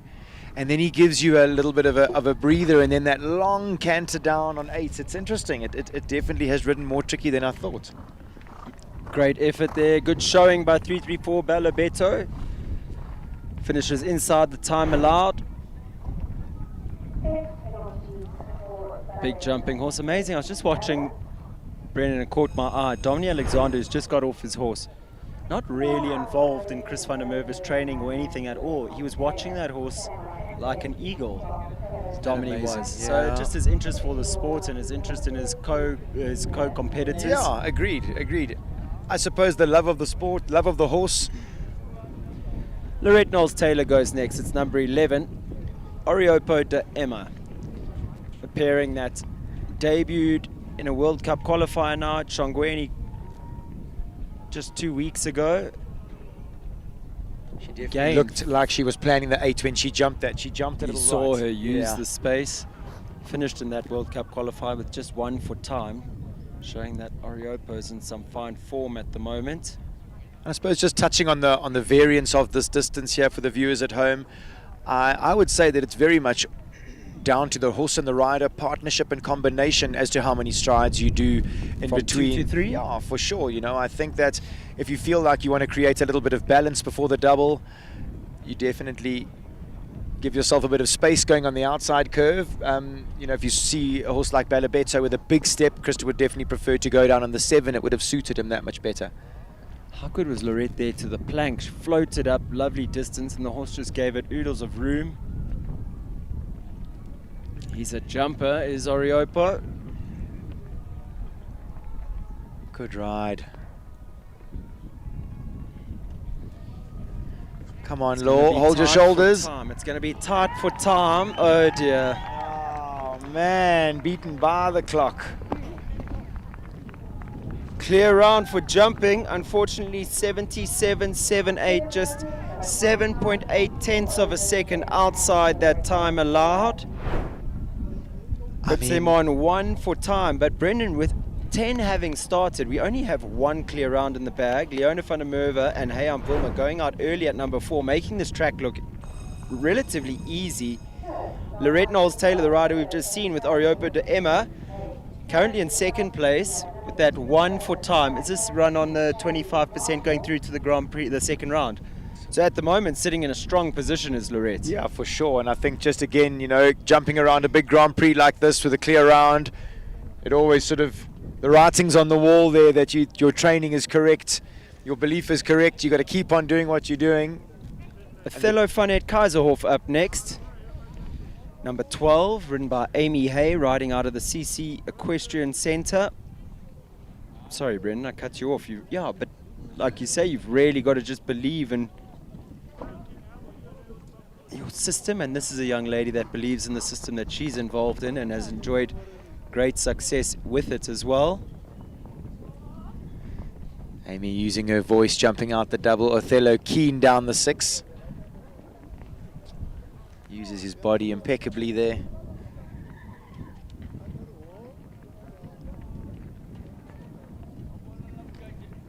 Here, trainer Charlie shouting shoulders from the outside of the arena. I don't think that's anything that Amy really battles with. She always seems to be sitting really tall.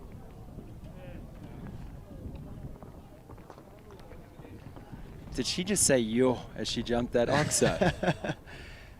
Uses her voice to good effect there.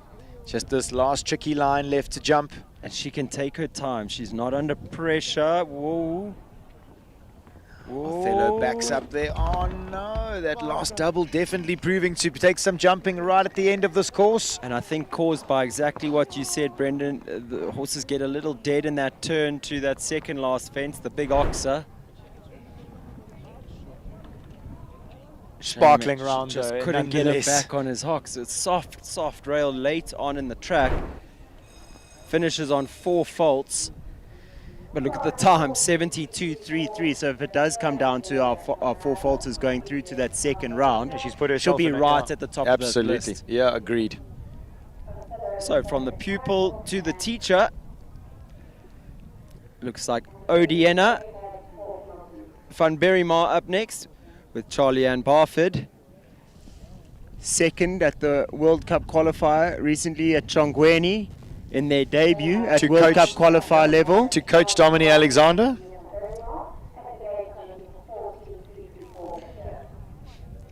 Another real competitor in Charlie's string.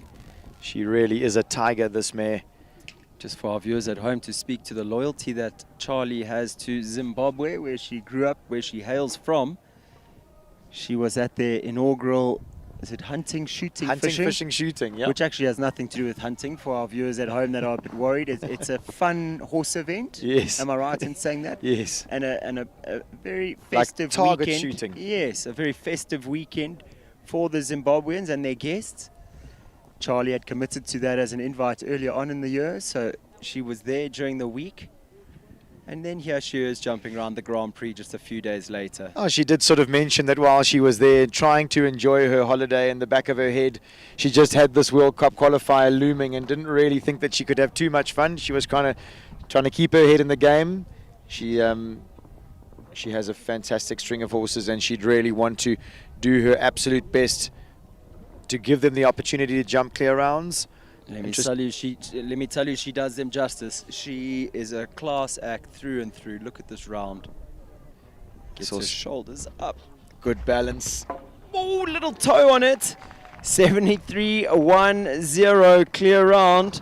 Odiana van Berrymar and Charlie Ann Barford go top of the pops in the first round here so far. I think all the other competitors just dropped their shoulders slightly, thinking, oh no, do we have to gallop against Charlie and Odiana again today? You most certainly do. Charlie's head groom, MacDonald, there, giving a big whistle and a clap.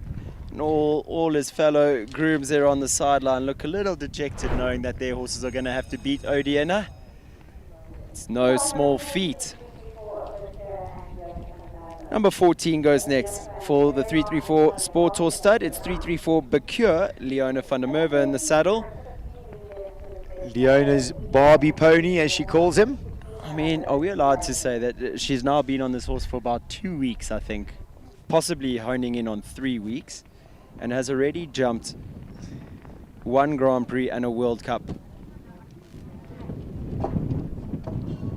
Shame a little off that on the 7. He's quite polite in the way that he goes, this stallion. When you mentioned this is a really new partnership. The stallion's new at this level. The owner doesn't know him very well.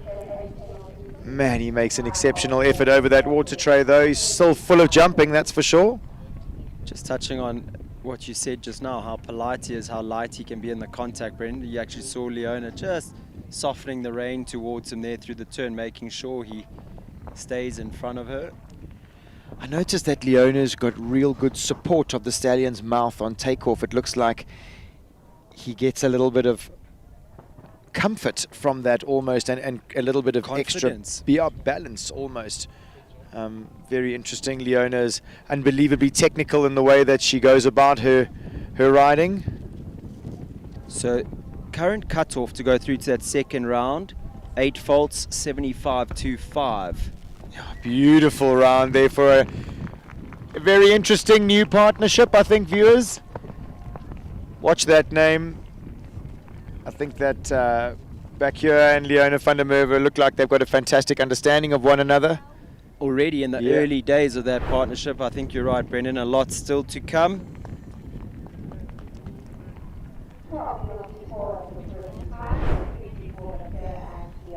Number 15 goes next. It's Regenesis vet Calaho Landino, Alexandra Mazevsky in the saddle. Another example of a fantastic Lisbon protege. Good looking, athletic, and with a tack room full of rosettes, basically, you say these days about the Lissabons. Absolutely. Zandi, trained by Damien Stevens and co-trained by Liam Stevens out of the Dyser Stables set up here in Johannesburg. Made her debut at World Cup level just 2 weeks back, put in a sterling performance. He got down the 7 real easy, they jumped in big. Unfortunately, it's an early rail down at 3B. Watch this horse's face. Yo, man, he really does make an incredible shape with his body. If you're watching closely, viewers from home, you could actually see Zandi talking to him on the way down to that water tray. He had one eye back on her, watching her the whole time. Shows you how in tune they are with each other.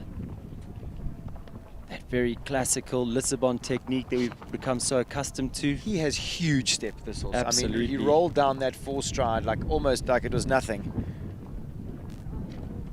Did she Goes just down hack on down on 7? Yeah, I mean, they're just... She's going to need to get him back, though, here before this last line. Yeah, and she does it well. She does Good it well. shot.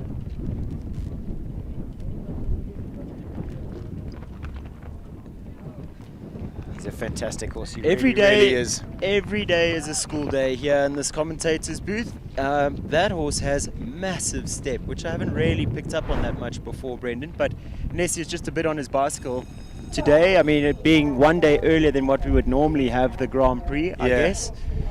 But wow, that horse has step. In such a polite manner, if you know what I mean. It never looks like he gets out of sync or out of sorts at all, but just eats up the ground. Number 16 goes next. It's the class act of Shaitan Hendricks and Callahow's Larison. Riding for the Callahow Warm Blood stud. Lovely 14-year-old by Larimar. Out of a Kalido 1 mare. Shaitan always has to be... step. Yeah, absolutely. And Shaitan always just has to be aware of the time. You see how tightly he turns there, Brendan? Literally, as he landed at the back of 3, he's turning to fence 4. He's going to have to keep it so tight to get inside this time allowed with the amount of time this horse spends in the air. Absolutely. He has had his eye on the clock from number 1. He was economical to 2. He was economical down to 5.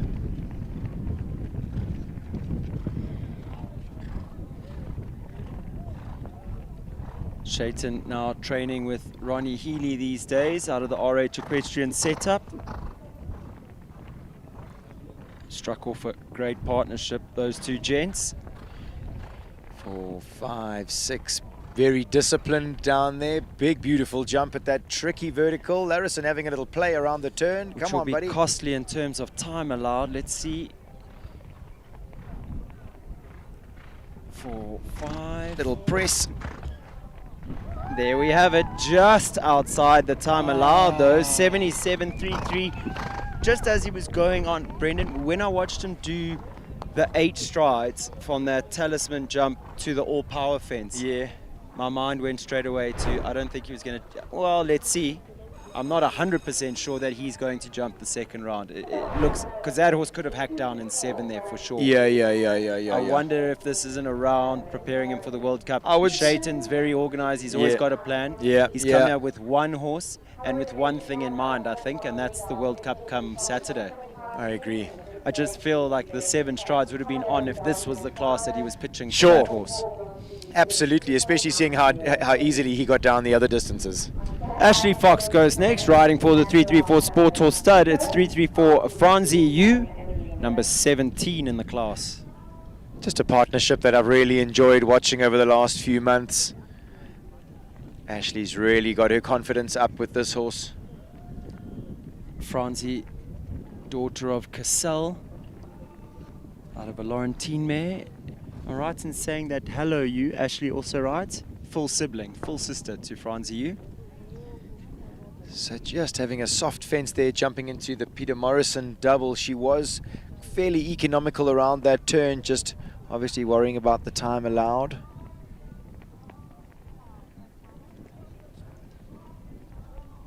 With all the quality that this mare brings to the show jumping arena, I think the one thing that she slightly lacks in is adjustability. Sure. Really making Ashley's job that little bit more intricate in the way she canters to the fences. She has to pick up a distance early, always to the fences. She can't make any late adjustments. So a tight turn there from 3 to 4, proving a little difficult today. But an exhibition of a round. Wow, beautiful riding. And well inside that time allowed, 74.41. Puts her into that top 25%, currently in 8th. We will be taking through 9 horses, all all our clear rounds, which at the moment I'm not sure that we're going to have 9 clears. Yeah, for sure. Very testing track set here by Bernardo today. Number 18 up next. This is Oscar Ngube. He brings in Natural, Calaho, Consigo.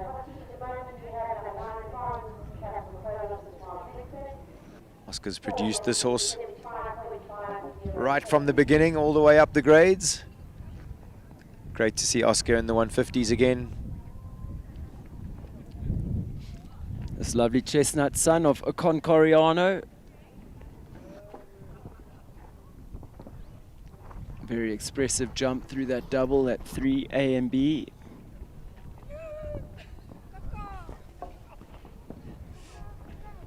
Don't know if some of our viewers can hear, but it's getting pretty festive. The champagne bar to our right.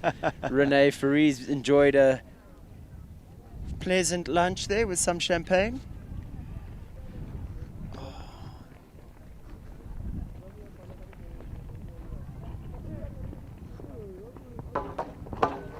Just a little unbalanced on takeoff there, but this horse is definitely new at this level.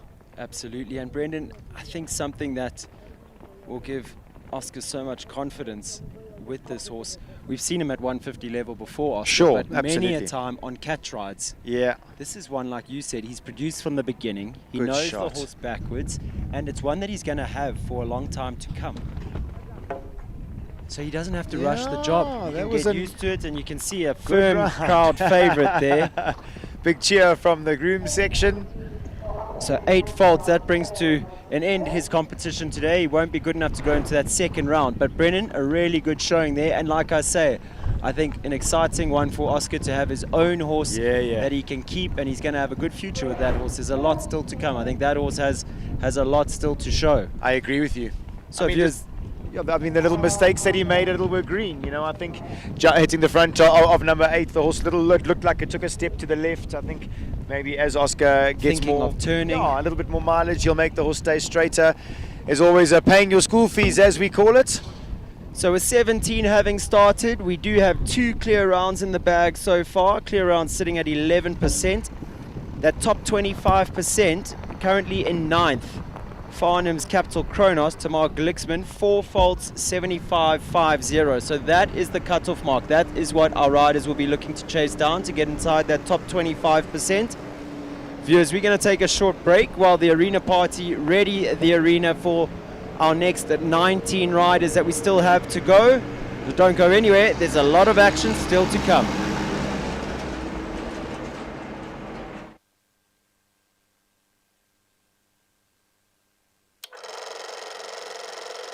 It started with a stride in 1998. For over 2 decades, riders, trainers, and veterinarians have trusted our name.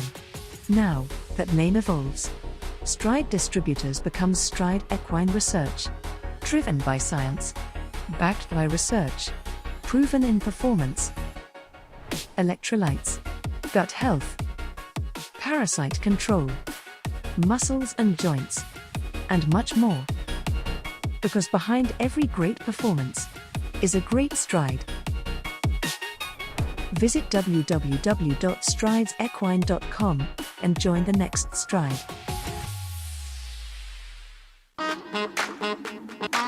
Yeah. Bet you're wondering what it is. Bet you're asking how. Come on. Check this out.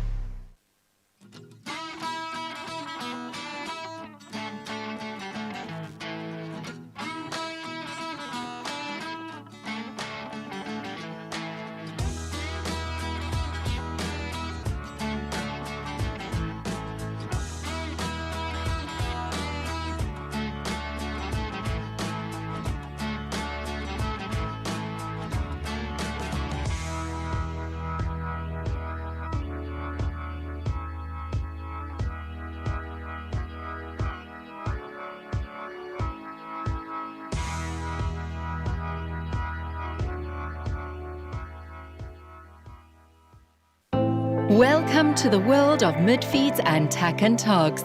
South Africa's largest animal feed retailer and a haven for equestrian enthusiasts and animal lovers. Friendly and knowledgeable staff are at your service. We pride ourselves in offering a vast range of premium products that we know and trust. Your passion is our passion at Midfeeds and Tack and Togs. Where we lead, others follow.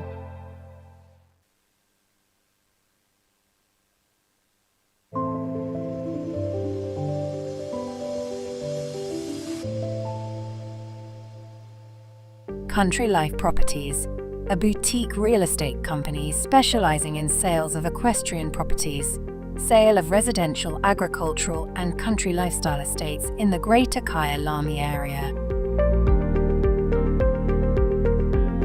With years of experience in promoting the country lifestyle, Country Life Properties is proud to be affiliated with the Kyalami Equestrian Park. Baloo Country Estate is a secure estate offering 22 kilometers of scenic bridle trails. We provide country estates to suit all your requirements. Extended family living, work from home, or just escape the hustle and bustle. A variety of equestrian properties are offered for the keen equestrian. Contact us or visit our website and let us find the right property for you.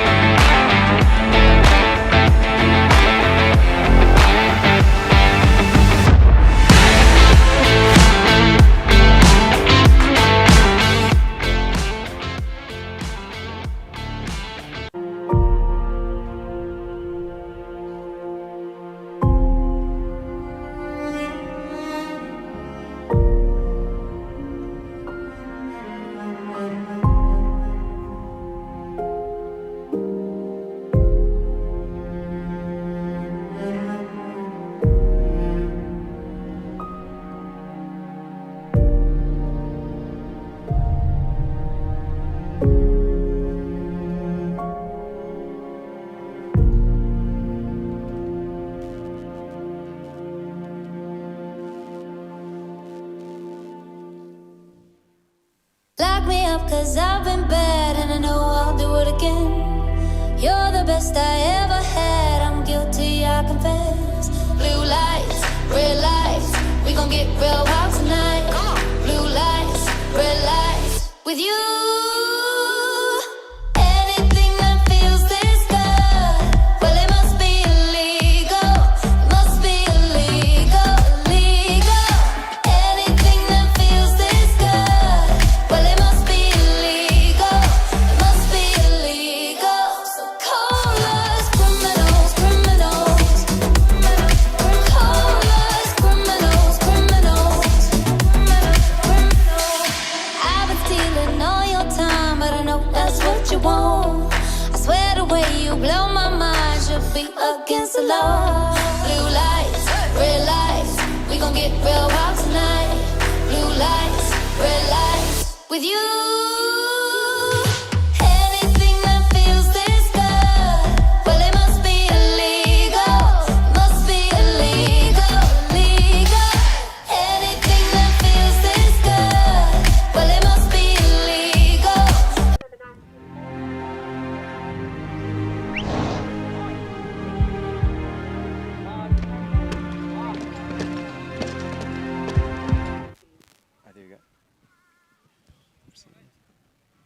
Welcome back, viewers. Starting us off for the second part of this class, it's Michelle Fleming and number 19. It's Plastic Colors Master Batch Fidden.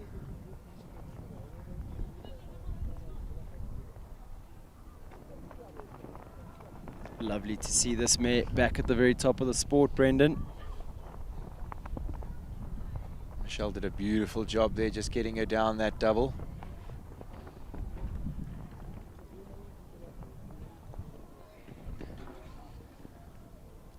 See, this mare goes with a little red ribbon in her brow band and in her tail, so obviously a lot to handle in the warm-up.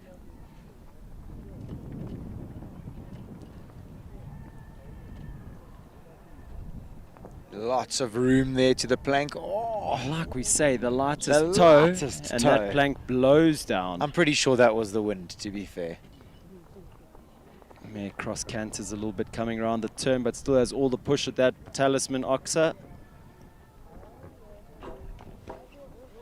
Definitely the bogey jump. I mean, with all the tough, big, square oxes that Bernardo's put out here in this Grand Prix. That all-power vertical with the spooky filler underneath has fallen the most, taken some jumping. I would say another mileage round there for that horse. I think just getting back to full show fitness, For Brendan. sure.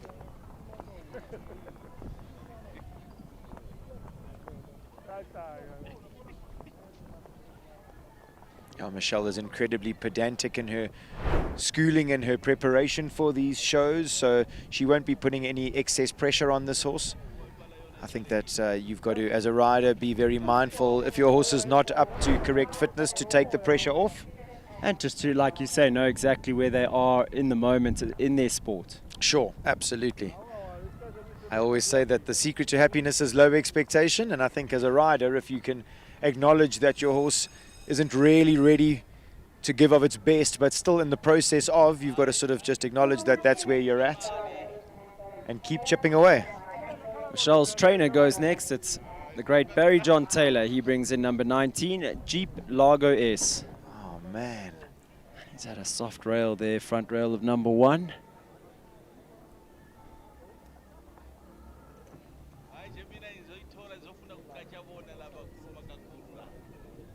Gets up easily in the 7.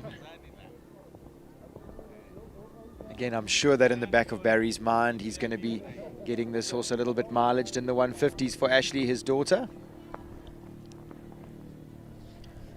He did mention to me this was always a dream for him to have this horse carry his daughter around her first derby. I'm sure that dream is still alive and well.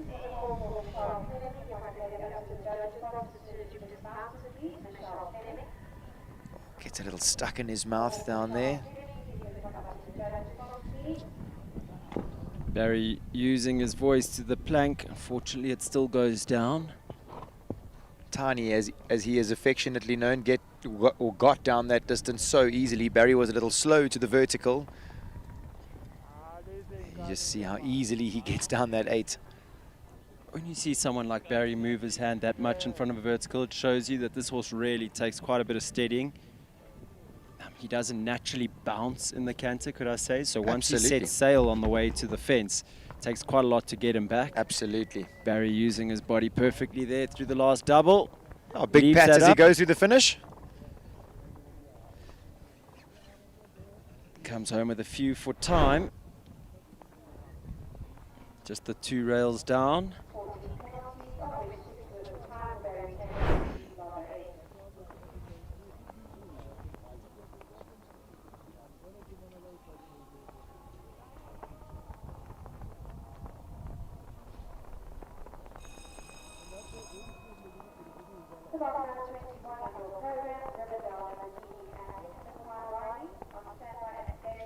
'21 up next. This is Rivendell Lamborghini, owned by the Rivendell stud, ridden by Nicholas Riley.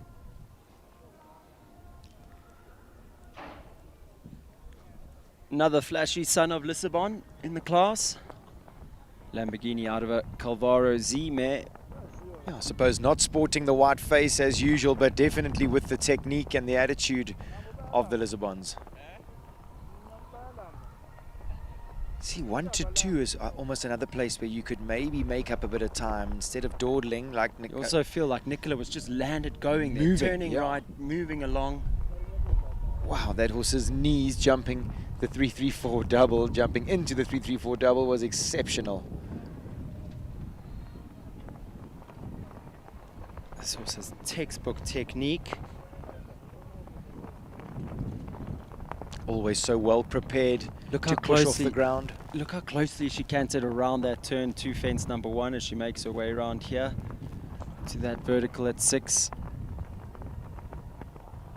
She's gone on 8. And it's worked. You mentioned Nicola being trained by the great Gonda Beatrix for some 29 years, Brendan. Wow. Could you imagine how much valuable information Nicola has picked up from Gonda in all those years?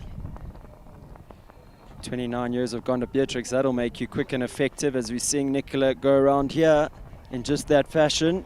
Come on. Having to work hard down that last line, but leaves it up. Leaves it up early on after the break. 75 seconds flat. Inside that time allowed of 77 seconds. We have our third clear round. So clear round percentages sitting at 15% at the Watch moment. this, viewers. Watch this horse's knees as he jumps in here. Wow, such an effort. Perfect techniques then, as you mentioned.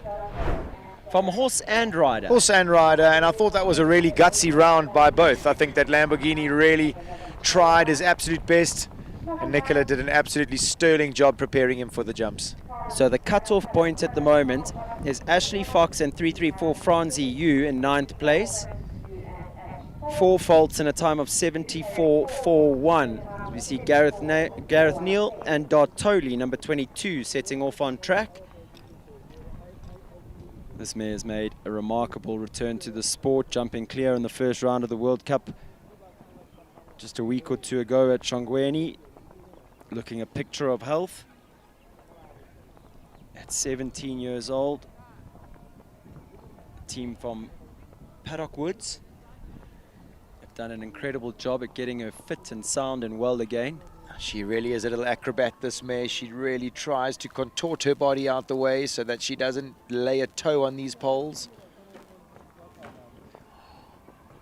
Soft rail jumping out the double. That little left-right movement that she does in front of the fence could be quite disconcerting for many, but Gareth knows her so well. Didn't La Dolce Vita also do a similar thing? Gareth had a grey mare. Did she? The grey? Yeah, he also used to shift her shoulders a little like that.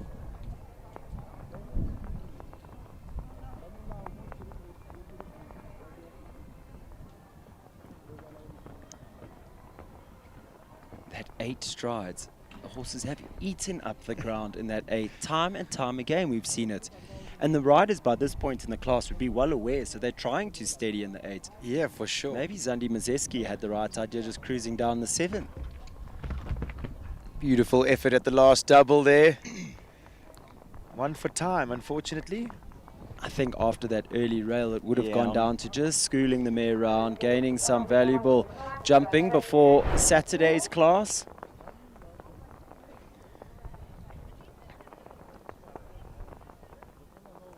See that little textbook trademark left-right that she did there in front of the bespoke by Kate Oxer. 23 up next. This is Blue Equestrians. Go to Blue. Amy Macau in the saddle. Amy's really put her hand up to be counted as of late.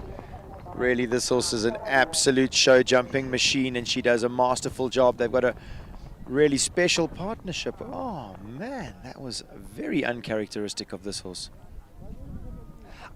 Winner of the Grand Prix at Kyalami Equestrian Park earlier on in this year. Sorry, Brendan, I cut you off. I think that maybe the horses that have bumped number 1 have been a little quick through this sort of strange angle that Bernardo has put number 1 at. You spoke about it earlier about the riders having to get out against the fence and make sure that they're dead straight there. I think just again, there's so many places that you can just have a little silly error. I wonder, there was mention of this horse not jumping the full track today, using this as a preparation for Saturday. I don't know if we're going to see that. That was an There you exceptional go. jump. There we go. Called it. 8 fences, and that's a retirement from Amy Macau. I mean, maybe just explain to the viewers a little bit your thought behind that. So I think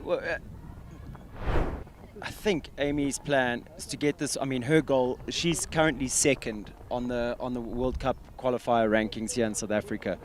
So her goal with that horse would be the class on Saturday. Sure. So she'd have 2 options. She could have jumped the 140s yesterday, but then she has 2 days off before the World Cup. Yeah. Or she jumps the 140s tomorrow, but that's the day before your World Cup. Again, not ideal. Sure. And then the other option is to jump the Grand Prix today, which I think Amy was quite keen on doing so she could see some bigger fences. Yeah, yeah. She doesn't want to empty the horse's tank and jump 2 rounds at the Grand Prix. So perhaps even that 4 faults at number 1, just probably making her feel better about putting her hand up halfway through the course. For sure, for sure. 23 up next. This is Tanya Strauss. She brings in Verdant Capital's Callagho Connor. This horse has had a light bit of mileage around the 150s with Ronnie Healy, and then back with owner Tanya. Possibly getting a little close to that first element of the double, and the horse jumping really high. Yeah. You hear her coach Ronnie Healy encouraging her from the sideline there, saying you need a stronger shot in. Come on, come on. Ooh, little press now.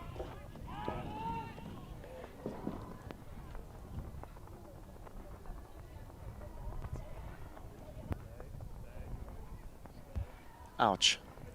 I hope that Tanya's all right. It did sound like she unfortunately hit the upright on the way down. I hope Connor doesn't go disappearing off into the fault. It'd be quite Petersburg difficult. Mountains. Be quite difficult catching a horse out here. Just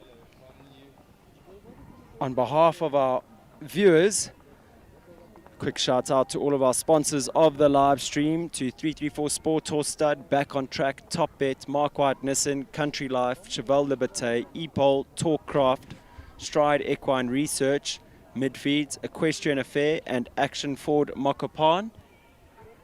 Big thank you to all those sponsors for bringing the show jumping to our viewers' screens at home, having the luxury of watching some top-class show jumping from the comfort of your own homes. Does look like Tanya's back on her feet, thankfully. Not too much damage done there. Yeah, Sten, I must say, just adding to that, I think it is an amazing luxury to be able to watch top-class show jumping on your couch at home. That said, though, I'm quite happy to be out here at the Ranch Resort here on a Thursday afternoon, getting spoilt with some fantastic show jumping in the summer, or the South African sun, I should say. Not quite summer yet. At least the sun is warm. At least the the shade sun this is out. morning was quite chilly. Andrew Olaf making his way in. He goes next. It's number 25, Denton Horsebox's Count Cosmo. Had a fantastic outing at Chongweni, jumped clear around the first round of the Grand Prix. He was a hometown favorite there. There was lots of shouting and whistling from the old Northwood boys. So it was a good afternoon of show jumping there. Let's see if he's in for much the same here today. Seen him in fine form earlier on. And we seem to be hearing the word Denton Horseboxes a lot these days. There are a few of their custom-made horse trucks and 2 berths on the road at the moment. I have a vested interest in Andrew's business at Denton, as we're building our own beautiful custom-made truck. I seem to remind him of that fairly often. He took a much softer line to number 1. Definitely picked the first one that he saw there too. And it was a good one too. He would have the time in mind here with this horse, Brendan.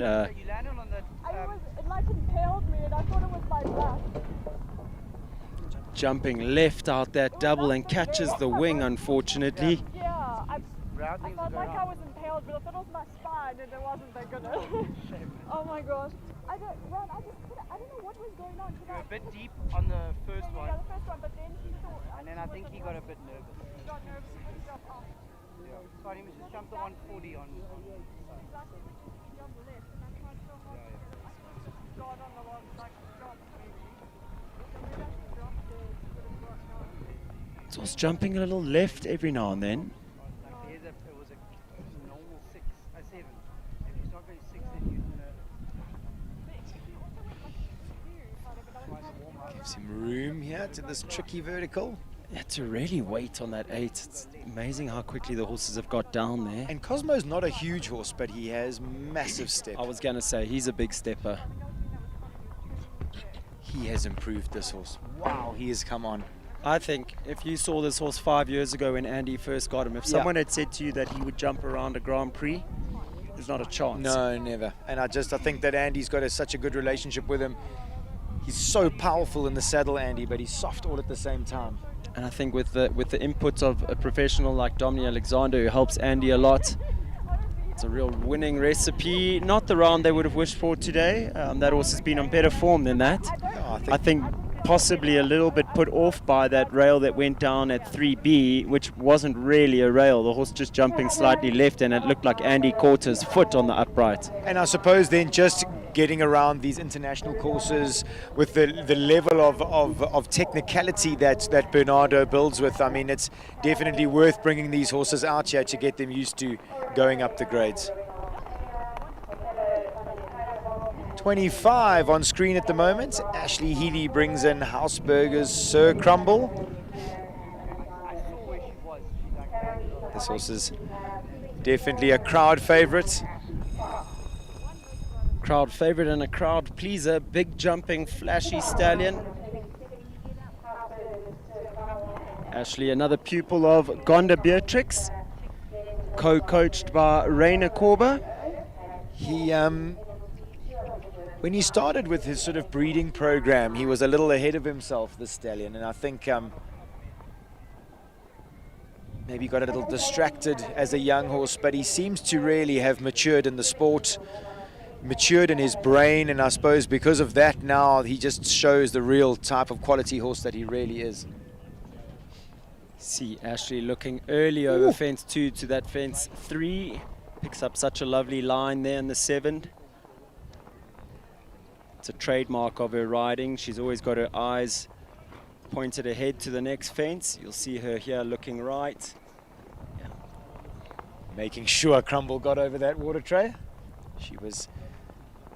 Her ground speed looking good here as well, Brendan, because he can sometimes waste a little time with a big extravagant jump in the air.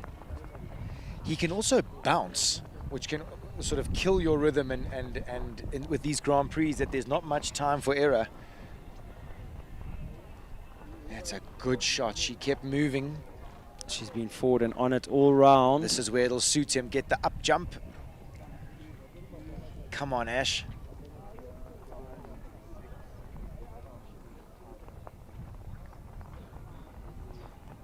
4, 5. Come on, boy. Yeah, beautiful riding. Perfectly judged. 76.60, giving us our 4th clear round of the class. Lovely effort there by Hausberger's Sir Crumble and Ashley Healy. They put their name down, guaranteed to come back in the 2nd round. Here's a beautiful shot of Crumble using his body to such good effect. Michaela Martin goes next. It's number 27, Karina MK.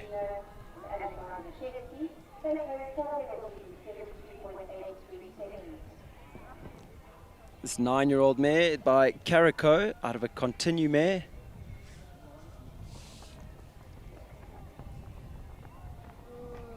Michaela, a young lady who already has her South African show jumping colours. Possibly getting up that 7 strides almost too easily, Brendan. Yeah, look, I mean, Michaela's really young and has put a heck of a lot of work into her riding in the short time that she's been on this planet. And fantastic to see her up in the 150 level. And am I right in saying this also a relatively new partnership, Michaela? I would say. And Karina? Yeah, they wouldn't have had more than 4 or 5 shows together, I don't think. Definitely not at this level. It's incredible the maturity that she rides with at such a young age. Look, I think that's got a lot to do with how she's been groomed by her mom, Belinda Martin, out at Penbrit. They take their show jumping very seriously. They take their care of their horses very seriously. Yeah, fantastic for her to get through these big Grand Prix like that. Couple along the way, but fantastic mileage nonetheless.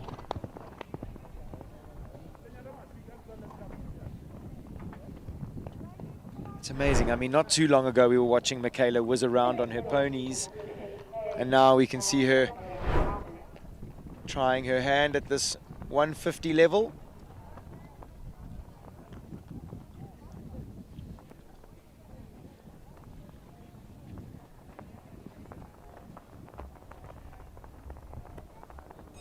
On screen now we've got number 28.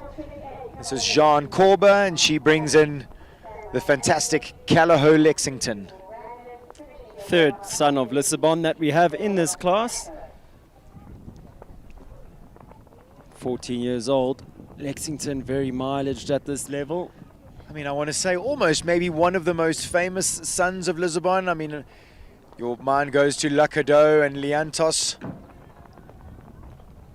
This horse possibly been there a season or two more. It was a bit unlike him.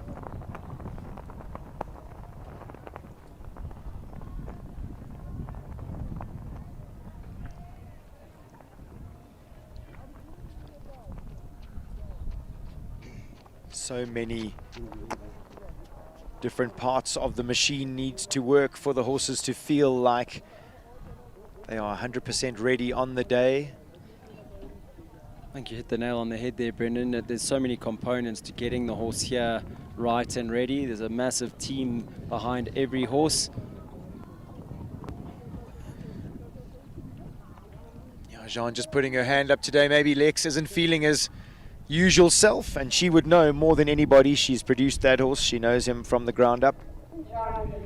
And she's even a little bit looking at the ground, looking at his feet. She's definitely feeling something there, and definitely not worth making a special horse like that carry on his job if maybe he's feeling something. He's a World Cup wizard. For him to have 3 down early on in a 150 Grand Prix, that's not him. That's not him at all. She already had an outstanding round with Callahoo Talana earlier, so she currently does sit in 8th place. That is inside our top 25% due to go through to that second round. Looking to put his name down on that list. Up next, it's Chris van der Merwe riding for the 334 Sport Horse Stud. It's 334 Brandon. Chris just trots past the champagne bar and just mentions to everybody, guys, please stand still for a few moments. Brandon is a breeding stallion. He gets easily distracted. So Chris is going to set off here. This horse is so elastic, so light in the way that he moves, often looks weightless when he's in the air. Elastic and electric. Almost like a female version of Lorona that we saw in the class before. A female version of? Sorry, he is a male version of Lorona. I thought maybe you were talking. Doubles jump tough. It really has. You got to roll down there on a committed distance, and the horses really have to be careful. I'd venture to say, who was it that we saw go out so early? Wow. In the 8 strides, Brendan, and the wide 8 almost looked more comfortable, but then obviously the riders are in for time. Possibly they're flirting with a time fault, so they're being aware of that. Brandon giving us an exhibition here so far. Not forgetting that this horse was 3rd in the World Cup qualifier 2 weeks back at Shongweni.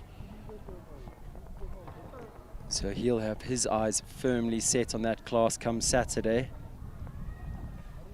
Does look like he's first horse to really get there and balloon over that vertical. Has he changed the mouthpiece? He used to have a little hackamore combination, now in like a little Portuguese gag. Come absolutely. on, Chris. Yeah, I think he had the Portuguese gag at the last show as well. 78.032 for time. Oh, puts him into 7th place at the moment. I say, man. Yeah, but I suppose. This wouldn't have been the class that he wanted to win. You know, I think early on in the season, when you've been on the podium in a World Cup qualifier early on, surely that World Cup qualifying title. Yeah. Is calling your name. Is calling you, I think, and someone like Chris would be meticulous in his preparation. So I think it's definitely on the cards. I'm not sure where he could have shaved off 2 seconds there, Brandon, spending a fair amount of time in the air. It was only 1.08 seconds outside that time allowed. So 1 stride on the corner. Hannah Gerber on track now. She brings in number 30. It's CDE Lorlock Picasso. Talk about people that know their horse.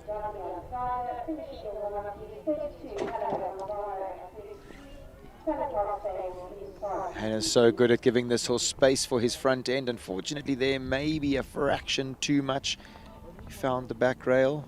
Well, I'd even, for the sake of argue with you and say this horse new to this level. I think his second Very Grand Prix. much so. Oh, yeah. So possibly he just needs to find, think a little bit more about the back rail when she's giving him that space that he so enjoys. And I suppose realizing that it's gone up 2 holes now, that he may have to push a little bit more. Riding out of the Farnham Equestrian setup, he would have been perfectly prepared for this class, for this show. The whole team there always very professional. There's that space. She really has got it down to a T on this horse. Looks like there's another stride there. This horse so confident off the jumps. Yeah, big pats and a big cheer as she goes through the finish. Fantastic mileage for her. Just the 3 down and really 2 tired rails at the end. Up to there, fantastic effort by CDE Lorlock Picasso and Hannah Gerber. He really has been a champ for her. Saw that plank for the first time today get a little rub and actually stay up. It's fallen for free all afternoon here. As we see Dominique Alexander, Soakley Z making their way into the arena. Soakley was the winner of the World Cup qualifier at Shongweni. So much like Chris, he'll have his eyes set on Saturday's class.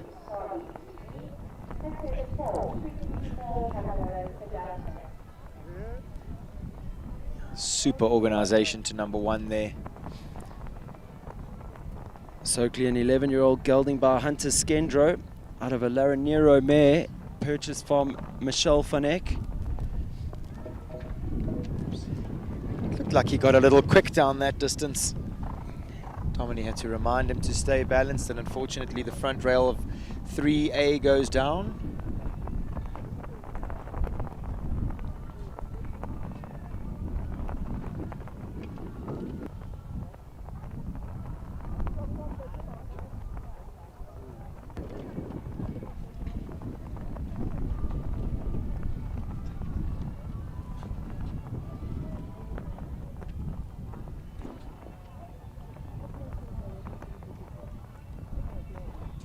Dominique will be putting up his hand.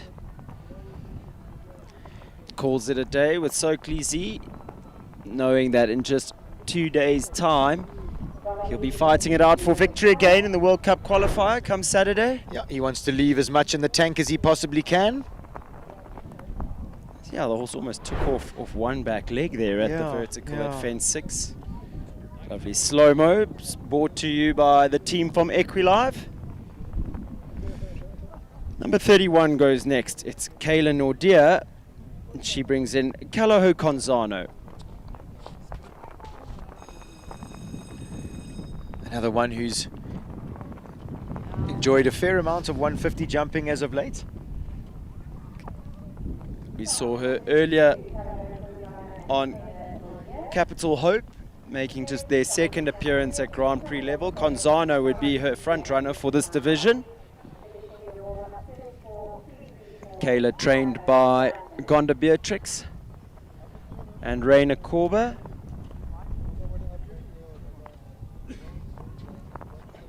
She's a stylish rider, Brendan. Yeah, really, she's always got short reins. Her horses are always in a good frame. I think because of that, she creates good organization through the horses, and because of that, they can use both hind legs and their whole body to jump. Now, she was a fraction wide there from 3 to 4. Took a little bit of time to get the horse organized. Hopefully she can keep the ground speed up. She's not going to run into time faults here. There really is very little room But to that's set what I yourself say. up. Yeah. So like if you take one stride extra, that's already puts you outside the, you know, Sure. one extra stride on the turn and you're outside that time Yeah, allowed. yeah. Just touching on what you said about the organization that she creates, she makes the horses very together. Absolutely. She has them leg to hand. Leg to hand. You all took the words time. out of my mouth. Leg to hand. Absolutely. Her reins are short. The pressure. Is looking under pressure for time here, though, 3, Brendan. 4, 5. Come on, Conzano. Leaves the fences up. Oh, another one that's done by the clock, unfortunately. One stride too many from 3 to 4, and that puts you outside that time allowed. Easier said than done. She is still in the jump off, though, at this stage of the game. And well up in that jump off. She's the fastest one-time fault that we've had so far. Just 1/10 of a second outside that time allowed. May we say equitation at 150? Yeah, for sure. That's what we've come to expect from her. Nothing less. Nicholas Sam Riley returns for the 3rd time in this competition. This time on Sunny Park Stables in Suggy DB, previous winner of the World Cup qualifying series. Sagi was having a little play there going to number 1. Nicola having to remind him that this is fairly serious work that we have to get done here. The Superstar Stallion originally brought into the country by Renelle Gilbert from Manador Stables. 5-class facility set up there in Bridle Park, Kailami. Nicola struck up a fantastic partnership with this guy. And the rest is history. Yeah, I must say the rest is history. I mean, his results have spoken for themselves. Just another horse that Nicola was able to get the best out of. She really is an unbelievable professional rider. Look at the space she set him up there to the plank. Ooh, jump number 8 for fun.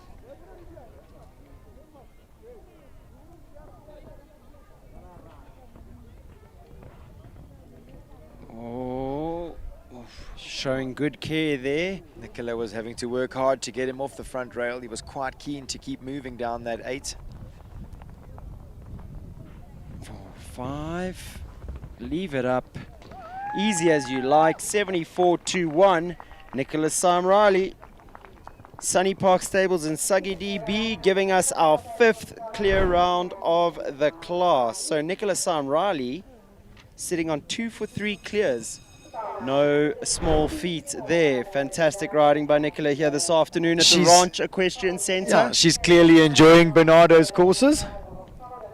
Possibly got her eyes set on something shiny that might be sponsored here by Bespoke by Kate. I must say, just the general word around the showgrounds and in the warm-up arena is that everybody seems to really be enjoying the courses, the smoothness of them, the technicality of them. I think Bernardo's been absolutely nailing it as the week's gone on. Someone that's really enjoying the courses with a win earlier here today already. Leona van der Merwe on track now. It's number 33, 334, Calaho Vedante.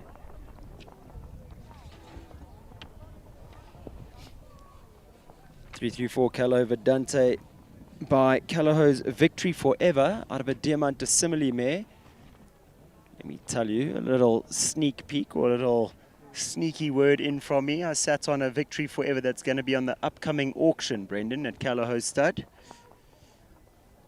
Exciting times. Am I allowed to say it might be my favorite without saying it's my favorite? This mare showing off the way she does. Staying organized down that technical line.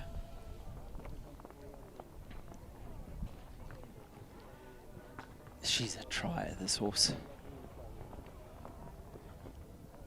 She really is a trier. She flicks her tails out. She's like a ninja over that she fence. Puts her ears back and she pushes like mad.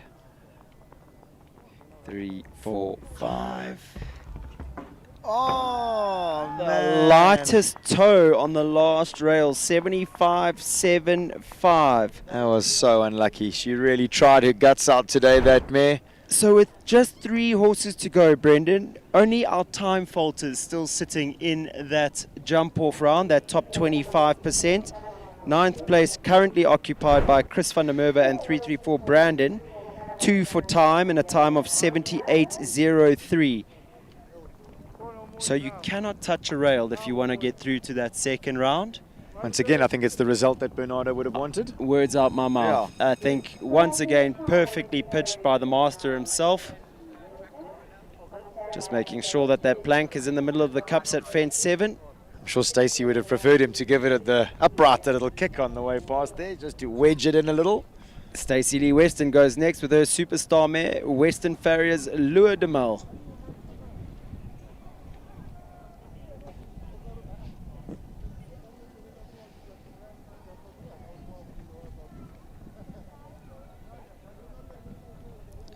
Fair for me to say that this little mare has stolen the hearts of many South African show jumpers. She's just an out-and-out little winner, isn't she? She's a freak, actually. I mean, let's be real. She's not orthodox in the way that she's put together, but she has a heart of gold. I mean, if you just watch the expression on her face, her ears are pricked. Maybe a little keen today, if anything. I think also the World Cup at Shongweni may have just played a role, might be sitting in the back of Stacey's head. The horse had a little spook at a big wall in the corner. The first time I've ever seen the horse not rise to the challenge. Stacey deciding to call it a day. With a few rails down. Possibly also with her eye on the World Cup come Saturday. Yep, for sure. Looking to save that superstar mare.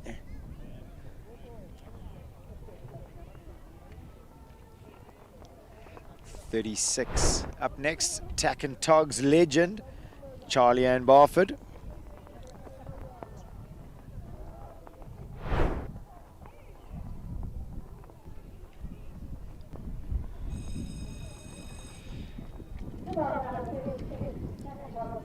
Legend looking an absolute picture here this afternoon. A lovely 9-year-old by Mr. Blue out of a Clinton mare, ready with a lot of progeny on the ground here in South Africa. He has very good looking foals, Brendan. Agreed. I've actually seen a couple of them, really exciting. But I suppose just to speak about him as a horse, he's just like an absolute ball of power. Just the way that his hind end powers his body off the ground, his front end looks like you always say, it looks like he's cantering up the hill. Looks like he's climbing a mountain on the way to the fence. That high knee action, big extravagant back end. And always perfectly piloted by the great Charlie Ann Barford. That's crazy there. Charlie realized that he jumped a little high over that vertical, and in the air she was clicking. But how amazing was his reaction? He landed and his step grew by 12 centimeters every stride.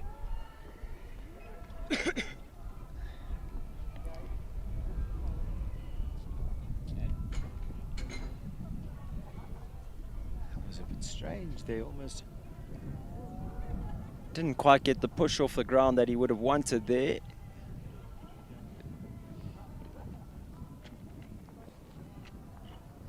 Really trusting him to a foot of room is Charlie, and he's jumping for it. Yeah, for sure. I think also just off that really forward rhythm.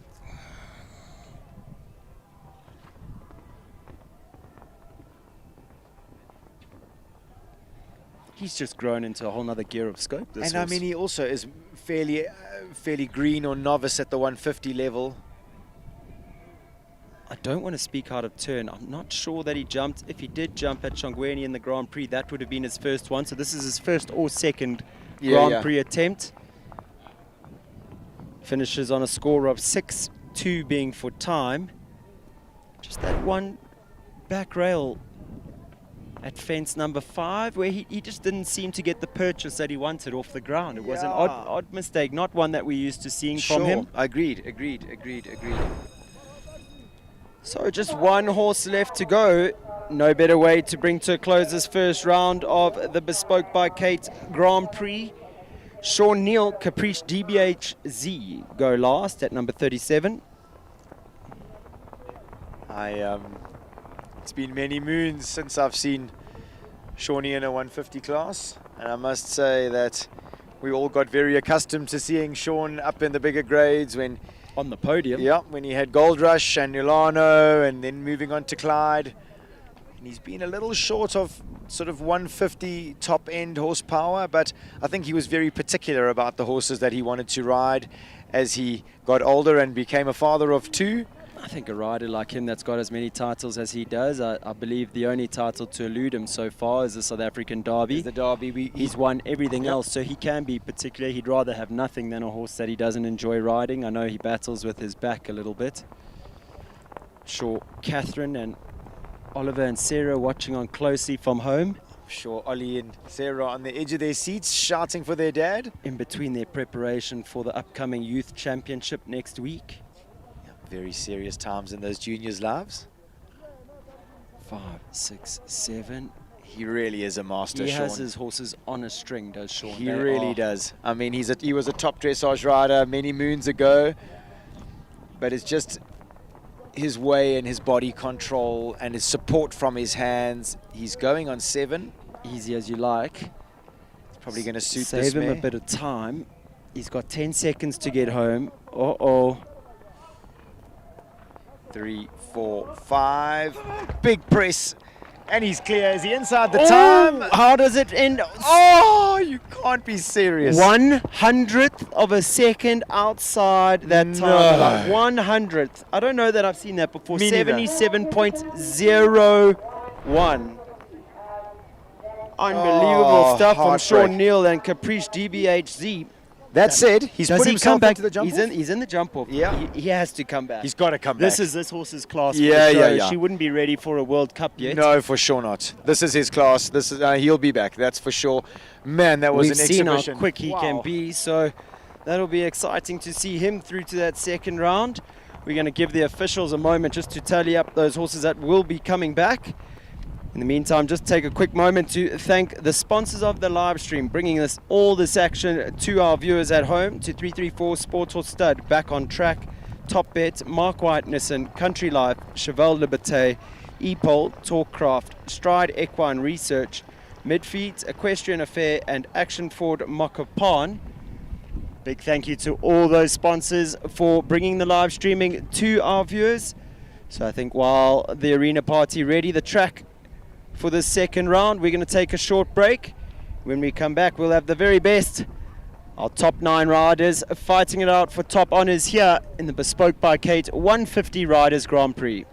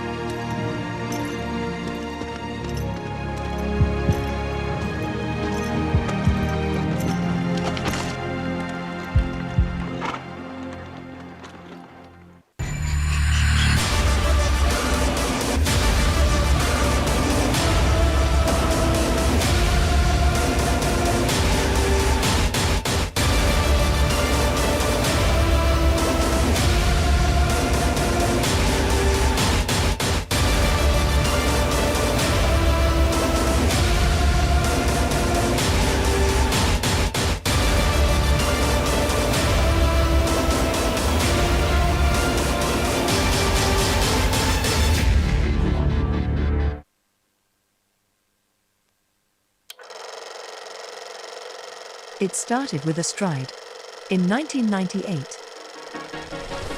For over 2 decades, riders, trainers, and veterinarians have trusted our name.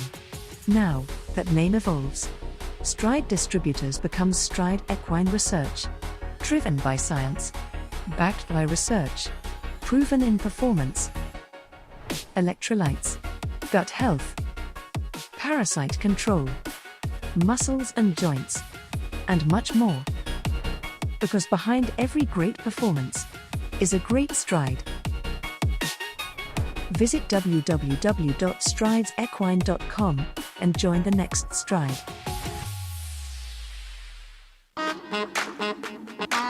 Yeah. Bet you're wondering what it is. Bet you're asking how. Come on. Check this out.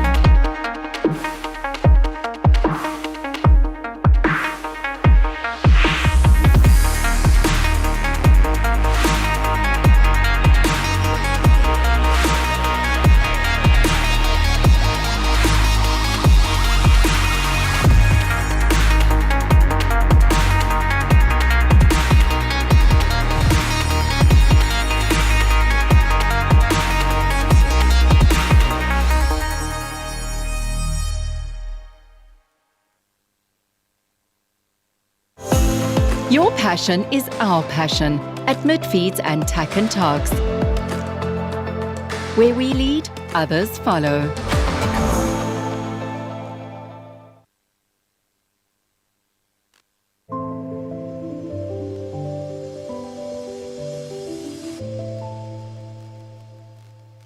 Country Life Properties, a boutique real estate company specializing in sales of equestrian properties, sale of residential, agricultural and country lifestyle estates in the Greater Kyalami area. With years of experience in promoting the country lifestyle, Country Life Properties is proud to be affiliated with the Kyalami Equestrian Park. Baloo Country Estate is a secure estate offering 22 kilometers of scenic bridle trails. We provide country estates to suit all your requirements. Extended family living, work from home, or just escape the hustle and bustle. A variety of equestrian properties are offered for the keen equestrian. Contact us or visit our website and let us find the right property for you.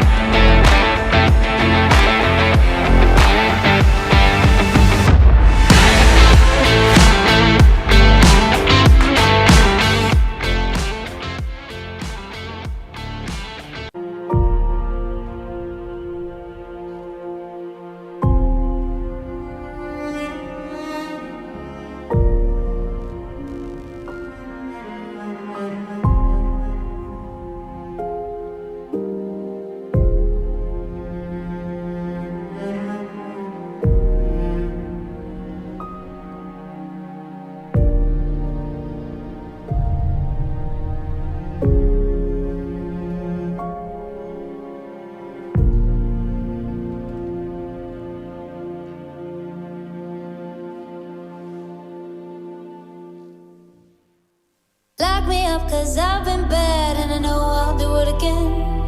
You're the best I ever had, I'm guilty, I confess. Blue lights, red lights, we gon' get real wild tonight. Blue lights, red lights, with you. Anything that feels this good, well it must be illegal. Must be illegal, illegal. Anything that feels this good, well it must be illegal. Must be illegal. So call us criminals, criminals. Call us criminals, criminals. I've been stealing all your time, but I know that's what you want. I swear the way you blow my mind should be against the law. Blue lights, red lights, we gon' get real wild tonight. Blue lights, red lights, with you. Anything that feels this good, well it must be illegal. Must be illegal, illegal. Anything that feels this good, well it must be illegal. It started with a stride in 1998. For over 2 decades, riders, trainers, and veterinarians have trusted our name. Now that name evolves, Stride Distributors becomes Stride Equine Research, driven by science, backed by research, proven in performance, electrolytes, gut health, parasite control, muscles and joints, and much more. Because behind every great performance is a great stride. Visit www.stridesequine.com and join the next stride.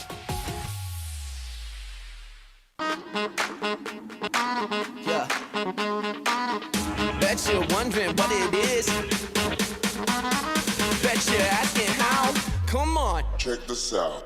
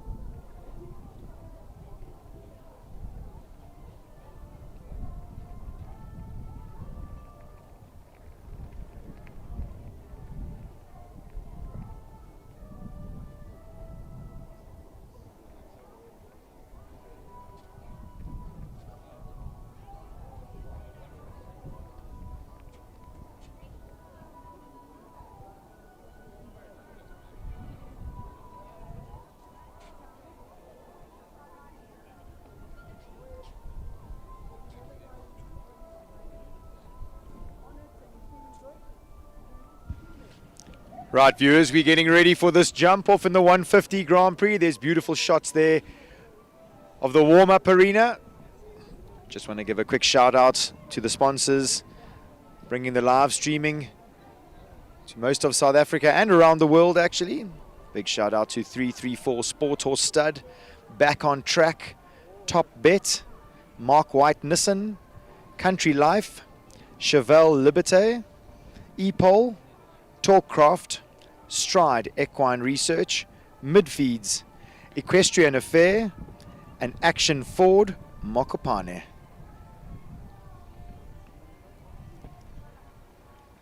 So Shaitan Hendricks, the fantastic Callahose Larison on screen at the moment. Looking an absolute picture, I must say. It's going to be really interesting to see how these one-time falters go about their business here in the second round, Brendan. They can put together a nice quick clear. Yep, the rest of the scoreboard riders pressure. are going to, I love it, scoreboard pressure. We talk about it every time. Going to be interesting to see the sort of pressure that Shaitan can put on the rest of these riders. Let's see how he gets on, because it looks like a big open track, which will suit Callahose Larison.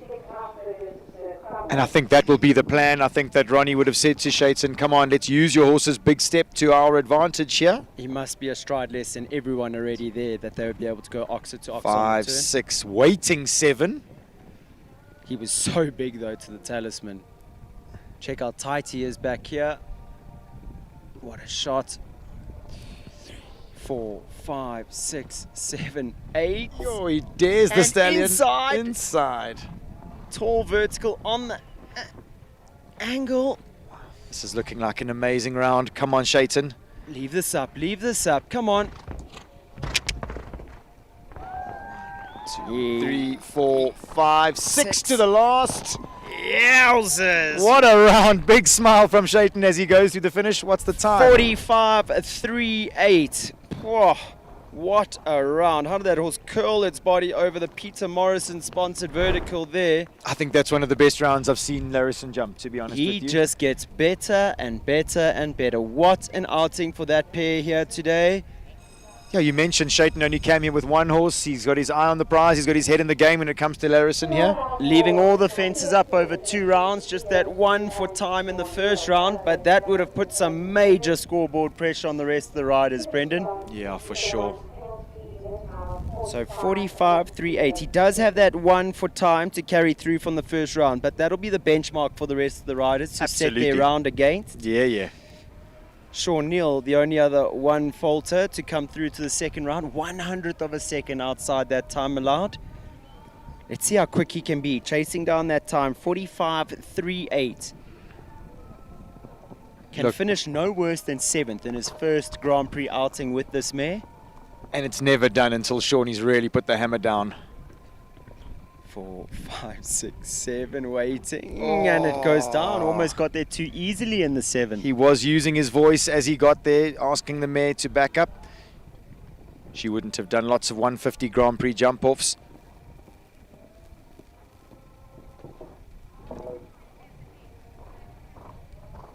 I think a whole different ball game, Brendan, when you get to this level, to be able to gallop and then still back up at the fences. Yeah, for sure. That's definitely something that the horses have to learn. They have to go through the motions of making a little mistake here and there. 1,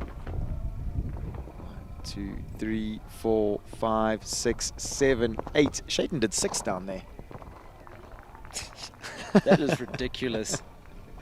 Because Sean was by no means hanging around. I know he'd taken his foot off the gas, but I mean, that horse was still running down the last line, running an 8. Sure.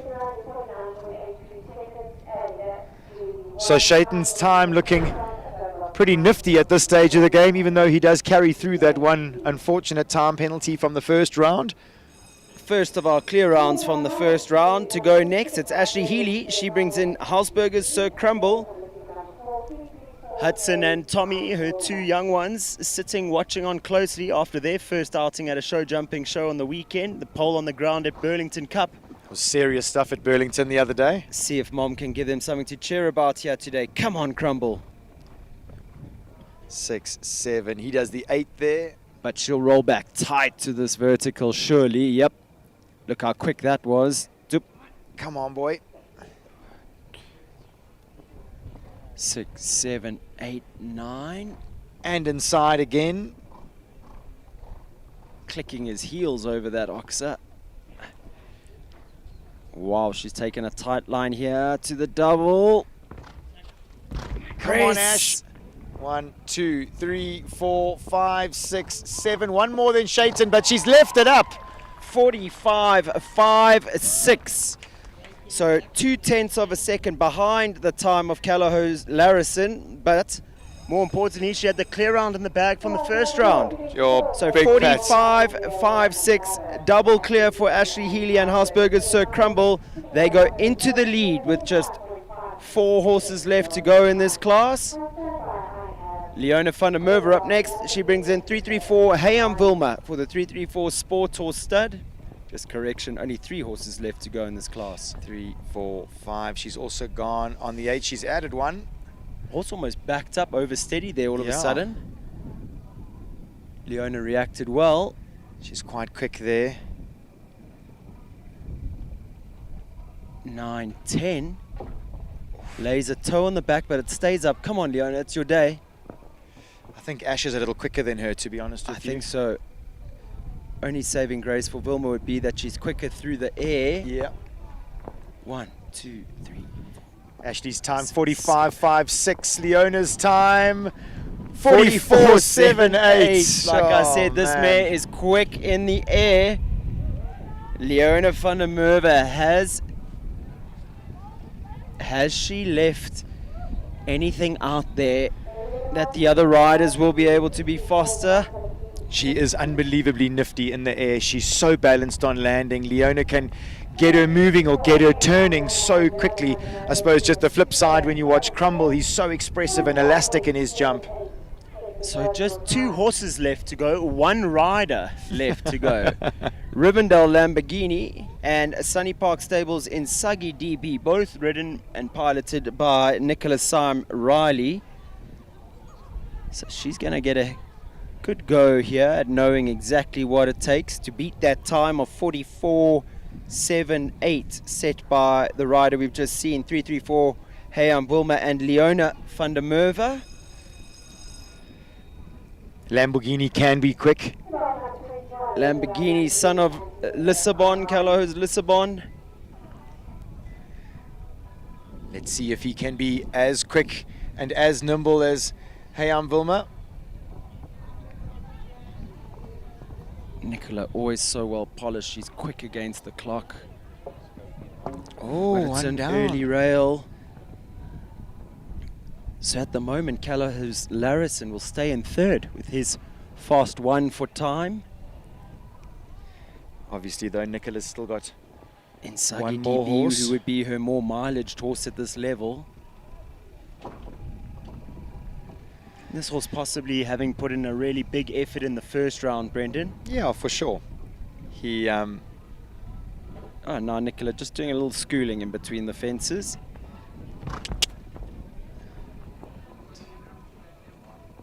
Six, 7 to the last.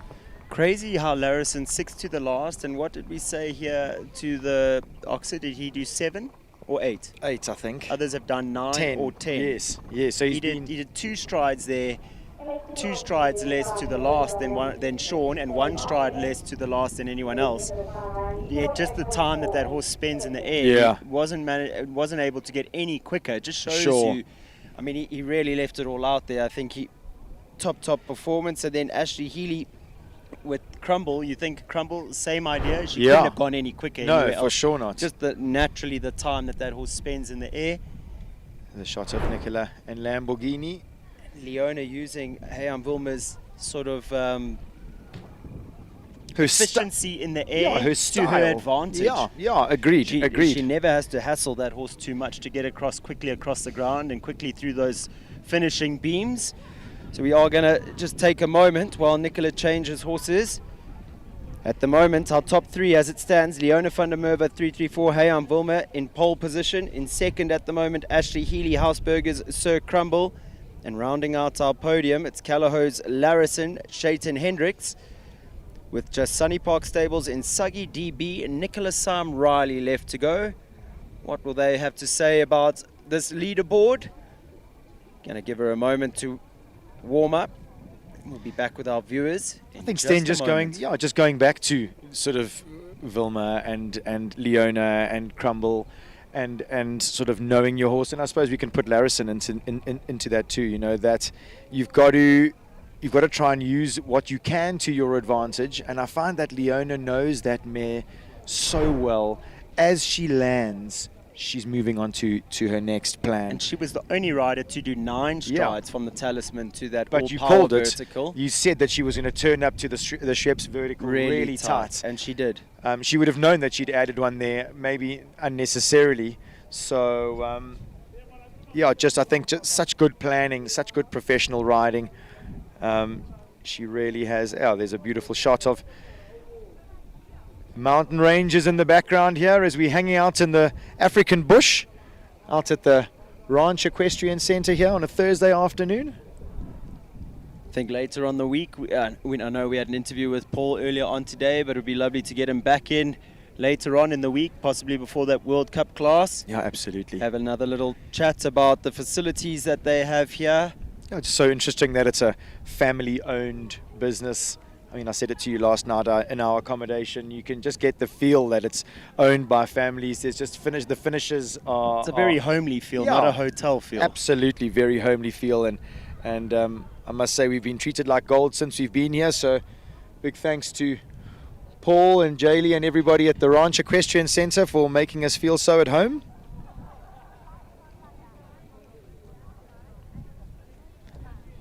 Tough now that Nicola's got to get off one horse onto another.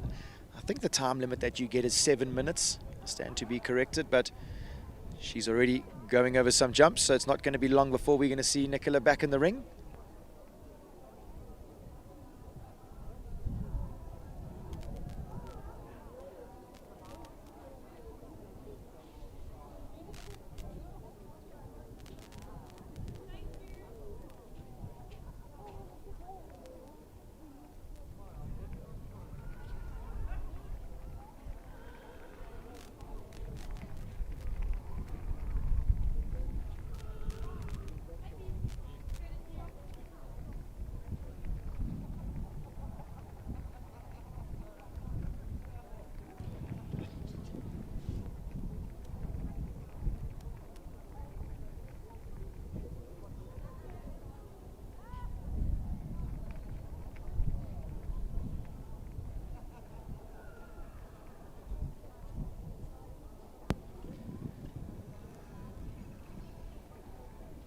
So we see Nicola Samrali. She's just jumped her last warm-up fence. Had some fantastic wins here already today. Alexandra Wexler Snow, winner of the 110s. Then in the 135s, Leona van der Merwe took top honors. Those were 2 great wins. Also a win in the 120s was Robin Ellis, who will be the winner here and take top honors in the big one of the day. It's the Riders Grand Prix, the 150 Grand Prix, sponsored by Bespoke by Kate. Nicola Samrali, she's going to have the last say here this afternoon at the Ranch Equestrian Centre. Fantastic prize money for our riders in this 150 Grand Prix. 10,000 reasons that Nicola needs to get cracking here. Dominique Alexander walking past, cool as ice, 2 bags in hand, ready to go ice soak these legs. And Sagi looking full of beans this morning, or this afternoon. He really is, I must say. Fresh as a 5-year-old. Yeah, he's looking well, he's looking ready for this. Come on in, Sagi. So the last horse in this 150 Grand Prix, Nicola Samrali and Inzaghi DB. Hunting down that time of 44.78. Smooth and easy up the 8 strides there. Massive kick out over that vertical. She's quick here.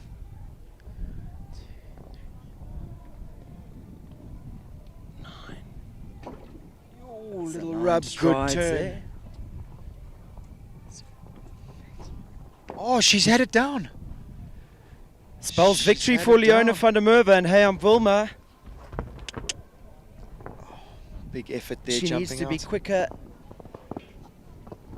Oh, unlucky there for Nicola.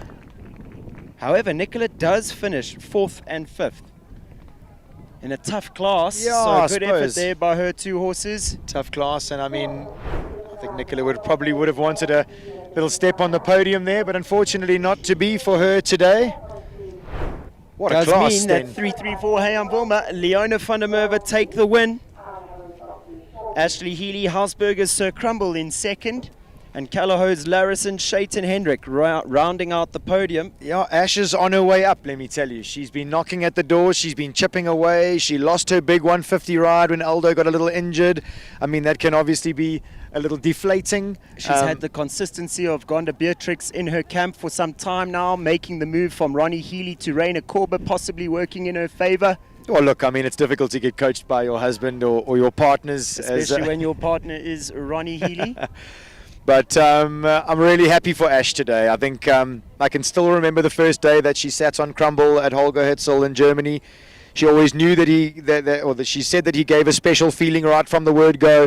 He came to South Africa. He really went into the open classes with ease.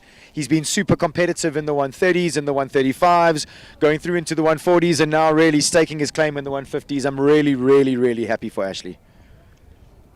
Like we say, another fantastic win by Leona van der Merwe, who already had a win in the bag in the 135s earlier today. 334 Hayam Vilma, rising to the occasion yet again. Yeah, she's a winner, that mare. She really is. You know, I think that when you get her on her day, you know, we speak about her style, the way she gets up and down pretty quickly. Leona knows her so well. Leona's super competitive, so as the mare does go, or as she lands, Leona's always reminding her to get going. She turned really tight to that vertical today. I think she rolled the dice. I think it worked for some people, didn't work for others, but definitely Leona just knows how to win these classes, doesn't she?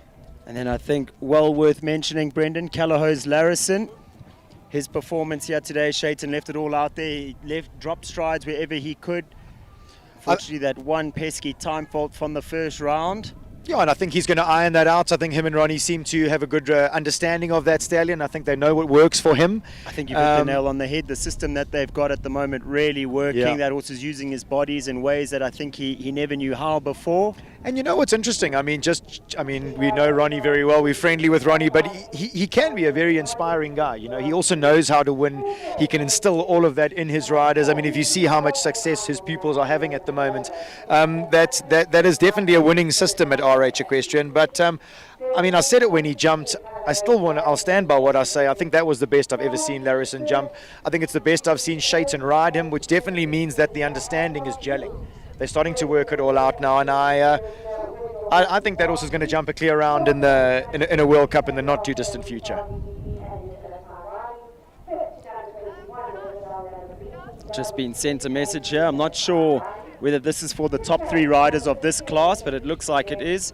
Beautiful jacket pins sponsored by Bespoke by Kate for this class. Very, very sparkly diamonds there. So our riders taking the top 3 prizes today, being well rewarded by Kate. I was going to say maybe Leona and Ash can put theirs on their jackets, and Shayton could maybe give his to his wife. If it's got lots of diamonds on it, I'm not sure he'd like to be sparkling his way around the place. I'm sure Evie loves all things glittery. I did also notice that Shayton's got quite a sparkly numna on Larison there. I wonder if Ivana had anything to do with that. Actually, we had this conversation the other day. He said between Ivana and Shawnee, he's just accepted his fate. He doesn't try and resist. He doesn't even look. Just lets them put all the sparkles they want on.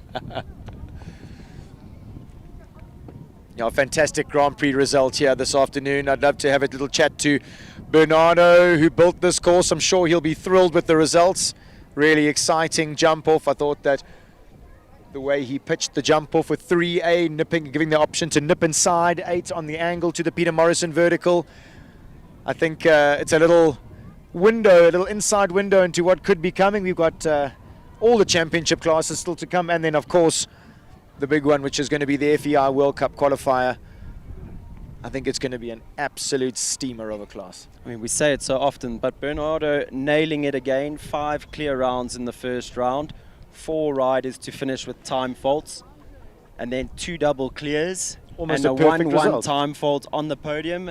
You couldn't have asked for better. Look, he's a master. I mean, he's not going to be building at Rolex 5-star Grand Prix and building at the Global Champions Tour, and if he wasn't at the very top of his game. For sure. And I must say, I would love to have a little chat with him when we get a gap. I know that Bob Ellis was a huge influence in his life, and I must say, you can get you get the Bob Ellis feel when you look at these courses. They are very similar in the way they're built.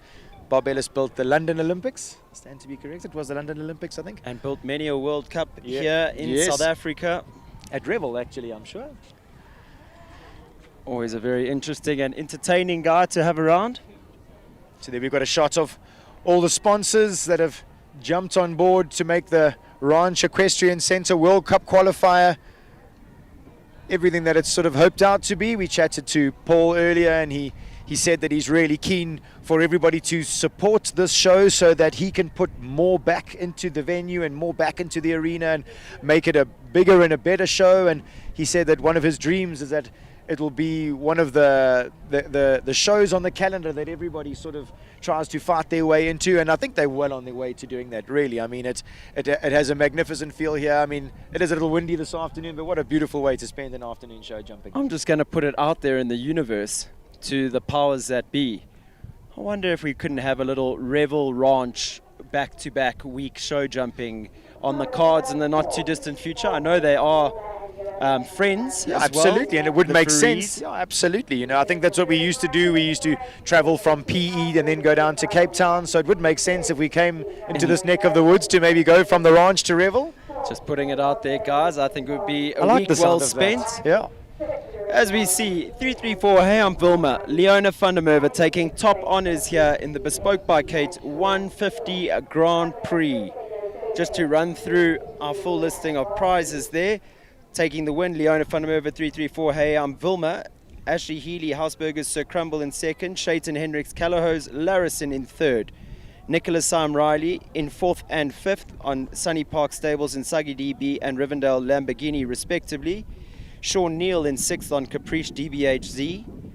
Three-way tie for seventh, Odiena van Berrimar, Charlie Ann Barfoot, Kayla Nordia Callahoo Conzano, and Lorette Knowles Taylor Oriopo de Emma. Rounding out our prizes in 10th place, Chris van der Merwe.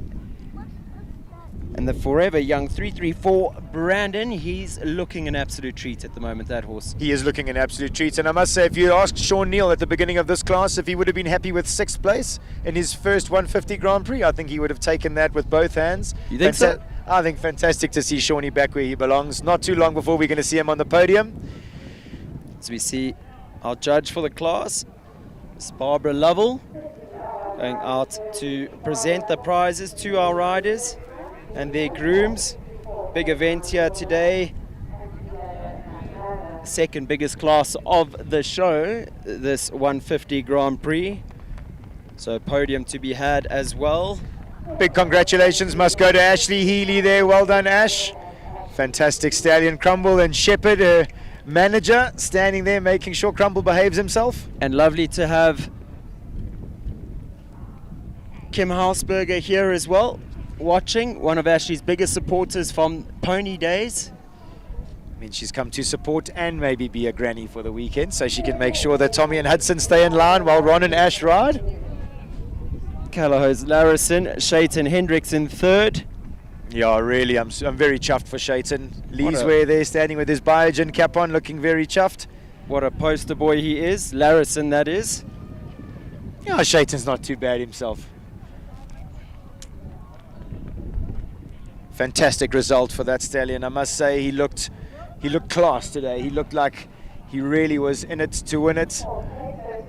And I don't think it's going to be too long before he's knocking at the door with those World Cup victories. I think title classes like SA Champs and the Outdoor Grand Prix are falling more and more into what that horse is going to be capable of in the near future. In Suggy DB and Sunny Park Stables in Suggy DB and Rivendell Lamborghini, Nicholas Simon fourth and fifth.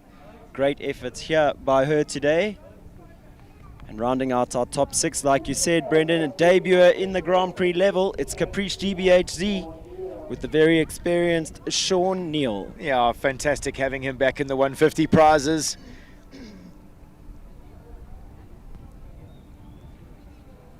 I know it wasn't always easy with Caprice, and she came in, there was a little worry about her feet. She got stuck in quarantine, it didn't really go according to plan. And I think as well, Brendan, a horse that wasn't 100% the same type that Sean had become accustomed to in Clyde and Gold Rush. Yeah. Funnily enough, though, I did speak to Sean's manager, Mr. Thomas Makoko, and Tom assures me that Shawnee says that this horse feels like Clyde. So Thomas is very keen to see if this mare can fill those big shoes that Clyde has left behind. For our viewers at home, Thomas also very keen on the youth champs coming up next week. He says this is just a prelude to the very important show coming up next week with the young Neils. Sorry, I've just been corrected. Sean jumped the Grand Prix in Chongweni. Oh, super. So his second outing at Grand Prix level. Thank you, Raquel. Always nice to have someone knowledgeable listening, able to correct us. Great pictures there of our podium finishers. Hopefully not going to be spraying any champagne on each other. It's rather chilly here this afternoon. It is a little windy and chilly, let's be fair. Shayton was ready to take his prizes home with him there. I do believe those are the groom's prizes. Crumble looking very well behaved here this afternoon. He's grown up, dare I say. I mean, I wonder. I have noticed. Maybe Ashley has that effect. Ron's done a bit of growing up. Crumble's done a bit of growing up. Ashley's done a bit of growing up. Yeah, maybe not so much growing up. Crumble we're talking about. Lovely moment for these guys to be acknowledged for all the work that they put in to their horses, an integral part of the team. Being congratulated by Barbara Lovell.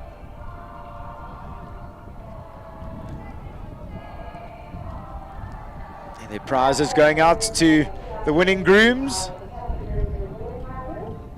They'll all be chuffed at that. Look like they got some beautiful backpacks and some cooler boxes there. There's always a help at horse shows in the sun.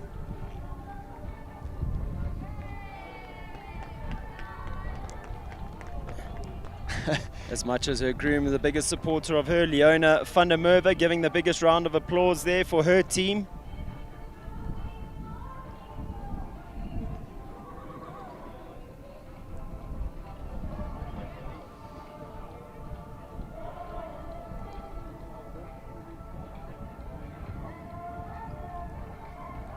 So I think with all the formalities out of the way, next step is for Leona van der Merwe and 334 Hayam Wilma to lead our riders off on a lap of honor. See Mrs. Rieta van Deventer coming into the arena. Looks like there's more prizes to be handed out, Brendan. Oh, wow. There you go. We have Leona van der Merwe leading them off on a lap of honor. Viewers, from me, Sten Muchner, that's it for today. I'm going to go catch Leona van der Merwe and send her this way for an interview with Brendan McNiven. But we'll see you first thing, 9 o'clock tomorrow morning for a full action-packed day of show jumping.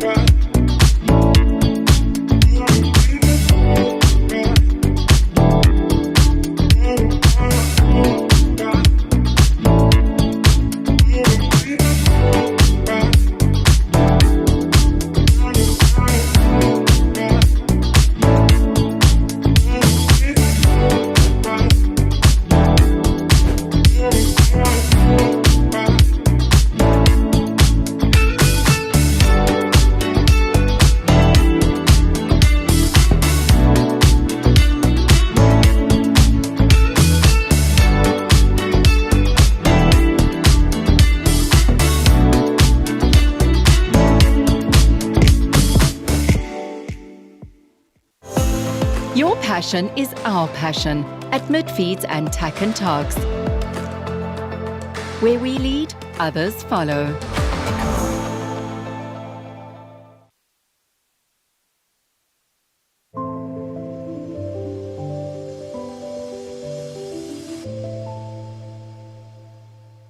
Country Life Properties, a boutique real estate company specializing in sales of equestrian properties, sale of residential, agricultural and country lifestyle estates in the Greater Kyalami area.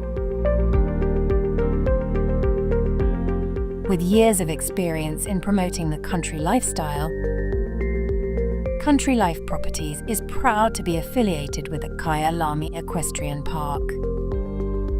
Baloo Country Estate is a secure estate offering 22 kilometers of scenic bridle trails. We provide country estates to suit all your requirements. Extended family living, work from home, or just escape the hustle and bustle. A variety of equestrian properties are offered for the keen equestrian. Contact us or visit our website and let us find the right property for you.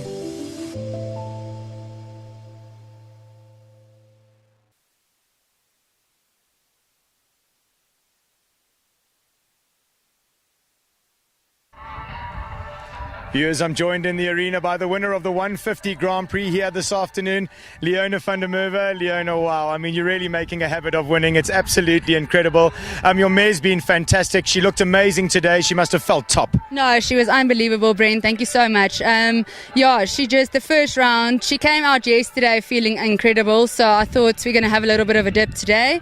And the first round she came out and she was flying, and she's just such an incredible mare.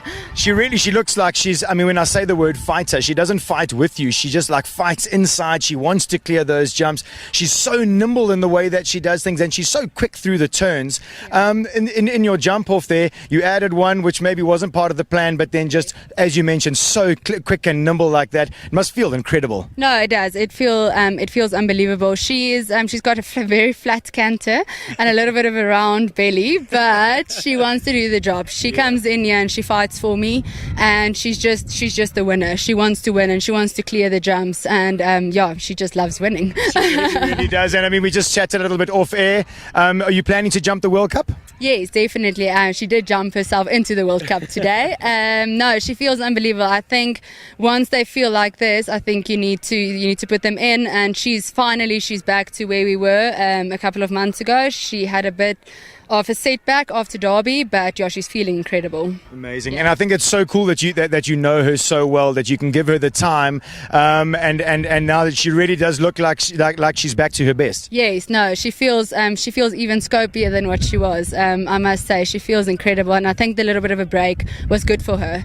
Yeah, she had some time on the farm, there in the Midlands with Govard and A's on the at the stud and in the green paddock, and now she's back. Yeah, it's amazing. Amazing. I'm sure, Leona, that you're a huge inspiration to all the young ladies and the young riders around here in South Africa. Massive congratulations. Oh, thank you so much, Brian. Thank you. All right, guys, so that's enough from Leona today. I'm going to let her go and enjoy her champagne. Guys, we've got a stacked day of show jumping tomorrow. 9 o'clock is the kickoff. Join us then.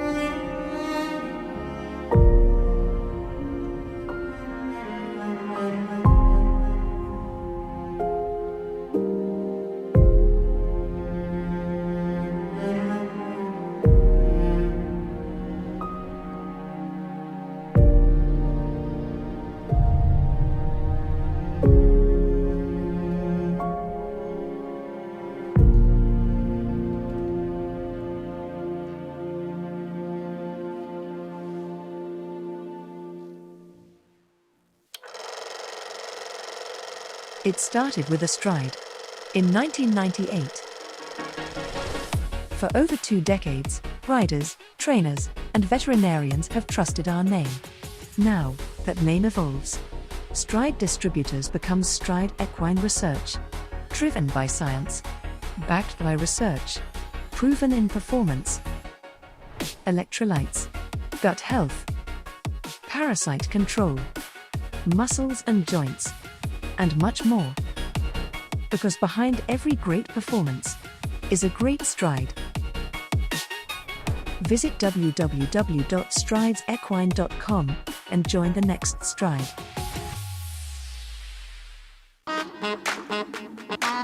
Yeah. Bet you're wondering what it is. Bet you're asking how. Come on. Check this out.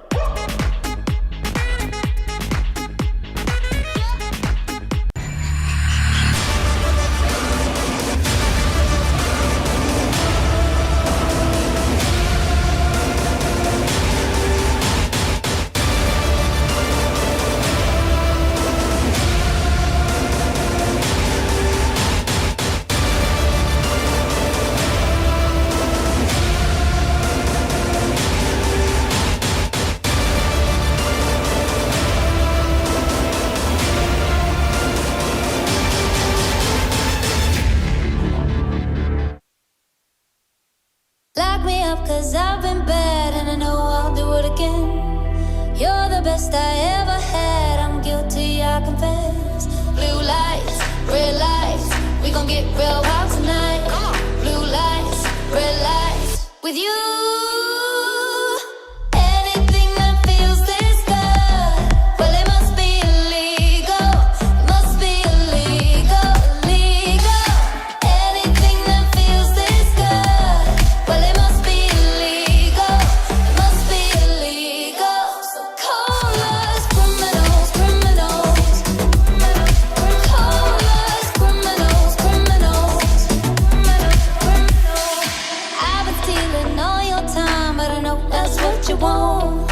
I swear the way you blow my mind should be against the law. Blue lights, red lights, we gon' get real wild tonight.